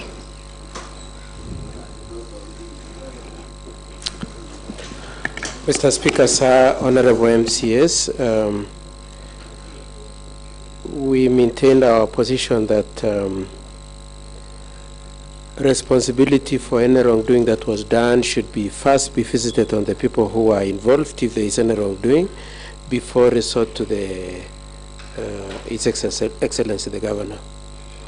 The second one I wish to say is in respect to a number of members of the County Assembly have gone back multiple times to the issue of the retired CECs and CEOs, and especially on the issue of CECs. If it were to be the case, as is being argued here in support of the impeachment, if it were to be the case that there was any impropriety in changing the CECs, I would pray that the Assembly also takes their share, because the replacement of each of those CECs came here. And so if you have any grievance about the replacement of those CECs, please share that responsibility with the governor and drop it from the gamut of the motion to retire the governor. There was the argument by Majority Leader that the report was unanimously voted for. We have looked at the report, and it is clear that the report was providing for the governor to act. And so I think nothing turns on the point that indeed the report was voted for unanimously. The unanimity was in giving the governor an opportunity to act. Many waheshimiwas have made reference to Kassim Mtaani and Londiani. It remains our position that, having been canvassed in the previous impeachment of September 2024, it is not a proper subject for consideration in this impeachment. However, Mr. Speaker, sir, if it were to be the case that you really must entertain it as part of these proceedings, which we protest to, if it must be, we pray that you see our submissions on it. We have relied on the previous statements and documents that we had relied on in the previous defense we did. And again, we reiterate our objection to the reintroduction of the same. I am surprised that amongst the people who are supporting the reintroduction of Kassim Mtaani and Londiani is Honorable Matthew, who had found it to have no merit in the previous impeachment proceedings.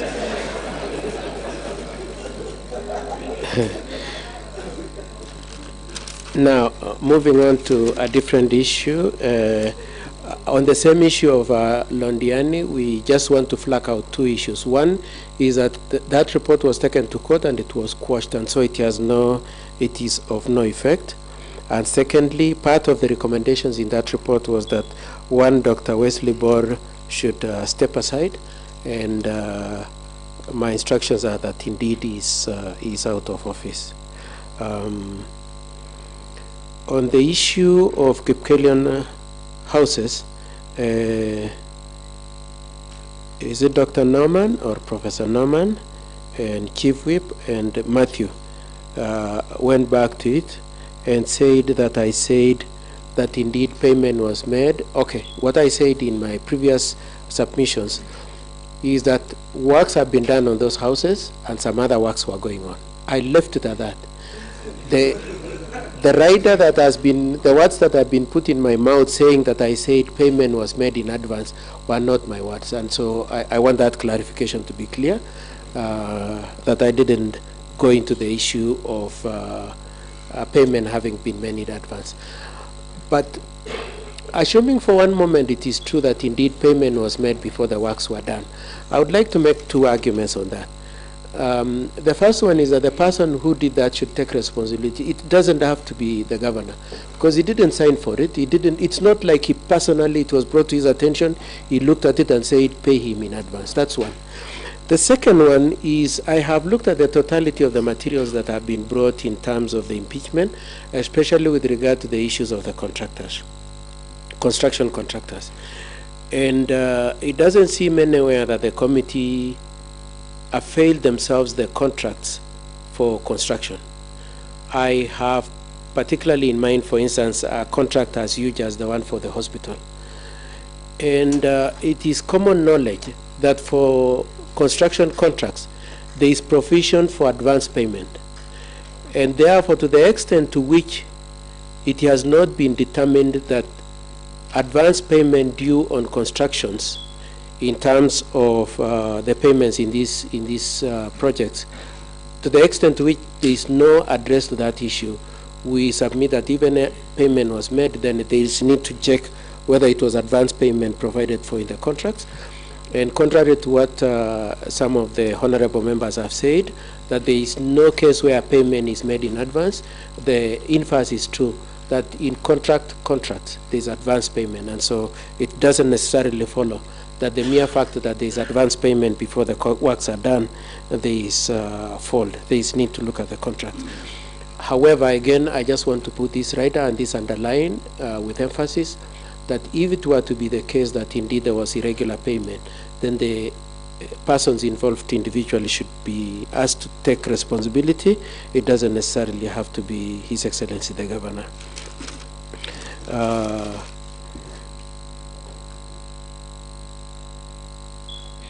On the issue of the SACCOs, I just want to emphasize that my point is this, that the nature of the donor funding requirements are two in respect to this issue of the SACCO funding.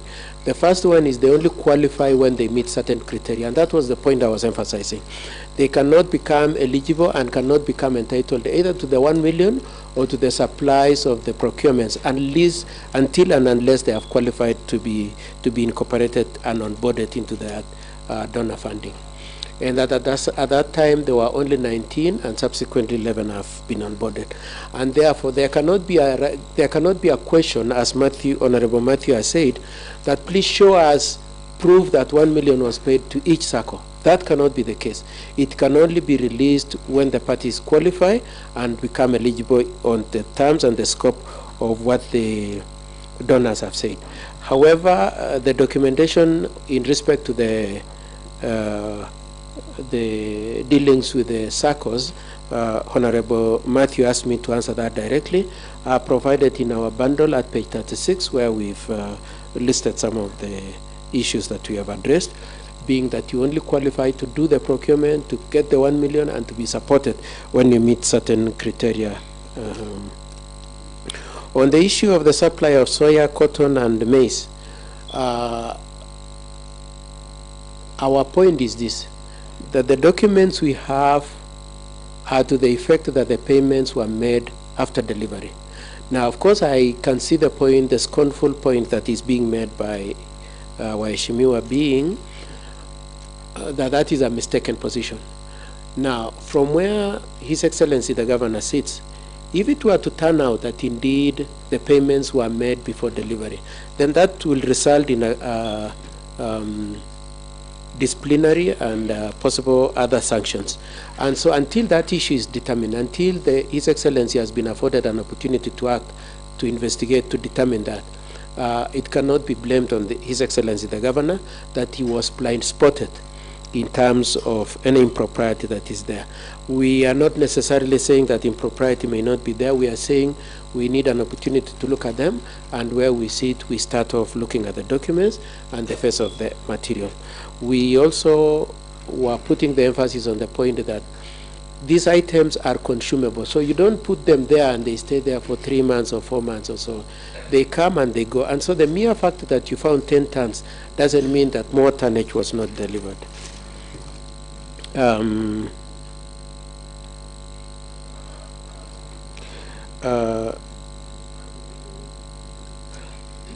There is multiple call on His Excellency why he didn't answer the question of fictitious payments of 85 million or 86 million. And the point we've been trying to make, and which we are making, and which we hope we've made, is that indeed, as far as we are concerned, there was value for money in respect to that amount. However, if it were to be found that some aspects of that 86 million value was not obtained, then that is an issue we will address given an opportunity. I know that some members raised issues of bamboo, issues of the roads, and Mr. Speaker, sir, I pray that those be excluded. We do not have notice of intention to address issues of bamboo, issues of roads that were discussed by, amongst others, Moses Rotich and Peter Kemboy, who kept complaining about some other MCA getting 12 roads, him getting 3 roads. If we had notice of that, we would have responded. But if the general point that is being made is that it is skewed, our position is that it is not true, it is not skewed. We tried as much as possible to be balanced, and some of these programs are running up to 2027, and if you really want to complain that they were skewed, it is skewed, then you should wait to the year 2027 and then raise them if it will not have covered. But I have used about 15, so I would like to spare 1 or 2 minutes for His Excellency to say something. Order, members, order, we want to... Before we go there, Mr. Speaker, so I just wanted to make one point. Mheshimiwa, my friend Tarimbo, I keep missing his name. Paul Chirchir said that he has received messages from the 18 that they will vote in support of the impeachment. As far as we are concerned, none of them have sent any message like that. Is the apostle of the proposition that somebody must give supporting material to that. He has not shown us who, he has not shown us any material. However, if it were to be, if that point is to be made to, if that point is to be taken to its full meaning, it is our argument that he is part of the scheme to manipulate the vote that is coming. That's all I wish to say. All right, thank you. Whatever point has been made, His Excellency the Governor, kindly 5 minutes, please.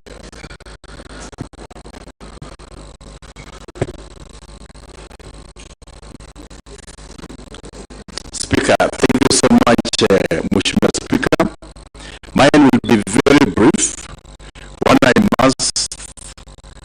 think Mheshimiwa Speaker has been good listening to debates. And one thing, while debates were ongoing here, I reckon that probably another space of time, perhaps I would have been in Parliament, because I've really enjoyed the debates here. I want to thank the members who have contributed. The insights that they have shared with us are valuable to us as government. We really want to appreciate. I am reminded this afternoon of the great words of Raskolnikov in Crime and Punishment. Before he murdered Alyona, an old pawn driven by passion and the excitement of killing for killing's sake, and the passion of murder. After murdering Alyona, an old pawn of 85 years, Lizafeta walked around him, and because the adrenaline of murder has been awoken in Raskolnikov in the same living space, she proceeded to kill the 13-year-old girl. When asked why she killed the old woman, she said, "I've simply killed a louse and stumbled upon a louse." But it was being driven by the passion for murder and the